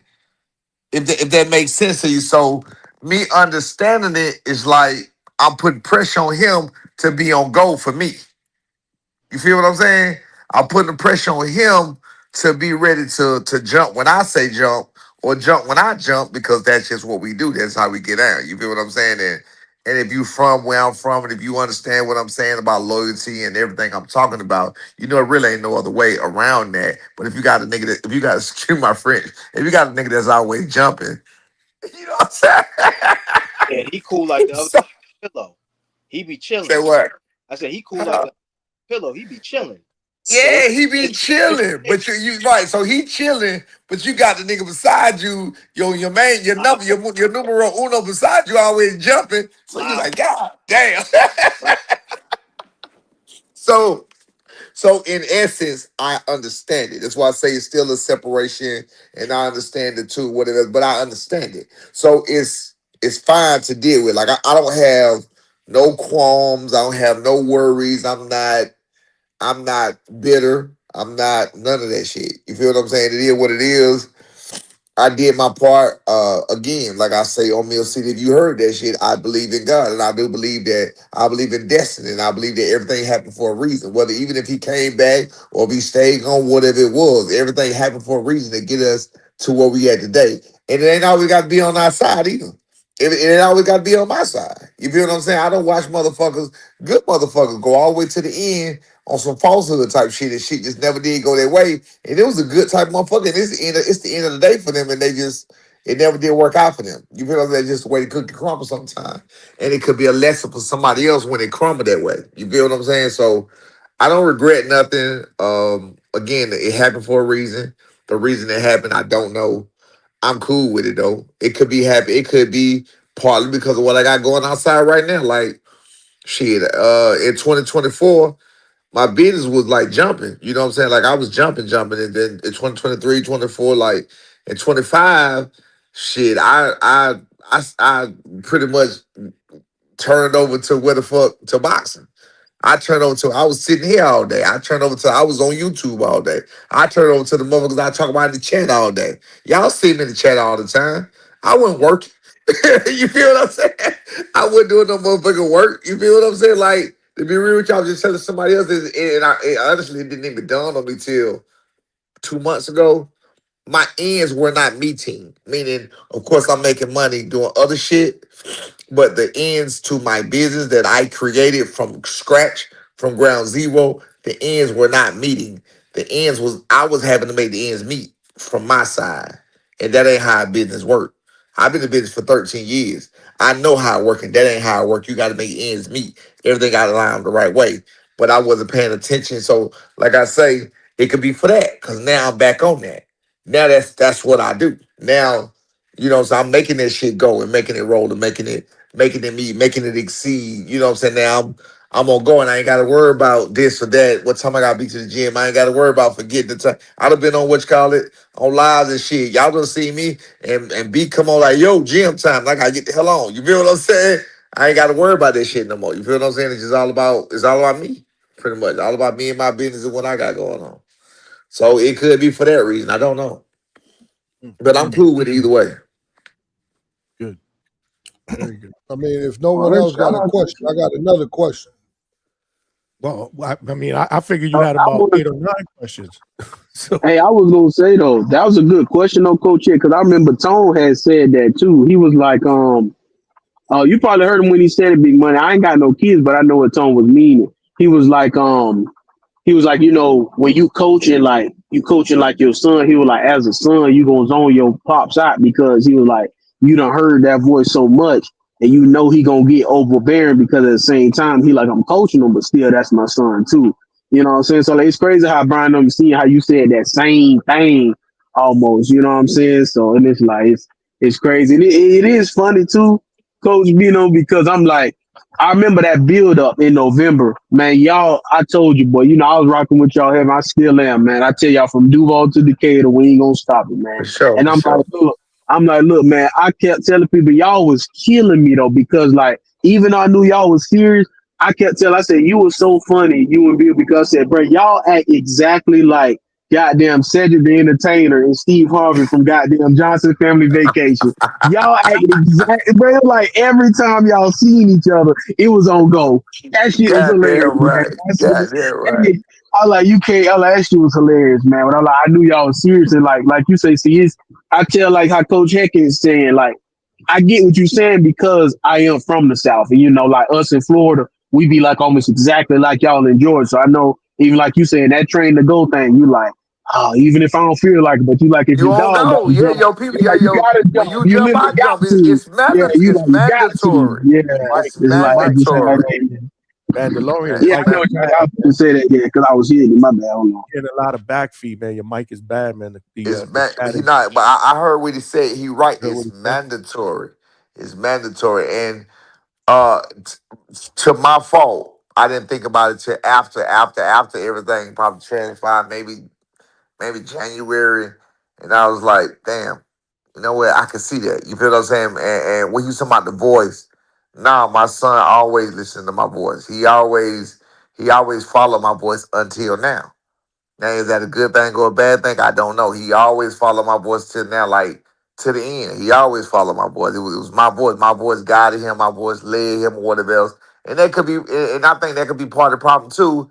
Whereas, he need his own voice because I raised him to be he's an alpha male like I'm an alpha male. So how the fuck you have two alpha males and one son alpha? You feel what I'm saying? So he got to be his own alpha male. So like I said, I respect it. I respect either way it goes. You know what I'm saying? Am I capable of doing my job and letting him do his thing or whatever at the same time? Absolutely. But maybe we need that split. Maybe we need that time. Whatever whatever it is. It's whatever it is, we all good. Like I said, whether we get back together, we cool. Whether we don't get back together, that's still my son. That ain't gonna change. I literally made the motherfucker. He literally me. You feel what I'm saying? So he can't deny that. And like whether he was with me or away from me, he's still gonna be me. So it is what it Yep. is. Like I said. Yeah, coach. Can I read When this you real quick before you do your question? yeah, it's a Please. dumbass question. Man. Go ahead. Trini BX with the $5. I hope these Call of Duty coaches don't rob us from seeing the young Jaguar B. Norm Jr. versus the Demon Polanco. So he wants to see that fight down the road. Trini BX. Yeah. All right, so back to the question. When you, because I'm in pain. I'm in a little pain here. When you say your son is loyal to everyone or everybody else but you, I kind of felt that, because that's a different kind of pain. That's not just boxing pain. That's a father pain. That pain. That's the pain of building a young man, teaching him principles, teaching him loyalty, teaching him how to stand by people, and then one day feeling like everybody gets the benefit of what you poured into him except you. But even in that hurt, coach, there's something powerful there, because if he knows how to be loyal to all, that didn't come from nowhere. That came from you, from somebody, right? That came from the house. That came from his father. That came from the man who helped shape him before the world knew his name. So I asked. So my question is, coach, even though it hurts that the loyalty ain't coming back to you right now, do you still find some pride in knowing that the loyal man he is to others is still a reflection of the father who raised him? Absolutely. And let me make it clear, because that didn't sound right to say loyal to everybody else but me and stop there. I tried to go into and say, I understand. Again, maybe it's something that he needed to go through to make himself a better man. Maybe it's something I needed to go through to make me a better man. You feel what I'm saying? So I'm cool with it. That's why I told you. That's why I said at the end, I said that's what it was. That's how I felt. I honestly can't see it no other way. But you're right about everything you said. I can't see it no other way. But I understand it. It's not like I'm like, man, how, man, why, man? So it's not like I'm over here just this innocent motherfucker, you know what I'm saying, taking all this bullshit, because I'm not. You feel what I'm saying? Because I understand. That's why I said, imagine, dealing with that kind of pressure. Imagine being at your job. I said this a long time ago. Imagine being at your job working and you in the trenches and you doing this and you doing that. And you got this clown over here, or appears to be clown over here, jumping up and down, fucking with everybody, talking shit. And he getting everybody in trouble. He getting everybody in trouble every goddamn day. And you got to get up and go defend this motherfucker all the time. You feel what I'm saying? Or whatever it is. Man, it may not be like that exact, but at the same time, get my point when I say I understand it. It's not necessarily unwarranted. Could there have been things that could have been done better, in my opinion? Absolutely. But is it something that I feel like he needed to go through or needs to go through and I need to go through at the same time? If that's the way God wanted it to be, that's the way it is. So, and again, whether it was a temporary thing or a permanent thing, I'm cool. Either way, that's my son. Still love him. He loved me. We still chop it up. Shit, we just rode 5 miles in Stone Mountain on the bike yesterday. Yeah, we So just kicked. do you think sometimes, let me just say, a fighter has to leave the person who built him just to realize how much that person actually gave him? Well, that's what they say. That's what they say. They say absence makes the heart fonder and that type of shit. You know what I'm saying? I don't know. I've never dealt with that like this, so I don't know. I can't say. I never. He is the first fighter that I went the whole way with, or even attempted to go the whole way. It was two of them that I poured my all into. My oldest son and my youngest son. I got two sons. My oldest son quit on me when he was 16. I'm sorry, 16. He let it go when he was 16 because he didn't really have the passion for it to do it for it. And my youngest, of course, he went the full way, and I thought that was the one. I thought that was the ticket. So I poured my all into him. So I can't really say, it's like a learning curve. You can't really say what's good, what's bad, what to do about the next fighter, what to do about the next thing. Because to be honest with you, there will be no next fighter that get to my all like that. Nobody. I don't give a fuck who it is. Now, you know? Coach, Yeah. I think I take what you saying to mean that you understand that he is a reflection of you, Right. and because he's a reflection of you, you've taught him to be an independent man, a man who Absolutely. have to depend on other people. And in turn, the same way we could say that he trusts other, he messes with everybody but you. The flip side of that is that a lot of people learn to become dependent on him because of his independence, because of his Right. strength. Right. I didn't say he messed with everybody but me, though. I didn't say that. Well, but go ahead. I know I messed it up, but you Yeah. got I was trying to say what you were saying. But Yeah. the most important part is that, so like you ever heard that saying? They say, a person say, I could explain it to you, but I can't understand it for you.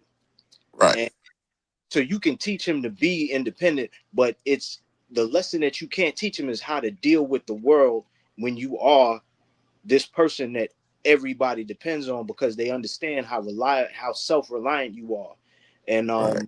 the man that you are, that people can see that you're somebody that they're going to gravitate towards for anything or for all things.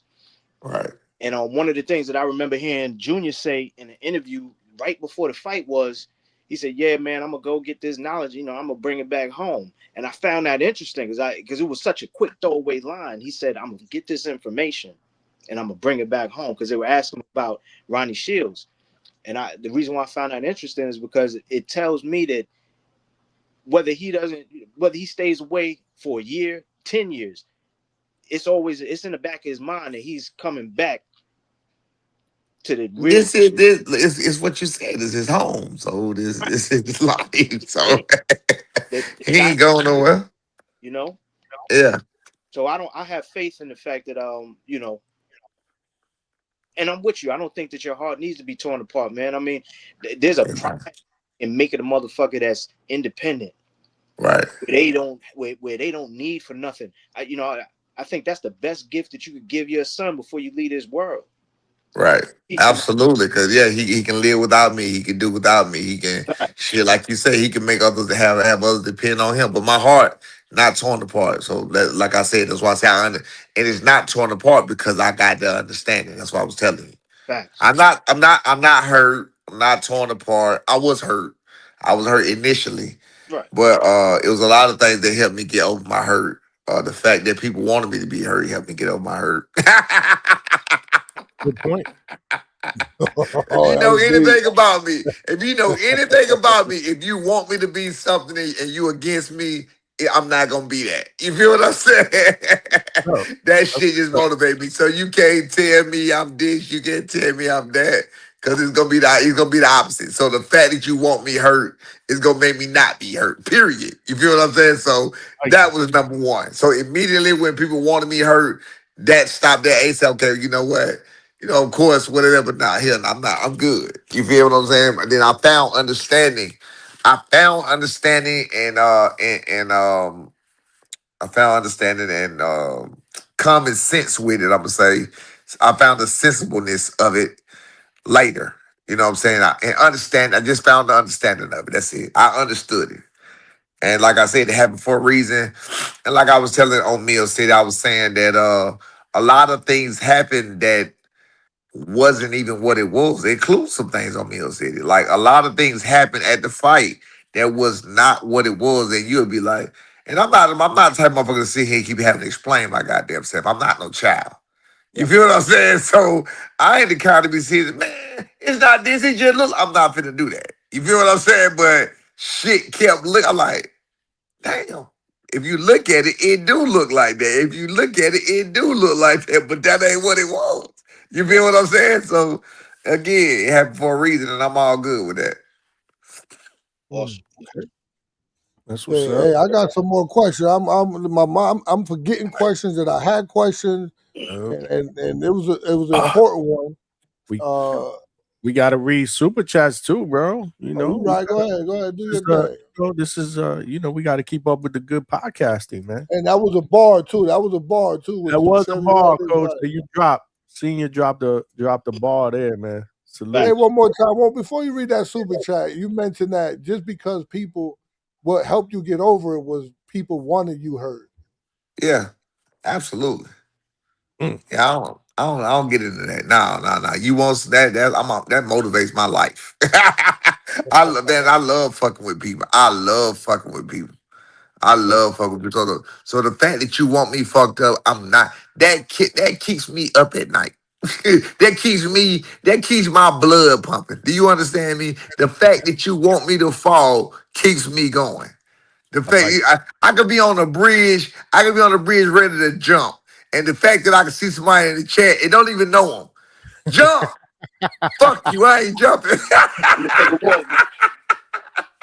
Now what? That's good. I ain't jumping now where, bitch. That's good. I like that.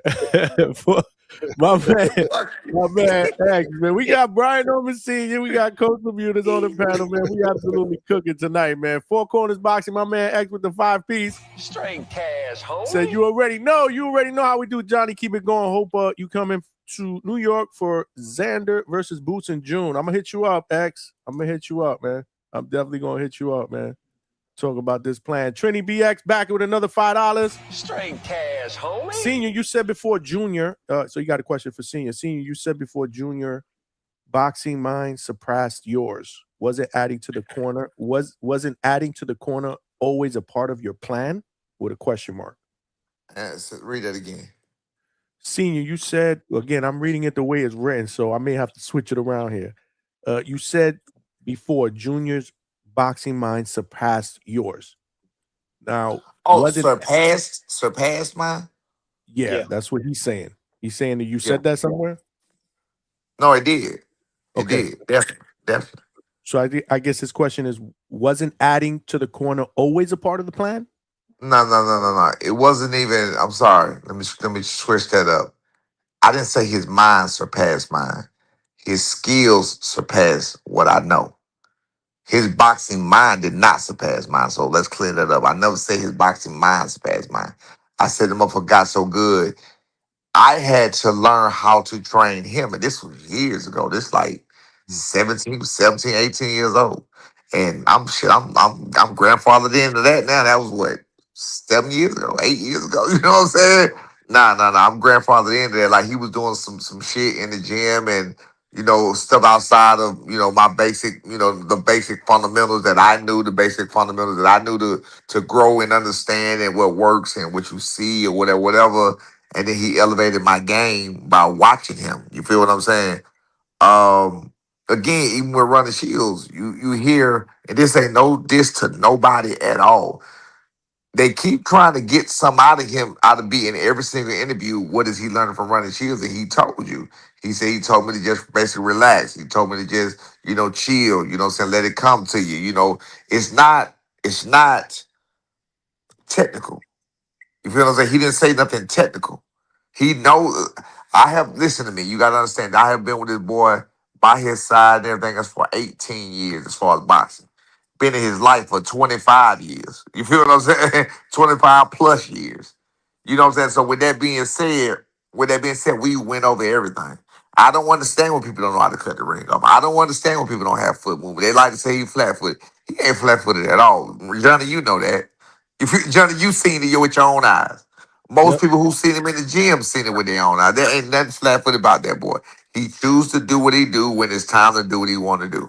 You get what I'm saying? You see, even with Josh Wagner and whatever else, Not to say he's just killer, he's just this, he's that. You see him stepping. You see him cutting off the ring. You see him not letting him go nowhere. You seen that. Josh Wagner was a tall guy. You feel me? You got people who want to say he got this much better after Devin Haney, after being with Ronnie Shields. That's fine. That's cool. Respect to Ronnie Shields. Let's keep it real though. He was with Ronnie Shields for less than 2 months because he went there in the middle of March, I believe, the middle of March, and his fight was in the middle of May. That's less than 2 months. That's and he was, you know what I'm saying. That's time to get and Ronnie Shields worked other fights between that time. Did y'all forget? You feel what I'm saying? So let's use our common sense. Let's use our common sense and our common brain. That's not to take nothing away from running. That's not to take nothing away from his program and nothing he doing. So before I came on, I heard Johnny. I heard you point out to everybody. He stopped the motherfucker. He hit Quaybaz with a jab and made him quit. Did y'all forget? I said that. I know. I said you said it before I came on.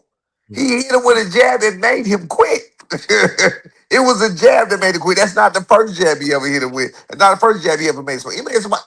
He made somebody that you know quit. You understand what I'm saying? But we ain't got to do all that because we ain't beefing with him. We don't got to do all that. You know what I'm saying? With a jab. His jab has always been superior. I've always said he got a good jab.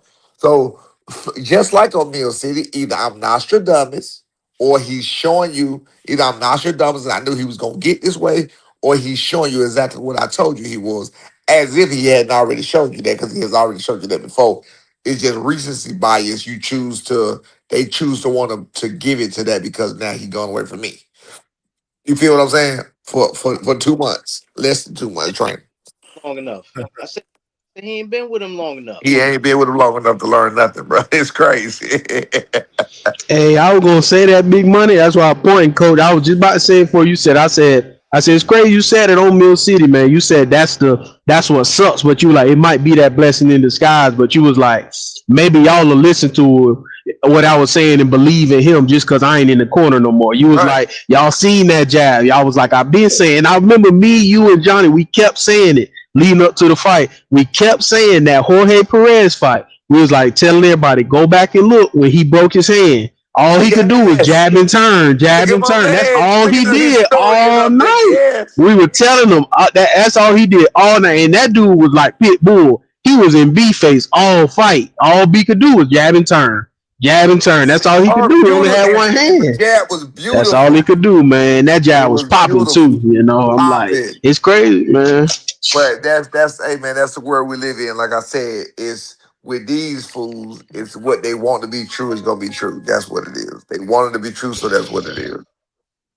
And he beat a bigger guy, cause like you said with Wagner, they say Wagner was 170 Saturday. Man, so even with that too, you know, didn't matter. Yeah, it didn't matter what it was. Like they acting like he didn't get. They acting like he didn't get 28 wins with me. They acting like he didn't get 28 wins with me and one. You feel what I'm saying? Like what we talking about?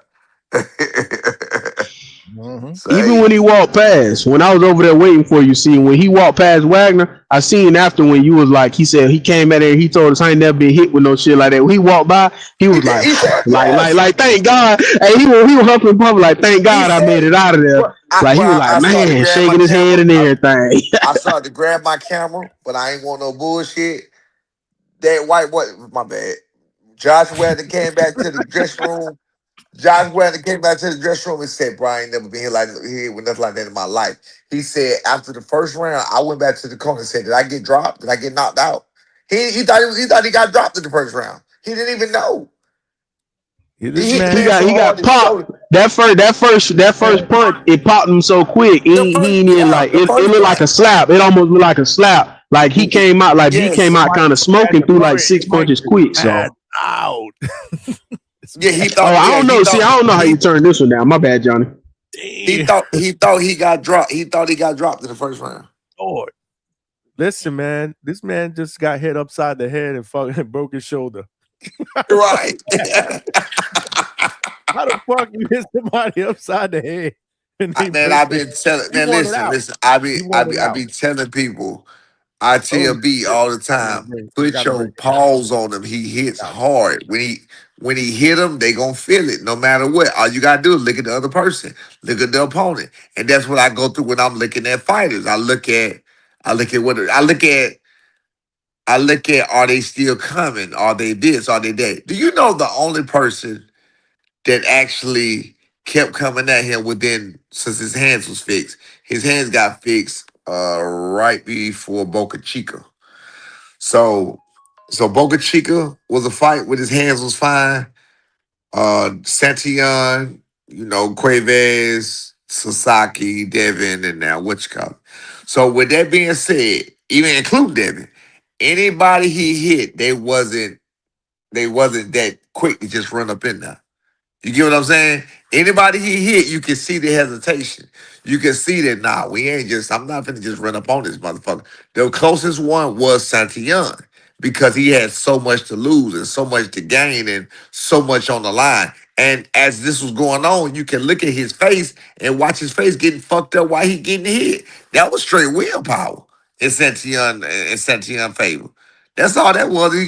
He just wasn't going for brief. Like, he wasn't going to accept no. And his body eventually just shut down. And that's that knockout you saw at the very end when he slumped over. He wasn't going to accept no. You feel what I'm saying? So that's what I see. Motherfucker went out on his shield.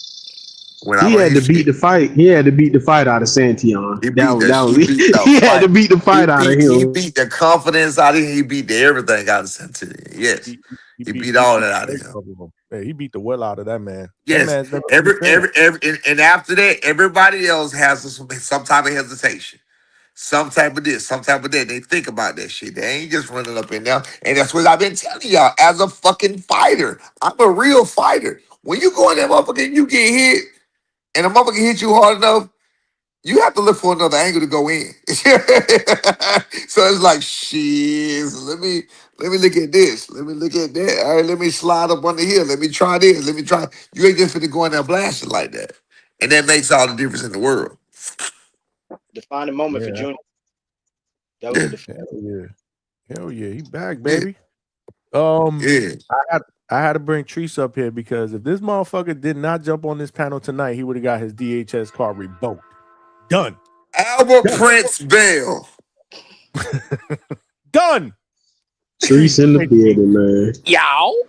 Albert Prince Bell, my boy. Of course, man. Albert Bell. You already know how we rocking. I was hearing all this Andy Cruz speak, but speaking of Andy Cruz, I gotta bring up the other guy. The guy that y'all was there to see in Virginia and Norfolk. Coach, I'm curious, man. We hearing Keyshawn talking about he want to travel up to 147 and possibly get a Devin fight. I'm curious, hold up. He can't just bypass my guy, Brian Norman Jr. I'm curious how you think a fight with him and Keyshawn would look, man. I think it'd be a beautiful day, wherever he's at. I think it'd be a beautiful day. I would love to see that. I'm not gonna lie. Both of their temperament. I like Keyshawn. I ain't gonna lie. I like his temperament. I know people was mad at him and they telling me that he had a little short fit when he body slammed that motherfucker Nair Albright, but I wasn't upset with that. That's the kind of shit I'm like, fuck it, body slam this nigga. He keep hugging. He jabbing and grabbing. Fuck it, put him on it. You feel me? Put him on his neck. That'll make you stop clenching. You feel me? I like that type of shit. I like angry guys. I like angry fighters. You feel me? So I feel like him and Brian Norman. Teeny bopper shit. Just keep it a you doing that shit again, Johnny. See, we can't be upset that Usyk done what he done and lapped the division, and now we looking for new challenges, man. Ain't nothing wrong with Rico getting this fight, man. I already know where you. Oh, you say he left? Wait, you say he left the division?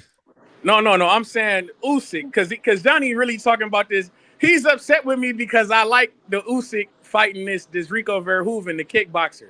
You feel me? I feel like Usyk done did everything he needs to do in the heavyweight division. Only person he didn't fight was Deontay Wilder. And I know if he was to fight Deontay Wilder, motherfuckers would be mad, Coach. They would hate to see the fight, Coach. They wouldn't like it. So not at all. Exactly. So Usyk looking for new challenges. He said, give me the best fighter in a different discipline. That guy's the best kickboxer y'all got. Fuck it, bring him over here. I'm about to beat on him. I'm not mad at that, Coach. What you think about that, Coach? You just being hypocritical. You move. You left out the most important piece of this whole thing. How you talk about you hate teeny bopper shit. In fact, we got you saying that shit. Yo, no teeny bopper boxing. And yet you applauding this shit, bro. It's hypocritical. That's all I'm No, saying. man, because the teeny That's all I'm bopper shit saying. was. Speaking of teeny bopper boxing, that Ryan Garcia and Conor Ben shit, that's teeny bopper boxing. That Tiafimo and Shakur shit, that was teeny bopper boxing. Motherfucker, and it's crazy because I told you that we got to Shakur put was. up with here. You see where we got to put up with Hey here? man, that motherfucker holding up 3 divisions in boxing like I told you he was gonna do. Teeny bopper shit. Ryan Garcia, Conor Ben, teeny bopper shit. Neither one of them motherfuckers really gonna make 147. I'm telling you that both of them Listen, guys. I've been trying to be quiet. I've been trying to be patient. We got You see what he Brian do? Norman Sr. on here, and we talking about all this glazing shit, all this motherfucking dumbass shit. You see what he I do? need to ask the man some questions. I'm trying to be patient. You So trying to listen, interrogate the man, coach? Why you well, trying to I interrogate the man? want to know shit. This is not a crime scene, coach. Stop that, Coach Heck. You trying to? We need one of them hanging Trying to lights. make somebody cry up here, man. What the hell's wrong with you? Hey, Big Money, we need one of them hanging lights in the dark room. So where were you? Hey man, real quick, coach. They made that fight with Albert Prince, Bill, and Cruz yet or nah? They playing games. They bullshit. That It shit, went to that's not personal. gonna. It's not gonna happen. Then. It's too long. It ain't gonna happen. It ain't gonna happen. Exactly. And Ben DeLorean just told me that Mordecai got a fight August 8th, and I'm Yeah, assuming that shit that ain't. the title. They ain't talking about that. Go ahead, coach. They ain't gonna do shit with that. They playing games, man. Yeah. What's up, coach? What you got for me? Yeah, man. Hey, Trees, man, go back to making minimum wage, nigga. You be Hey, Come man. on, coach. Come on, Coach know we making more than minimum wage, man. But Oh, Coach, you need to let me hold some. You got all that money over there. Let me hold some. Hey, listen, Put as a some in my father, pocket. and a trainer, this has been on my mind, right? What the loss that you had with your son? It's still here. The loss. What will hurt? What hurt more, the loss in the ring or knowing Brian Norman Jr. Believed the answer is outside of the original team? Look at you, motherfucker. That's a good question. Hey, listen, I got a whole bunch more, but these Nah, motherfuckers. I never thought about. Mandalorian up here thought about it. glazing. I never thought about it that way. That he thought the answer was outside the team because of how it went down. Mine was trying to figure out my part, trying to figure out what the fuck I did. That's what mine was. Mine was trying to figure out, you gotta start with self. You gotta start with what the fuck I did wrong. What the fuck? You know what I'm saying? Because, by his admission, he still believed he could have beat Devin Haney. He still we knew it. He knew exactly what Devin Haney was gonna do. You can ask me these questions. Ask him, did Devin Haney do exactly what he thought he was gonna do? Ask him, did Devin Haney do exactly what we said he was gonna do? He did everything. You feel what I'm saying? And I think he feels like if he was at his best. So to me, for any interview, bro, it was a bad fucking night. It happens to athletes sometimes. It happens. You feel what I'm saying? That no matter what, no matter how you look at it, that was not the same person you see in the ring. And it wasn't because of Devin Haney. Devin Haney didn't do shit to shut him down. He didn't do nothing to shut down what he was doing. That's it. So for me, I think he still could beat him. He still think he could beat him. I ain't gonna say I know he think he can. I know he can still beat him, and I know he knows he can still beat him. But he know that opportunity probably ain't gonna come, until some time later because some stuff got to get done before that. You feel what I'm saying? But back to your question, you say. I never thought about him needing an answer outside of the team. I was just trying to figure out what I could do. And, as a father and coach, as a father and coach, as the person who facilitated the whole situation, a person who facilitated his whole boxing career as far as, to that point of where he got and started it and the one who he rolled with and his advisor and his everything and the person who solved the problems, with him and for him sometimes, and sometimes with him when he got older or whatever, or helping him out. I was trying to figure out how to solve the problem. That's all I was trying to do. So I really can't. I never thought about him needing to answer outside the what you call it. I don't think he needed an answer outside. I don't think he thought that. I don't know. I feel like it was for a different reason. I don't know. That's just my feeling. What did you come up with then, Coach? What did you come up with, Senior? With when you saying like what you had to see? We're not gonna worry about Coach Ekman. I'm just about to ask you, what did you come up with, and what did you think? What is it that you think you could have did better to No, help no, you? no. It wasn't about. It was the outside. It was the outside. It was all the outside noise. That's what it was. Exactly what he said. It had nothing to do with what was in the ring. It had nothing to do with boxing. It was the outside noise. It was the outside noise that was the problem. So what I could have did was turn down some of the outside noise. That's it. And that's straight from the horse's mouth. Hey, Coach Chick, I'm just in the I'm into being receptive and learning. That's why you keep seeing me over here listening, man. So, but hey, Coach Bino, because I'm finna get ready to dip off in a minute. Hey, Coach Heck, I ain't glazing, but look, Coach B, I kept going to bat for it because I told him you was telling them some good things in the corner. But I do David want to Haney say, said, hey, look, David Haney even fucking admitted it, bro. That pissed me off so bad, bro. But I never hear it. I wish I had a fucking camera on then.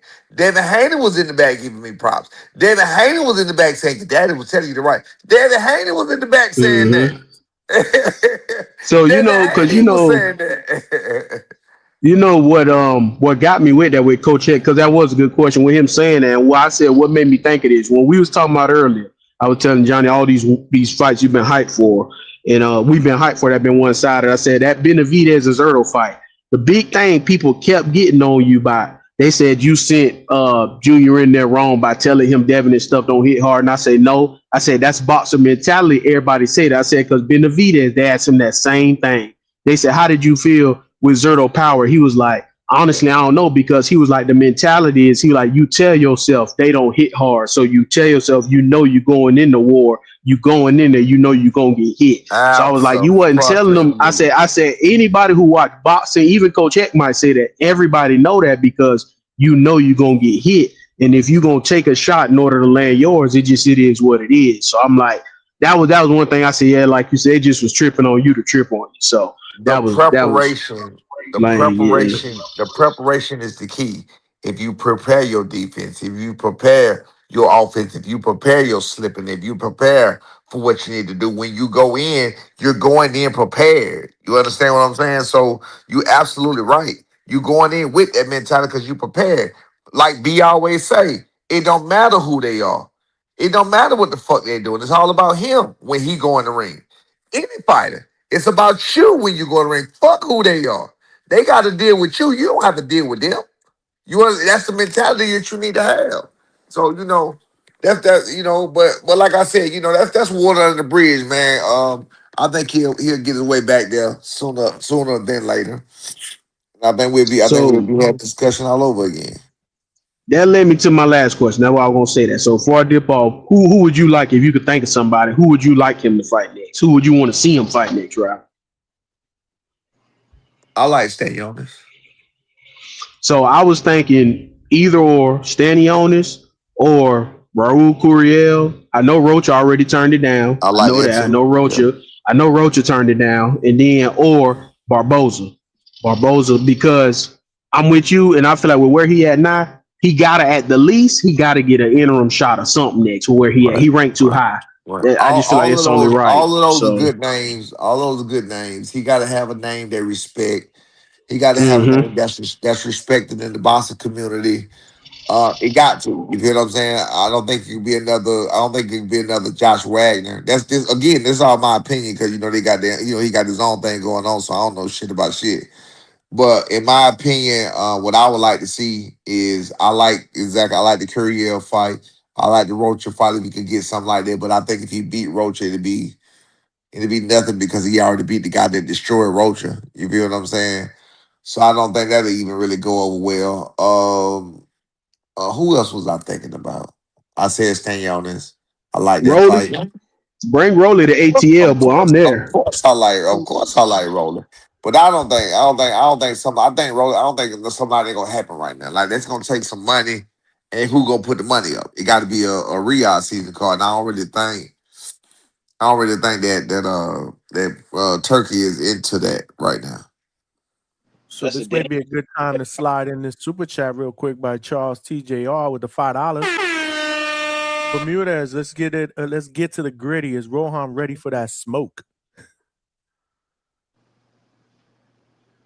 That was for me. What Damn, he happened? got quiet. Damn, he got quiet. What the fuck? Nah, he didn't hear the question. He didn't hear the question. Charles TJR with the I think $5. that's good. I think that's a good fight too, though. So yeah, I'm like senior. My eyes is bad. I'm squinting. Let's get it gritty. Is Rohan? Oh, definitely. Rohan ready gritty. for the Is world. Rohan ready for that smoke? That's what Charles. He's just ready as he ever be. When he fight again, coach?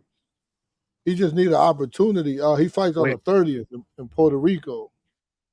What, May? May 30th? January. Yeah, in a couple weeks. Oh, who he fighting? Big money. He fighting big money. We don't have Alex a couple Vega. people. You know, we try to get Boca Chica at the last. Oh shit! Oh, so he's still trying to find an opponent. Yeah. Damn. Well, not him. I mean, Top Rank trying to find an opponent. Yeah, I know what you mean. I know how I go. Yeah. Shit, we threw out Kelvin. He can't do it in March 30th, though. He can't do it March 30th. Y'all wilding big money. Y'all wilding big money. Chill with that. Now they got to put back, but Kelvin will be down the road. What? I don't even know, man. Could I ask my next question, or we gonna do? Yeah, what you got? Yeah, y'all good. I'm gonna hop off. Hey, I'm gonna hop off. I'm gonna go and keep listening, but I'm gonna holler at y'all, man. Appreciate it. Shout out Coach Heck, Coach Senior. Nah, I'm good. I got you. I'm gonna holler at y'all, man. Go ahead, Coach. I got you, Johnny. Appreciate it. I'm gonna holler at y'all. Big money, trees, Johnny. I got you. Bandalorian's a good dude. He's a good dude, man. The Bandalorian, man. You're just not a good guy, Coach Bermudez. No.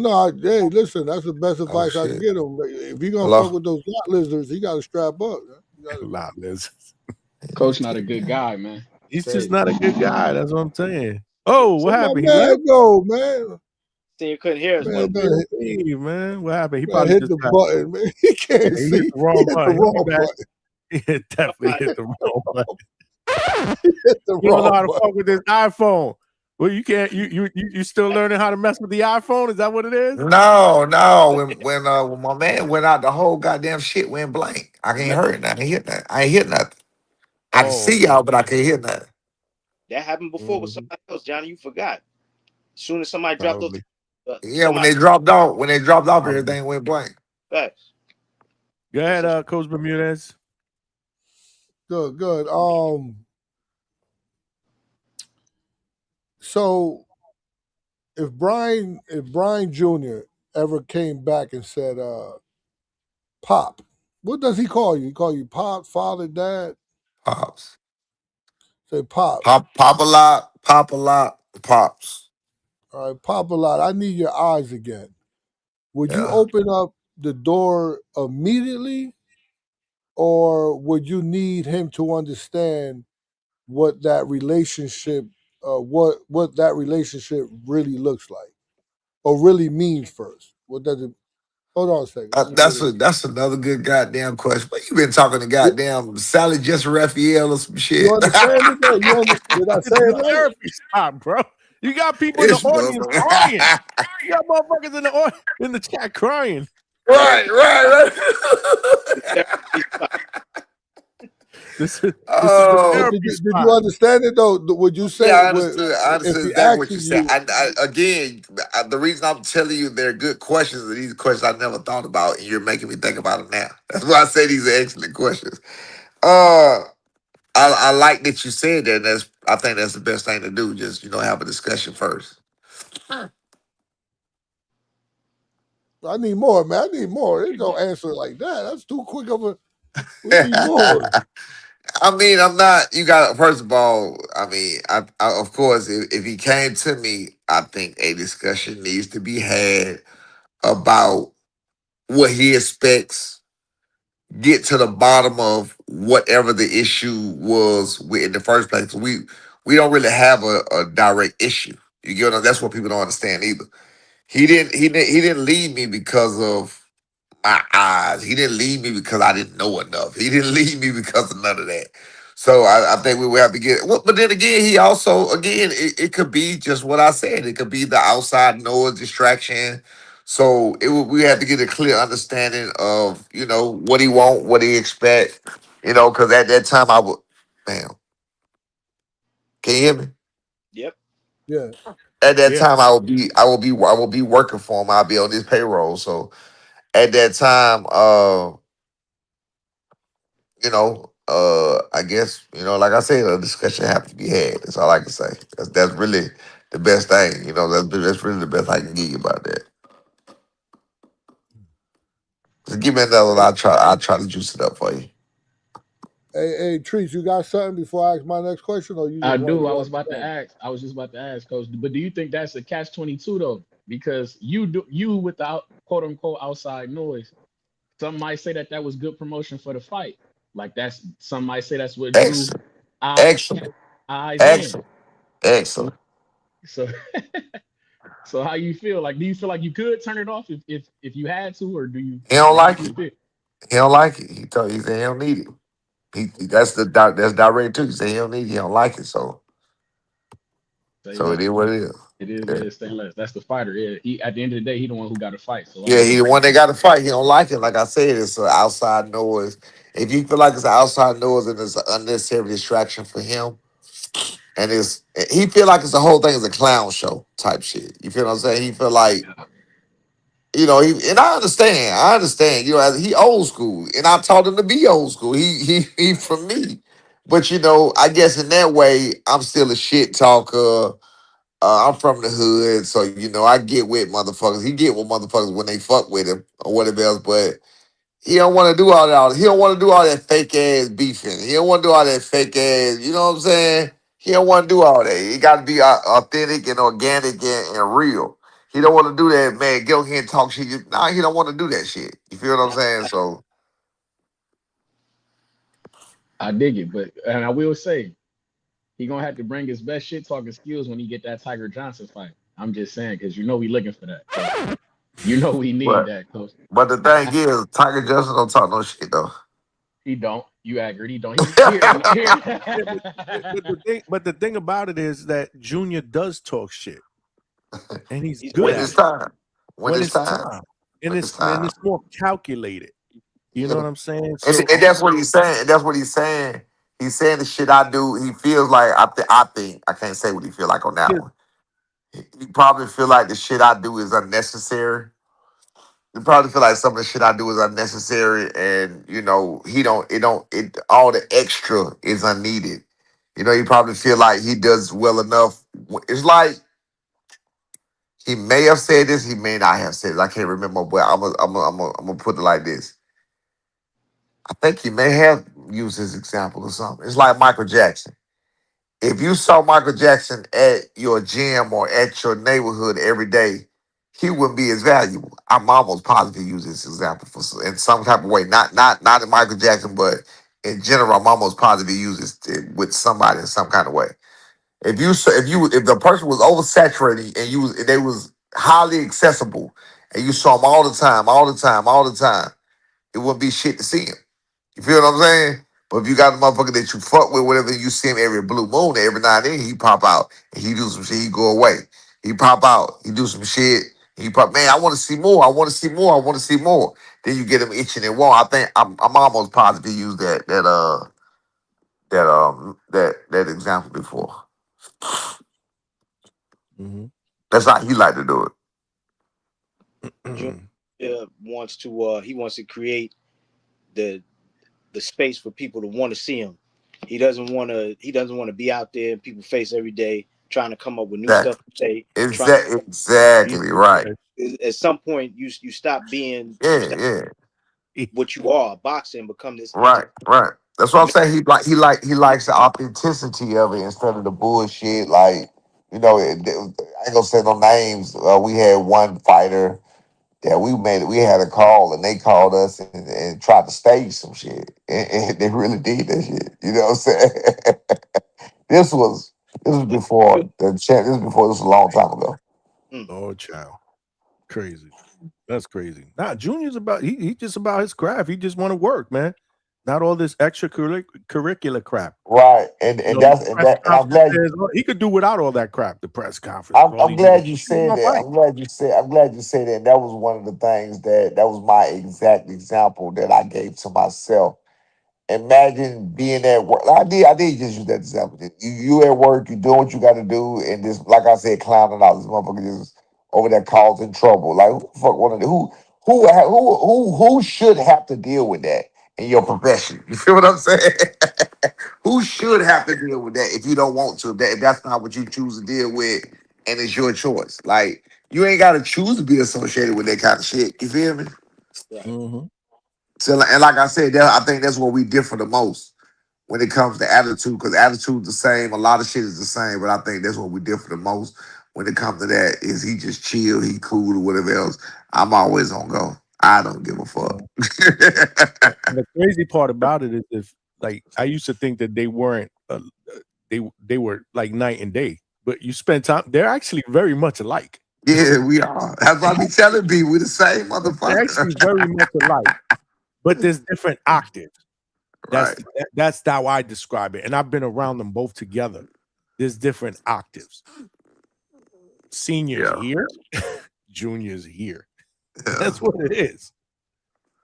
A lot of people ain't fun to Junior. It's fun when it's time to be, but it ain't fun to him to be doing it all day. He just want to fuck you up. Right. Right. He said I think he made. I'm positive he made that. He made that statement before. Man, I just like to fight. He made that statement before. Oh yeah, I just want to fight. I just want to fight, man. I like to fight. I just want to fight. Interviews and pulling them on the side and fight and all that. He don't like. He ain't into that, man. He just want to fight. Just let me do my thing. You know he got to do it. He get good at it. You got to do He it. get good at it. He know he good at it or whatever else, but he like it to be authentic. He don't like it. Like you said, he don't like it to be too much where he got to start making up shit. You know what I'm saying? And then they ask you the same shit over and over and over. And that Like the motherfucker asked my daddy Hank. Nobody want to talk about that shit no more. What did you learn from the fight? I learned to tell you don't ask me that goddamn question no more. You know what I'm saying? I saw that interview and I texted him after that. I was like, damn, finally you shut somebody down. Right, Shit. Right.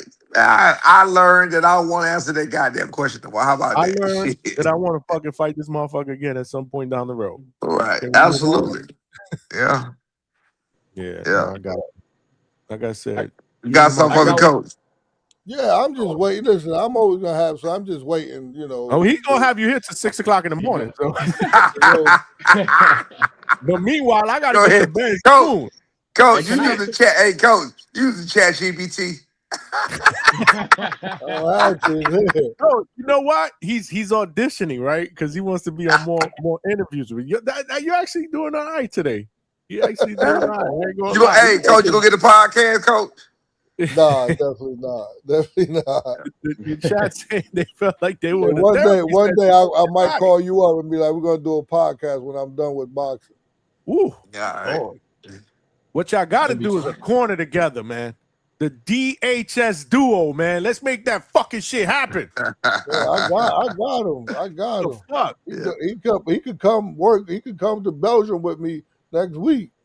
He's at Belgium. Hey, you see my man standing in the corner? I love the vibe. He was standing in the corner when I saw that, he ready for war.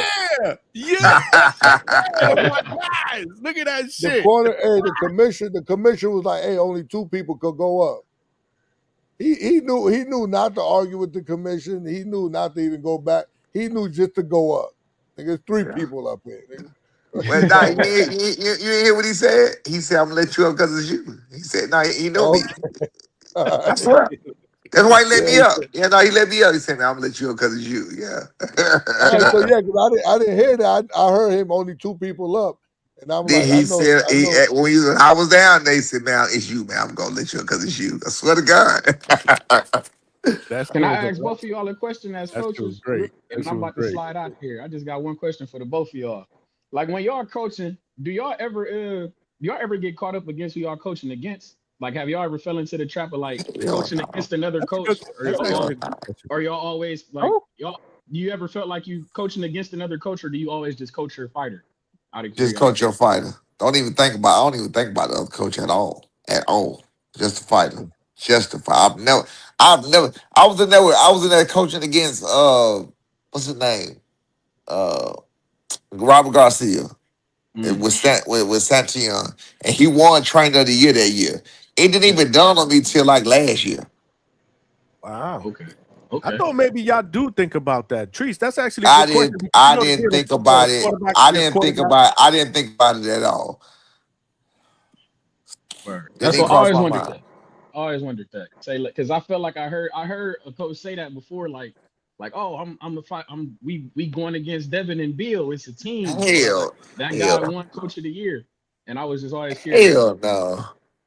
Say look, Bill ain't never won Coach of the Year. He won Manager of the Year, some shit like manager. that. Okay. Yeah, we ain't no damn. Come on, man. You see what Bill doing when it comes to coaching? He hiring motherfuckers. I mean, he being smart. He hiring motherfuckers to train his son, and then he just does to be the face of it. So it is what it is. It makes sense, but that's all Yeah, I wanted to he not training Devin. word. Shout out Bermudez to ain't answer that DHS, though. man. I know. Bermudez answer that. Yeah, I'm Yeah, saying. coach. Well, that is a thing because when I trained Danielito Zorrilla to fight Regis, Regis. Regis Prograis, right? He fought him for the title, and Regis beat us. And then that same coach, then I helped Abraham Nova fight uh what's the champion name of Great. Oshaki Foster. Oh, Shaggy. Oshaki Foster. It was the same coach. And then Rohan Polanco fought Quentin Randall. And then Rohan beat Quentin, and then when we was in the back, he was like, "Oh, it's 2-1," and I was like, Mhm. 2-1, what the fuck is that? And he was Oh, 2-1. you weren't thinking about it. He was thinking about it. He I was got Yeah, you. yeah. supposed And I to was do. like, That's what I'm saying. I and I Right, believe was that. like, right, "Oh, you keeping track? What the fuck is right, you doing?" right. Apparently, some Yeah, you coaches like do. I ain't even studying that shit. Right, right. Yeah. So like, there's coaches out there that are gonna keep track of shit like that. I have never thought about it at all. Never crossed my mind. Not because My if you're job, thinking about something like that, you're taking away from what really what's really at hand is a fighter. You're too much. You're having too much of an ego to think like that, and it yeah. takes away from you training a fighter. What But I I do what I want to. do Go what ahead. I do is I put my when I go in there, motherfuckers, I put myself in the ring and I speak from that. I speak from that position. I speak from what I would think and what I would diss and what I and I but I speak from one way, but I'm looking at it from another way. But that's all I'm worried about. I don't give a fuck who in the other corner. I don't give a shit who over there the cut, man. I don't care about none of that. Word. Appreciate that. I was always curious Okay. about that. I'm trying to get it from the coach's perspective. Now, Shout out to the We'll see you Hangout later, spot. Trice. question. Yeah. Shout out to my third shift workers, man. We out here stealing this money, man. Y'all know how we rocking, man. Y'all be cool, man. All right, dog. He said, See, I got something for you because You said what? your he said eyes. stealing this money. I see your eyes. It looks like you're getting tired. It will I be seen they getting heavy, man. They getting that's heavy. No, I'm good. I'm good. Go ahead. Oh, he but see, can't hang. He can't hang. I'm good. I'm here, man. Go ahead. it would be a classic episode if we got him to crack to pass out like Greg Hackett. Greg was just up here and he passed Pack. out. Sleep. Yeah, we had to pack him up. I think so. I didn't pack him up. Are you serious? He Yeah, fell man. asleep. I think he He fell was asleep. he was actively on here and just fucking nodded off. Well, we was talking for a good minute, but he was starting to nod, and I guess he packed himself. I thought Johnny packed him, but I was like, if we get you up here passing out after that, I wouldn't pack Coach up either. Oh my God. I wake him up, Coach. You need to get up and go to bed, man. I wouldn't pack him up. I wouldn't pack Bermudas up either, man. I wouldn't do that.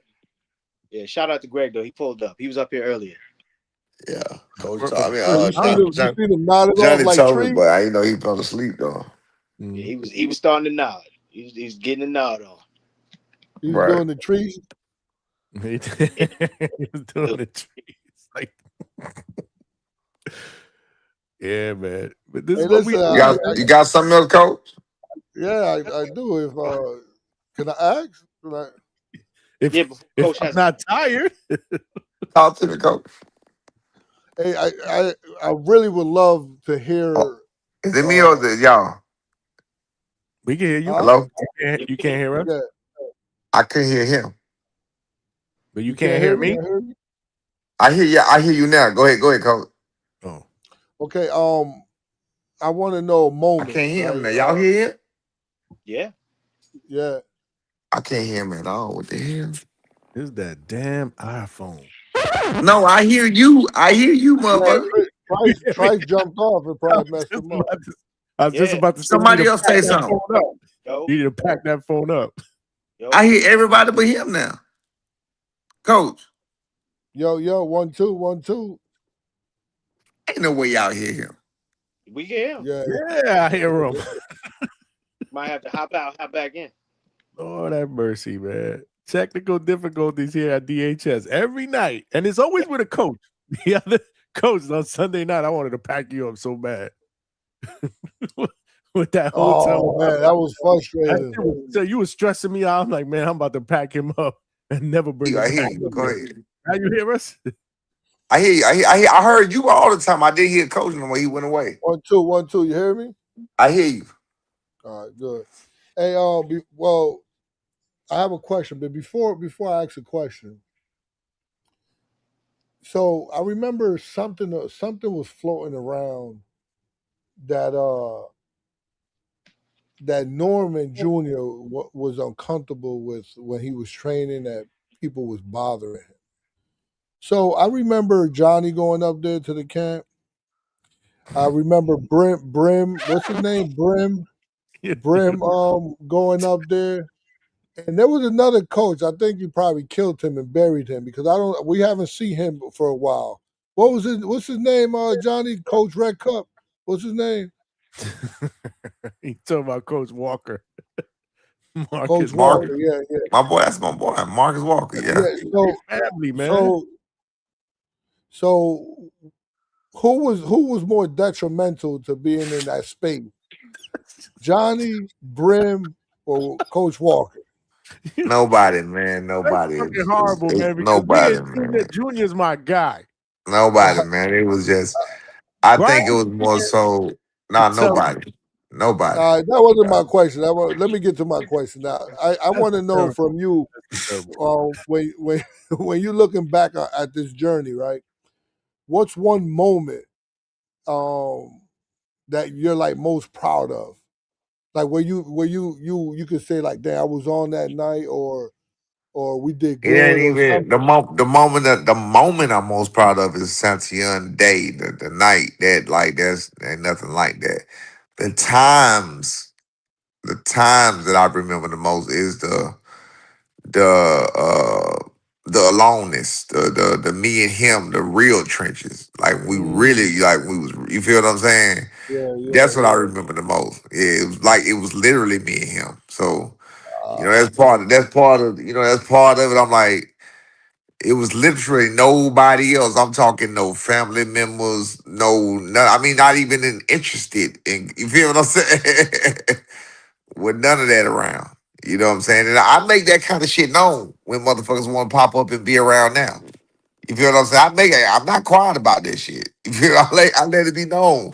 Motherfuckers, I'm like, motherfuckers, we was doing this shit before you was ever around. I tell them that personally. You know what I'm saying? So I remember, I mean, that means the most to me. I think about that the most. You feel what I'm saying? But the proudest moment was definitely Santina, hands down. And it always will be so far to this day. And I can't, because you got to remember, I can't see it nothing surpassing that. I'm sure it probably will, maybe. But he was in a spot in somebody else's hometown, meant to lose, meant to everything was all the cards were stacked against us. Yep. And he went in that motherfucker, and that's how you take it. He went in there and took that shit. He took his jewelry in front of his whole motherfucking city and got the fuck out of there. That's what he did. The whole crowd booing us, the front of the commission kicking me out the ring. It was all bad. It was all bad. It was all bad, and there was nothing they could do about it. Because in the game of boxing, it's mano a mano. And my mano whooped that a mano ass. You feel me? It was Yeah. beautiful, dog. We got to clip that. That's epic. That is Yeah. it was even the crowd.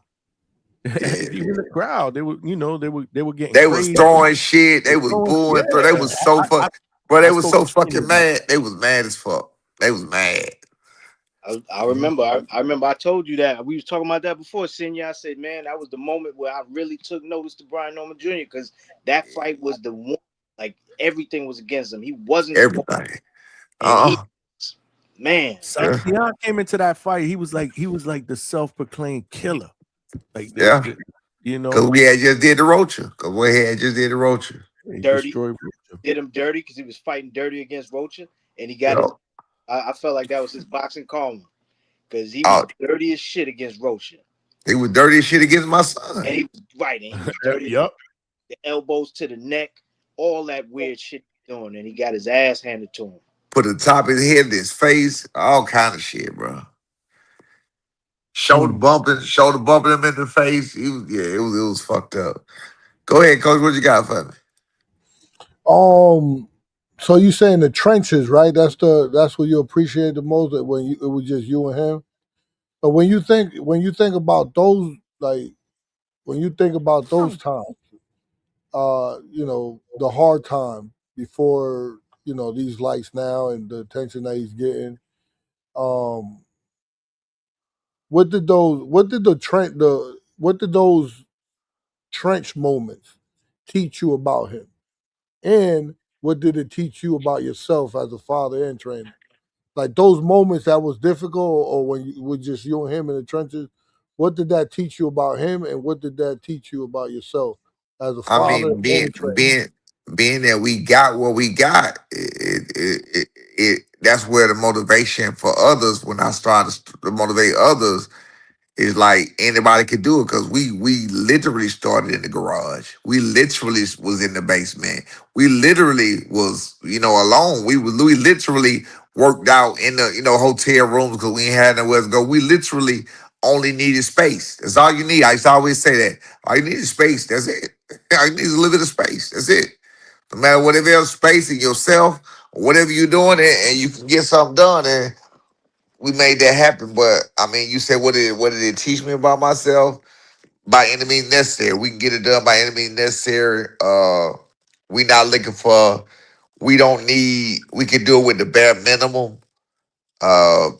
When you come up from nothing, just like with my business situation I was telling you about, when you come up from nothing and you actually organically do it, you can recreate it and do it again. Maybe not in that same situation with that same dynamic, but you can definitely see it get done again because it's just like, Coach, you know this, you catch a fighter and he first do 10 rounds. And it was hard as hell for him to get them 10 rounds at first. Once he do them 10 rounds, he can do 10 rounds from now on, right? Yeah. They can even sometimes even do them out of shape. Exactly. Once you reach that threshold and you higher that threshold, it's your mind goes to another level. You feel what I'm saying? And there's nothing for you. It's nothing for you. I think maybe like I said, not with the same combination or duo. I think maybe you have to worry about getting that other fighter or the new fighter that you get to that plateau, to get his mind there and to understand that he could get there. But it's definitely more attainable for you or me as a coach because we've been there, we've seen it, and we know what it is, and we know what it do, and we know what it takes. And that person may trust in you, like such as and this is not coming from nobody. This is my own personal feelings. This ain't coming from nobody. I always felt even before, like maybe even now, maybe B feel like he need to run the Shield's name. Maybe again, this ain't coming from nobody. It's me talking. Maybe he feel like since the beef was with my name and people telling him that I'm not an elite coach and people telling they're telling him that I need like all of that with it. So maybe he feel like he need a name just to need a name. You know what I'm saying? So I don't know. You feel me? But hey, that stands to be seen, man. It stands to be seen. It's all good either way, like I said. If that's what he needs to make him feel better, or if whatever he needs to make him feel better is his career, he the one that got his path. He the one that got to walk it ultimately. He the one that got to step in the ring. So he got to be as comfortable as possible with whatever he got going on. So I respect it. It's all good with me. You feel me? So Okay. Yeah, listen, this is I'm having an enlightenment time. It's not. I can't say it's fun because it's still to me it's painful. But this having you on here is enlightening. It's definitely enlightening. Epic. Chevy Red got a question in the chat. Her cheap ass don't want super chat. So should I read it or not? And then she Nah, put it. I'm And gonna then read she it. wrote, "That's for both coaches." I Like, know. damn, This is you trying definitely to one pay that for should have what? had a you couldn't, $5 hey super chat. Chevy, you couldn't get $2. God damn it, Chevy. This is definitely one that should have went down for like $5 at least, man. But Right. she family, she's sister, so we gonna read it, man.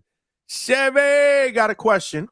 What's something fans mistake for heart that actually comes down to poor discipline or bad coaching? And this is for both senior and Coach Bermudez. Something fans mistake for heart.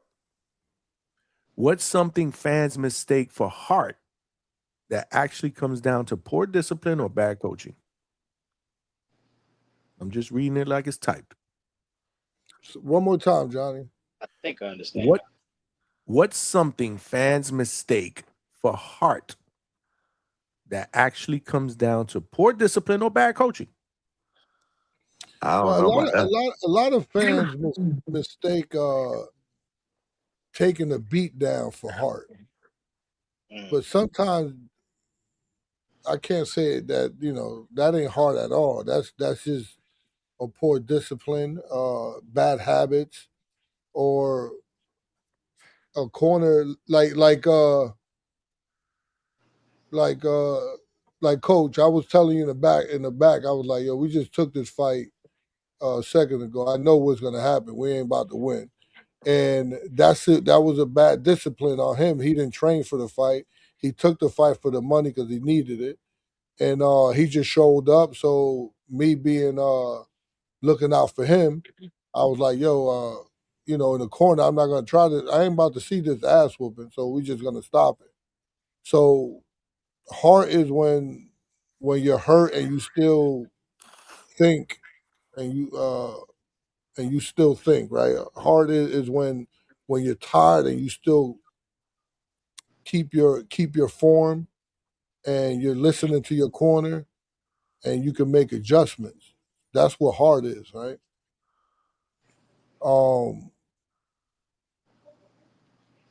I don't know. I'll let you go, coach. I forgot what the damn question was. Heart is Giovanni Santillon. Uh, that's what heart is. Heart is Giovanni Santillon. He really meant it. He really tried. He really went after it. Um, what was the other one? Undisciplined. Undisciplined is ooh, I gotta say this. Maybe a dig, but it's not. I just don't think that comes to mind right now. Undisciplined is Rashidi Ellis against Roman Villa because he wasn't disciplined enough to stay on what he needed to stay on and work his pace and do what he needed to do that complete fight. Now that's not throwing those shots at him. That's just the first thing that came to my mind. when it comes down to discipline. But again, it was a great effort or whatever the case may be. But I was trying to think of somebody else that just peed out. And when I thought peed out, that's the first one that came to my mind. Give me somebody else, 'cause I don't even like that example. Who peed out and got their ass whooped because they just couldn't do it? Well, you know, Rashidi comes to mind when he said no to that 500,000 and trying to come back. Yeah. No. Who peed out in the fight? Who peed out in the fight that just couldn't make it? Because that's not a good example. Because he did a damn good job in the fight. Who peed out in a fight? Period, and was winning the fight and they just couldn't fucking. Frank Martin and Tank. Who? Frank Martin and Tank. There you go. There you go. That's a good one. That's He a was good one. winning. Frame Martin He tank. just Yeah. got leaned Yeah. on the Yeah. ropes, thinking that he Yes. There you go. There you go. left him. So let's say, and it's not a shot at Frame Martin. I like Frame Martin. Yeah. So let's say undisciplined at that time to that degree is Frank Martin in that fight, and Hart is Giovanni Santillon in that fight. So that's my answer. You know what's funny? I'm not a coach, but can I answer this question from a fan's Yeah. perspective? Yeah. I'm gonna read it one more time. What's something fans mistake for Hart that actually comes down to poor discipline or bad coaching? And I'm gonna stick on the side of poor discipline.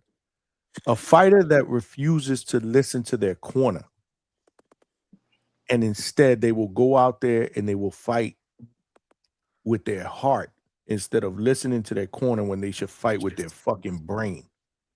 Get their ass whooped.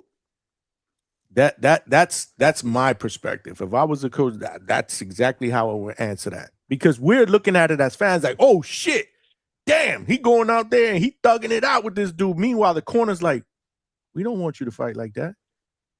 You should be fighting much fucking smarter. Right. So that's the way I would that's how I interpret that question. But it has to do, but it doesn't really have to do with bad coaching. It's more poor discipline because the coach is trying to implement a game plan. It's just the fight is not fucking listening. So that's just poor discipline. That's how I would answer that as a fan. Am I right? Am I wrong? Am I on this? Nah, I agree. I agree with that. I ain't gonna front. I still don't understand the question, folks. I'm trying to make sense of the question, and that's how I would answer that for sure. I mean, I think I understand it. You know, I feel like we all. Well, why don't you do this? Ask Chevy outside the chat. Well, in the small chat. Hey, wait. Ask Chevy because she don't want to super chat it. Ask her, did we answer her question? Next time when she send a question, I ain't gonna read it because it's complicated unless there's $10 on that shit. $5, $10 super chat. Ask her, Chevy, did we answer your question? I'm gonna try to read the chat. I'm trying to read what she said. Chevy. We she got a super chat, yes or no? We answered it. Oh, that's it. So Z Pacino agrees with me, man. Salute. Somebody agrees with me. Okay. So did we answer it or not? Z Pacino said I answered that shit. I've seen a lot of fights dudes get hurt and play the ropes and get stopped instead of taking a knee to buy time. Again, man, you know, fighters get advice. It's up to them to be able to implement that. How about sometimes their heart takes over? Sometimes their heart takes over. How about Keith Thurman and Sebastian Fundora? What about it? I'm talking about the topic. Nah. That was just that was just bad game playing. I don't think he was undisciplined at all. But we mistake that for Hart. that was the point. Like, because remember, he wanted to keep fighting, and they was like, it's over. But really, bad game plan. Chevy said, definitely a bad. I'm with you on the bad game plan. Definitely a bad game plan. That wasn't a fluke. I think that goes to coaching, right? And it never even altered. They never even tried to change that shit at all. Yes, I think that hits it because he had the heart to, well, at least you would think it was hard, but it was really to that point bad game plan, bad coaching. Same thing, round after round after round after round. Both y'all coaches, Chevy Red said both y'all got to go to bed. Shout out. Well, actually, she I'm said, finna, Coach, I'm good. Shit. I I'm need, about to, well, I need to go to bed. I'm tired as yeah, fuck. I'm about to have to for real in a minute because I ain't gonna make it. Yo, you look like you about to pass out. You about to be on a meme. I am. I got it. Yeah, I got it. Nah, we ain't gonna do it. We gonna let Coach bow out gracefully. Coach, my Bermuda, you got something else for me? Oh I'm man, asking. you gonna be here all I'm night? answering what I can. I'm answering what I can. Yourself. I'm answering what I can, man. What you got? You signing your death sentence right now. You know that, right? What you got, Coach? We're gonna get it at 7 a.m. I'm about to leave y'all here just talking to each other. I'm going to bed. Probably get up at 8. Y'all still gonna be here. What you got, Coach? Feel me be out. What you got? Let me get one more in. One more. Before he has a heart attack. From your experience, how do you know when a fighter is ready for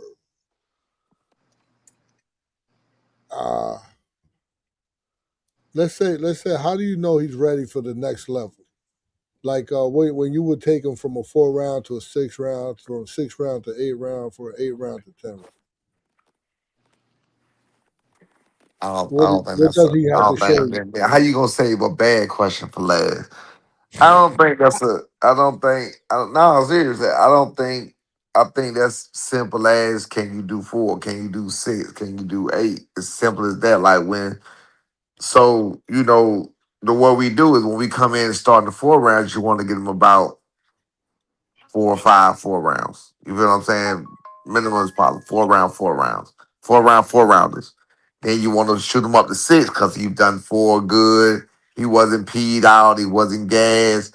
Now he's doing 6 in the gym. Actually, you want him to do 8 in the gym to be able to do 6 in the fight.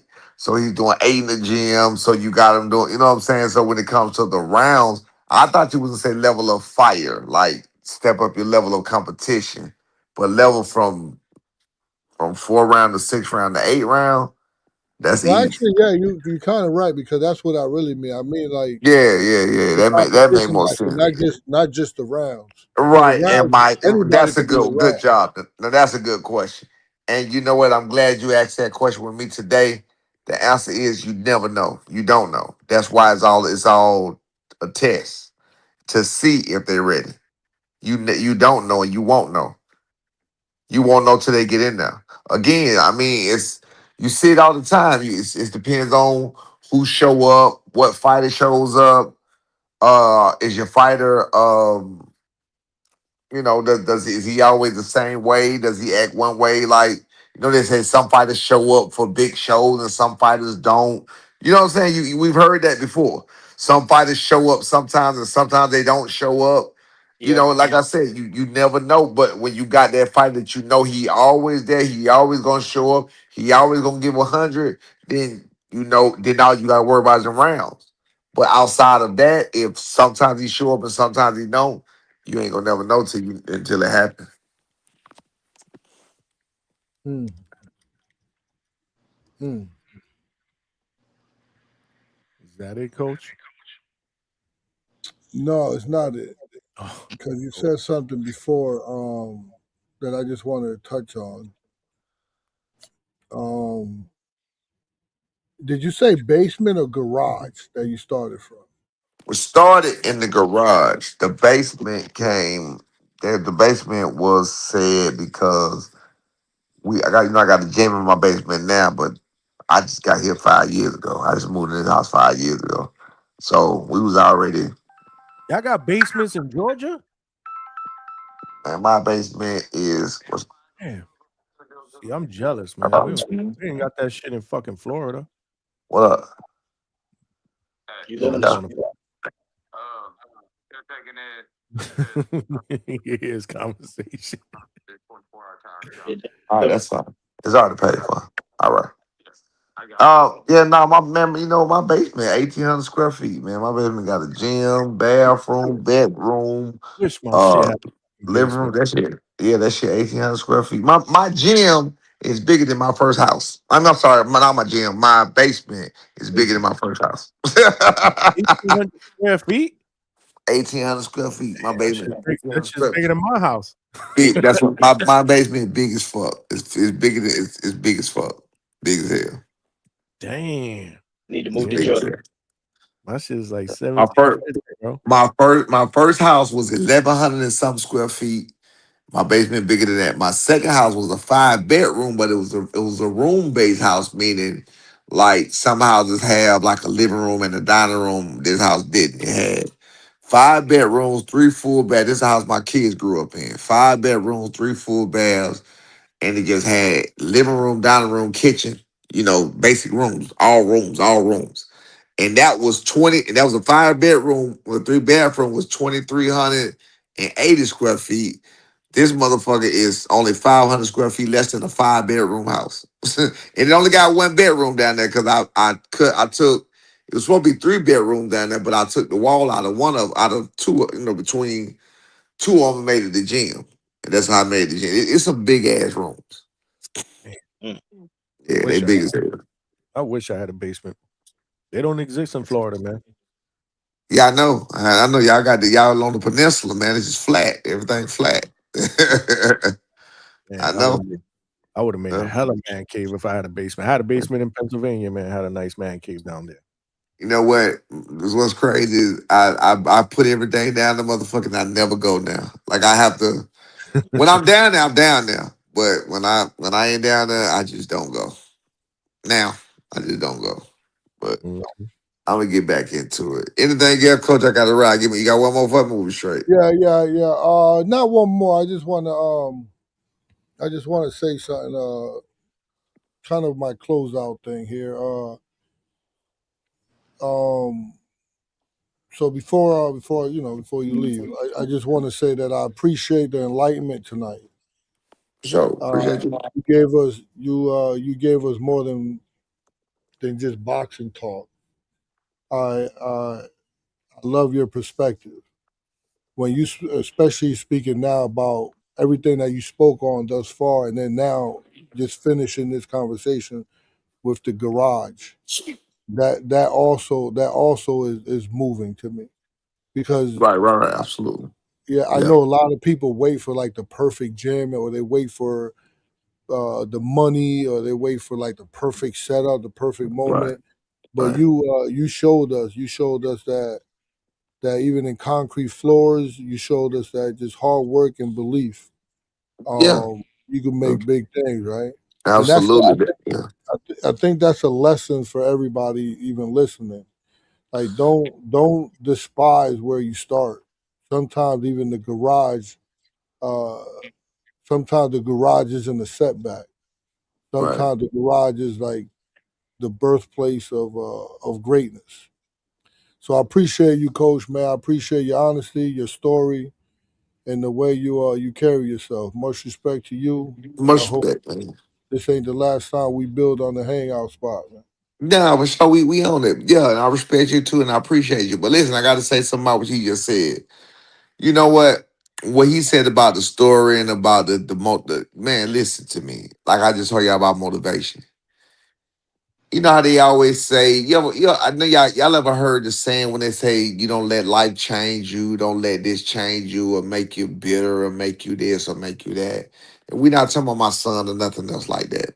We talking about certain shit you go through, because especially not my son.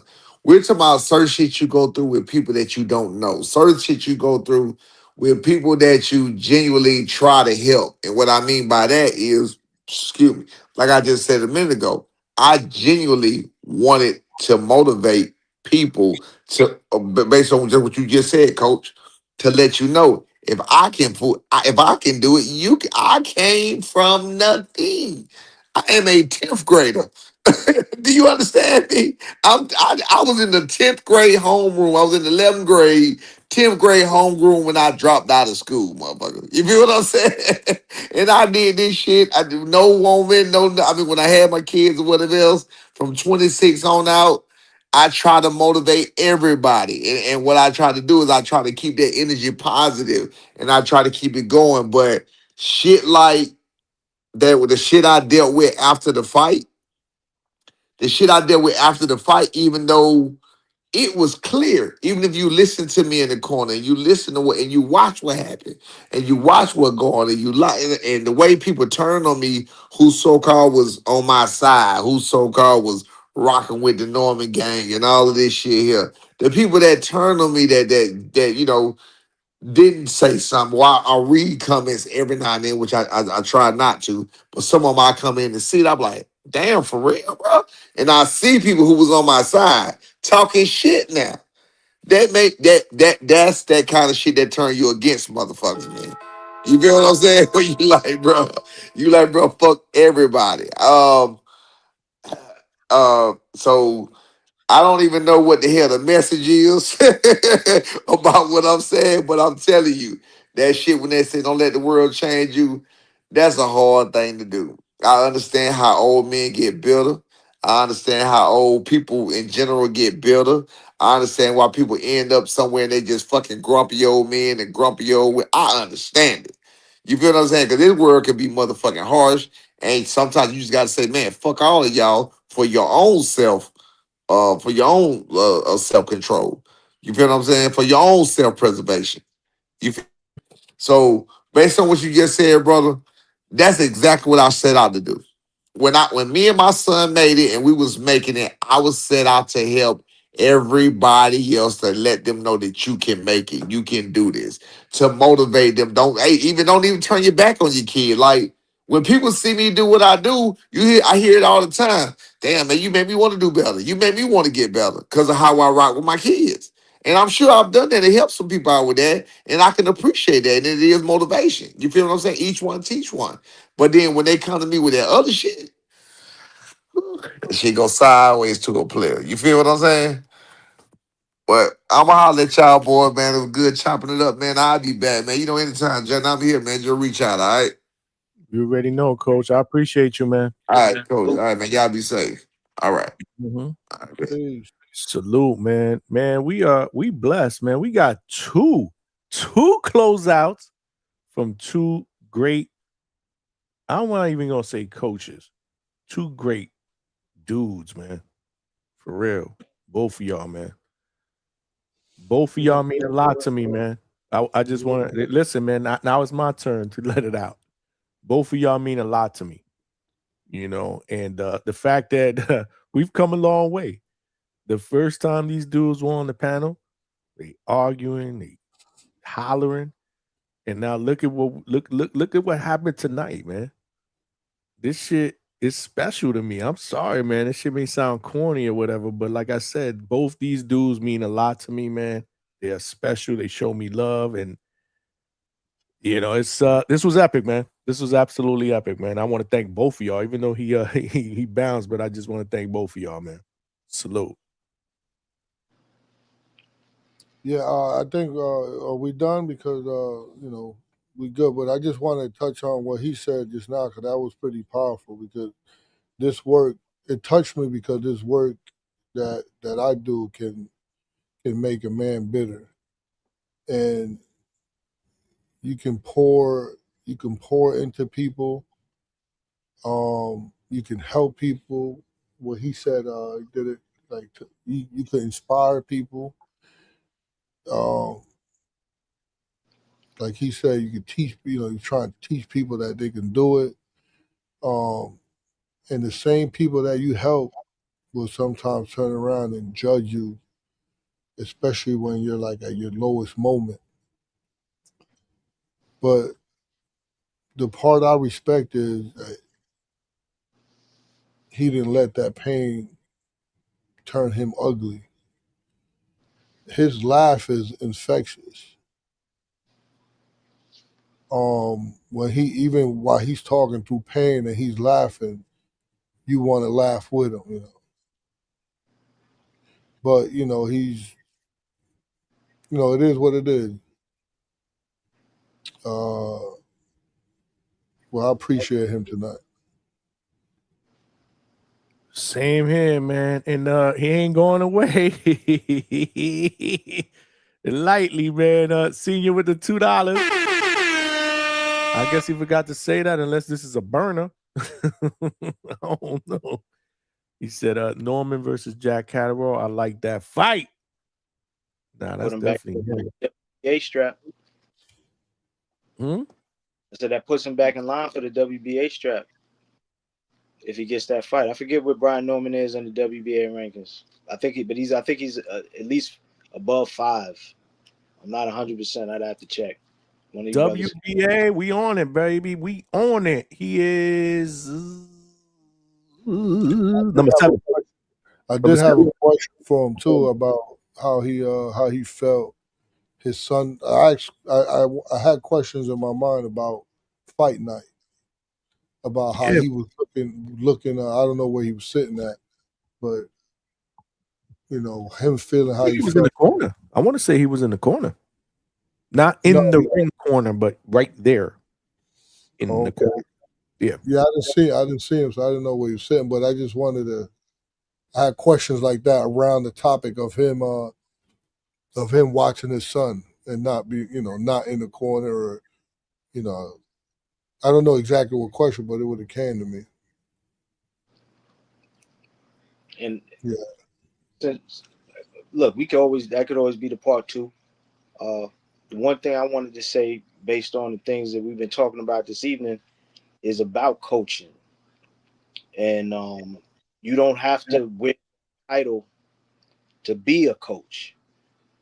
And what I mean by that is, I think if you carry yourself with if you have wisdom, to Coach's point, you have knowledge, you have wisdom, you have understanding, you will be a valuable person to people in your life, people that orbit around you, people that confide in you, and you will come across moments where you are a coach to people who know that having a dialogue with you can be the difference between them making a rash decision or them moving forward positively in a direction that can help them cope with the life that they have to live in that space and time.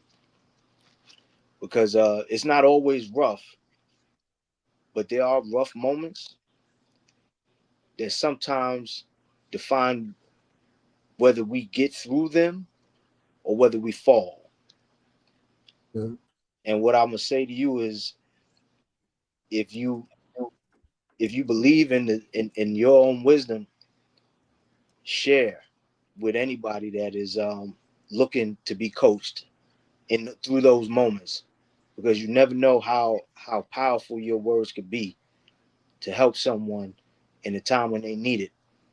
And to the aspect of not receiving anything in return, it's not always going to be a return on that investment that you can see as one that's beneficial to you.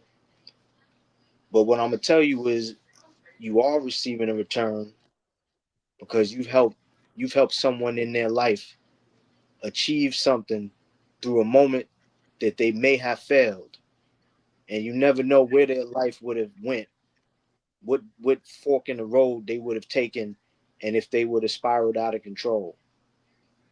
So be a coach. Be a coach when it's needed, and never feel bad about giving of yourself. The chat is brutal. Say why everybody's so sentimental. The chat is brutal, man. Hey, man, this is the hangout spot, man. This is the hangout spot. I appreciate you. Let's be real. Yeah. Brian Norman Sr. again with another one, baby. We got to drop the bomb, man. Where's the bomb thing?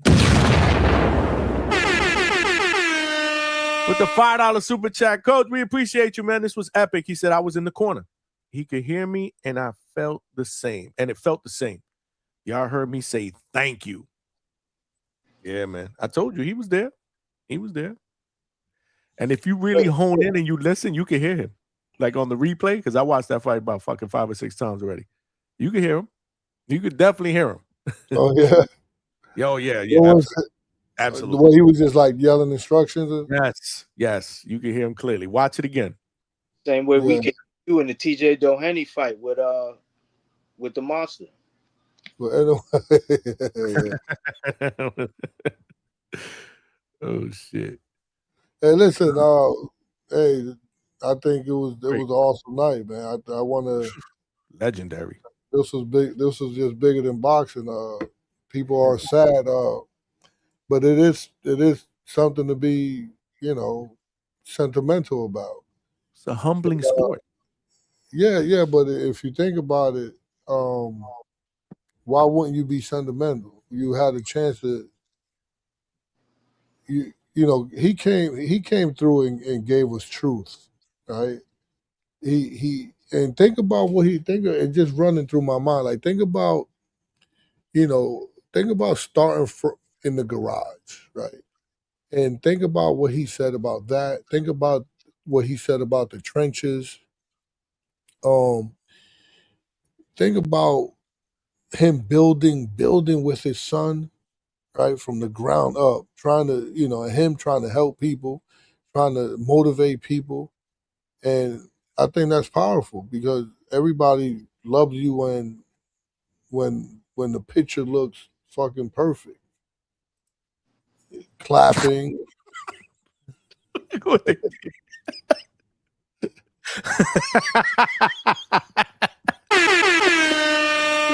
I'm sorry.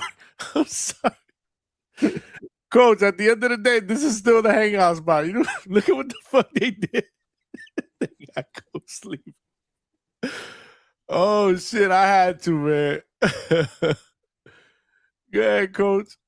No, but I just saw that's why it should be sentimental because people, like people never been through anything like that. They wouldn't know what that feels like. Right. But he also left us with a lesson. Like don't let pain make you bitter. And don't let people's judgment make you stop, being good. Yeah. So that's why it should, that's why it touches me more than probably touches the chat because the chat just don't understand like what we go through as coaches. Right? That shit ain't easy fucking raising a kid from the ground up and then he loses and then you gotta deal with that loss. And then speaking of him, that not only did his son not only was his son, but his fighter lost, and then his fighter chose to go other places. While which me personally, I think the best thing was to stay at home because now both of y'all learned who's gonna be better than him, better than Senior when Senior just went through what he just went through with you. Right. But shout out to him, man, from coming through, for just being honest and giving us those gems, and then from reminding everybody that greatness don't always start under those bright lights. Could start in the motherfucking garage. But anyways, peace, y'all. See y'all tomorrow. Tonight? What you mean tomorrow? What do you mean tomorrow, man? Johnny, That man. shit. Did you see that picture? I did. That shit crazy. Go. Senior, they got you again, Coach. They got you again, man. That means they love you, man, over here at DHS. Like I said, man, the Normans are family, man. Salute to Coach Senior, man, for hopping on, man, and being transparent and real. And salute to Coach Bermudez for making us all cry with them questions. Yeah. And salute to Big Money. Salute to the Mandalorian was on here for a bit, kicking it with us. He just got to get his mic situation better. Yeah. And then maybe we in business, but I rock with the Mandalorian. He my guy. He my guy. Cool as shit. Cool as shit. And yeah, and again, Johnny, this was one of them great ones. This was a good one. the whole way through, man. This was you know. Definitely different from yesterday's vibe, right? Crashing out, cursing, yelling. Nah, this was real. So I needed this. I needed this show. I wasn't there yesterday, and it was No, crazy. no. Thank I was God. here- You should be blessed that you weren't. You should be blessed that you weren't. Here today it was beautiful. Shout out to me. Now, but not seriously, man. Like I had a friend going through something earlier today. You know what I'm saying? So, you know, I noticed the thread of the conversation that we was having about being a coach and not receiving nothing. That it touched me where I was thinking about it. I was like, man, you know. So yeah, y'all might feel like it's too sentimental, but man, this is how we close out. We give you a little bit of It's happening. Man. Tomorrow be different. Polo Buck wants a funnier show tomorrow. Hey, tonight. Hey, this is what we do. You don't know what to expect here. This is why you got to tune in. You never know who's going to pop up at the hangout spot. You never know who's going to crash out. You never know or whatever y'all call crash outs or whatever y'all consider crash outs. You never know what you never know what's going to happen. Let's just leave it at that. You just never know what's going to happen. We'll be wacky and zany for you tomorrow, buddy. Yes, yes. You know what? It's the end of the week. It's Thursday. It's Friday. Yeah, we might be a little wacky and zany. We'll leave you with that, man. Yeah, no, definitely, man. Salute to senior. Salute to that picture. That shit was Johnny, you don't got bars like that.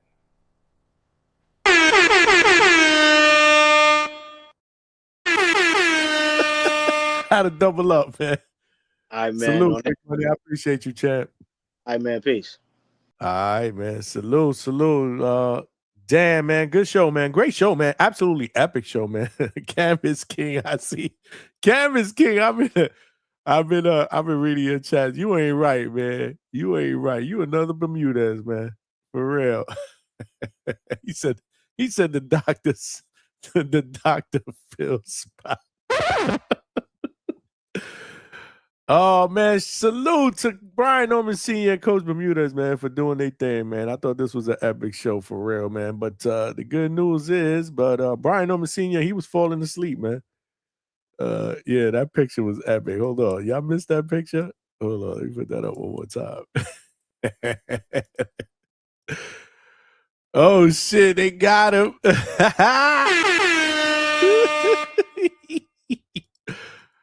Wow. Oh shit! Look at Bermudez. Bermudez got his eyes closed there too, even though he's talking, because that's what he do. He be talking with his eyes closed. I got one more question, like a zombie. Oh shit! Man, salute to all of y'all. Like I said, man, thank you for everybody that participated and obviously sent super chats, man. Because we putting in that work, so I appreciate it. And tonight, man, the good news is we're gonna be back tonight. We do have a guest on tonight that we will start the show with. She is actually going to be fighting on this Most Valuable Promotions ESPN card on May 30th. And her name is Mighty Brooke Sabrian. She has a record of 9-2 with 4 wins via knockout. So we'll have her on early as soon as the show starts, probably like 9:15. We're going to start tonight at 9 p.m. Eastern Standard Time.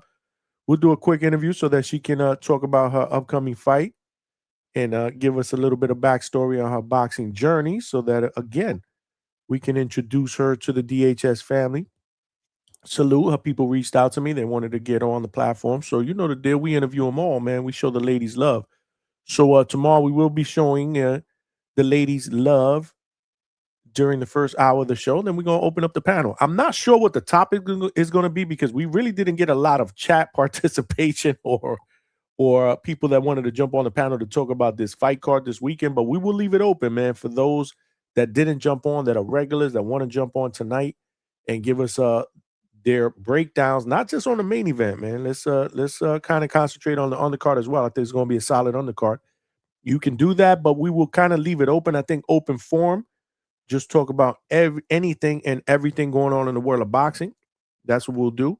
I just got to come up with a thumbnail. But like I said, we are back at it tonight, 9 p.m. Eastern Standard Time. So, man, I just want to say again, salute to all of y'all. Shout out. Great show. tonight's will be even better and funnier just for my guy Polo Buck, man. So yeah, with that being said, man, this is your boy Johnny signing out from the Hangout Spot Live. I'll talk to everybody tonight, 9 p.m. Make sure you tap in, baby. Let's get it.